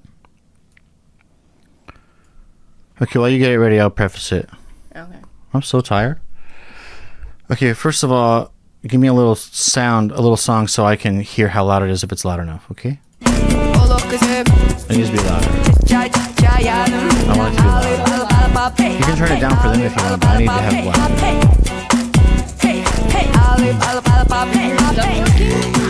I mean, we're splitting it, so it's like quiet. But mine is Okay, that's good. Maybe turn that crap off. What is that horrible sound? Oh my loud. god. Are you serious? Yeah, what the heck is that? Jesus. Wow. All right. Sounded like someone doing a didgeridoo impression. Yes, good. Okay. Here's the preface. Ready? Okay. Are you able to do this? Did you set it up correctly? Sure. Where they can see the songs? Yeah, they can see the songs. Trust me. Okay, listen. Jack White, he thinks he's so cool. Okay? Because there was this video that went viral of him like naming like Beatles songs and like only having heard them for like 2 seconds, you know? And everyone in the room is like, oh, yo, and it's like, dude, it's the Beatles, you know? Like, like it's so recognizable. And I was like, I bet you I could do that with Radiohead, and their songs sound like nonsense, you know? Mm-hmm. You know what I mean? I'm gonna play this playlist. It doesn't start bang, bang, bang, bang, bang, bang, bang, bang, bang. Obviously, that's Norwegian Wood, right? I'm It's gonna like- play this playlist for 1 second, and it's gonna be a Radiohead song. Don't freak out. Okay. I'm just checking it. Okay. Needs to be louder than that, Okay. for sure. Okay. That was Creep, by the way. No, it wasn't. It wasn't? That's why it needs to be louder. Okay. Okay. I could barely hear that, Mrs. Okay, I don't know. It's very loud. Play another one so I can hear how loud it is. No. What is? Can I hear your headphones? What is happening? I have studio headphones I that don't like need that. like a preamp, Okay, and well, then we put it through a splitter, so like. Okay, I'm blowing my ears out, bitch. Okay, you can use one headphone or No, something. no, here. Or we can switch headphones. You want to do that? Can you hear that? I would prefer it to be louder. I don't understand why it's so quiet. It's freaking not. It's freaking. For me, it is because my headphones don't have an amplifier here. I took my headphones. Please trade me. You're bugging. I'm not bugging. These are very quiet headphones. You gotta have an amplifier for them. Okay. You have a humongous noggin. Okay. Wait, how do I do this? I don't know. I feel like I'm about to do some like martial arts training or I something. hope so. You know? All right. Okay, I can't see shit. Listen. Oh, that's better. Okay, see see how quiet It it was? sounds exactly the same. No, it does not at all. Oh my gosh. Do it again though. Play a song. All right. Do you want to officially start? Play a song. This is the test song. Okay. I so wish it was a little louder. That's fine. Damn. Oh yeah, like that. I love that. That's so good. Bless Okay. my eardrums. I bet you I could do it. All right. It's hard. I'll probably miss a couple. There's some like really weird ones. Also, it's been a while. Mm-hmm. Okay, ready? This is Matt's squishing his eyeballs in and doing a Radiohead quiz to see if he can guess the song in the first how many seconds? I don't know, 2 seconds I think is what Jack White did with the Beatles. All right, we'll see. Ready? Here we go. Sit down, stand up. Pyramid song. National anthem.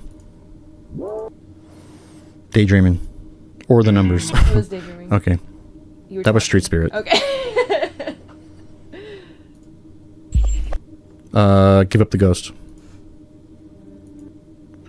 Okay, you're playing it. You're stopping it so quick. Yeah, I'm do doing it. it so fast. But a lot of songs. Hold on, let me explain something. We're gonna start over, okay? A lot of songs you need to like do it 2 seconds after like noise That's begins. I will. Because sometimes there's like a song like Just is gonna start 2 seconds in. I will wait until I You know? hear a sound and then I will stop it. Do it like 4 seconds or That's something. too long. That's the whole freaking song. Why don't you just play the song and don't stop it, and I'll just name the song. Because you'll go up. No, Okay. it's like when start it over though. No, Yeah, I want to do it all the way through. it's shuffling. I know, but I want to do it all the way through. Start it. Unshuffle it, pick a random song, and then press play. Hello? I was just thinking about you, by the way. Okay, Planet Telex. Hold on, I gotta make my full screen player big again. Oh boy. Okay, 2 + 2 = 5. I'm pausing. I'm not letting you have. Okay. I can't. Airbag. Easy. Thinking about you. The gloaming. Optimistic. Reckoner. Jesus. Let down. Dex dark. Nanny yo. My iron lung. Codex. Anyone can play guitar. Separator. Fitter happier. Yeah. Sit down, stand up. Give up the ghost. Exit music for a film. National anthem. I think. Weird fishes. House of Cards. Pack like sardines in a crushed tin box. Backdrifts. Subterranean homesick alien. Morning bell. Sail to the moon. That's Lucky? Yeah. He's not looking. He's not cheating, I promise. His eyeballs are crushed. Yeah, I'm closing my eyes too. Just. Knives Out. Everything in its right place. Is that Ripcord? Mm-hmm. No surprises. Fake plastic trees. Tree fingers. Full stop. Scatterbrain. There. The Tourist. Bones? Yeah! That was basically silent. Okay. Body Snatchers. I do not. I might be wrong. Yeah. Jigsaw falling into place. Vegetable? Yeah! Bloom. We Suck Young Blood. Feral. Myxomatosis. Sorry, I let that one go a bit. Faust Arp. Motion picture soundtrack. Hunting bears. Identikit. I will. Punch up at a wedding. Street Spirit. Morning Mr. Magpie. Prove yourself. You can't. Electioneering. True Love Waits. That's Kid A. Daydreaming. High and Dry. Mm-hmm. Wolf at the Door. The Bends. In Limbo. Black Star. Yeah! I stopped that one too early, but yeah. Yay. Go to Sleep. Glass Eyes. Karma Police. Yeah. Idiotech. Yeah. Little by Little. Yeah. Lotus Flower. Tinker Tailor Soldier Spy Rich Man Poor Man Beggar Man Thief. Burn the Witch. 15 Step. Oops, sorry. Stop Whispering. Yeah, sorry. Present tense. Yeah. Climbing Up the Walls. Yeah. All I Need. Sulk. You and Whose Army.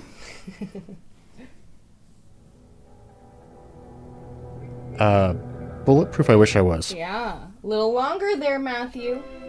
Nude. Polk Pull Revolving Doors. The Numbers. Where I End and You Begin. Paranoid Android. That's all you're getting. Boink. How to Disappear Completely. Nice Dream. Yeah. Creep. Yeah. Pyramid Song. Have we repeated yet? No. Okay. That's Lurgy. Yeah. Videotape. How do you? Yeah. Blowout. Like spinning plates. Dollars and cents. Life in a glass house. Desert island disc. Morning bell amnesiac. Loud. You.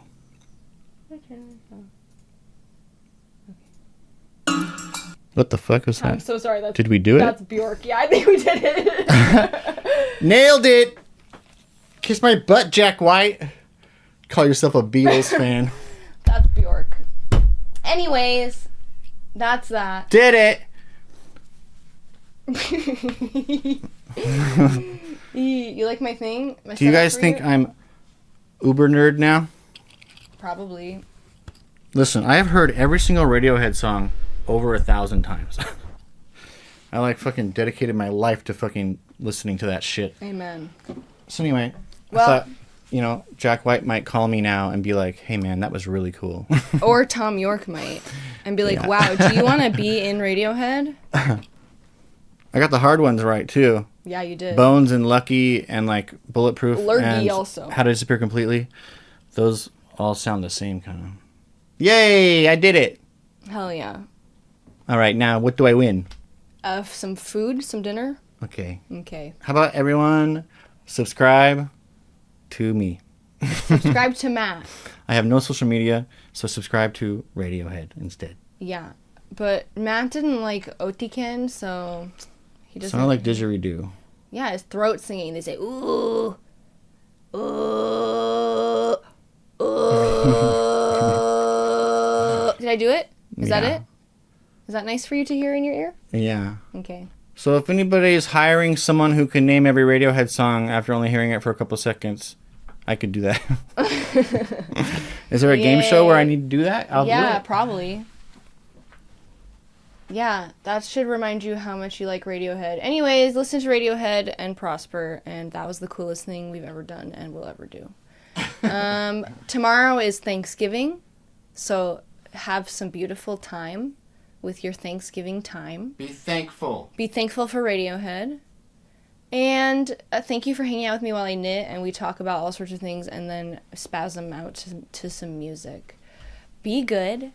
Make great choices. And happy Thanksgiving, you stinky butts. We'll see you next time. Bye-bye.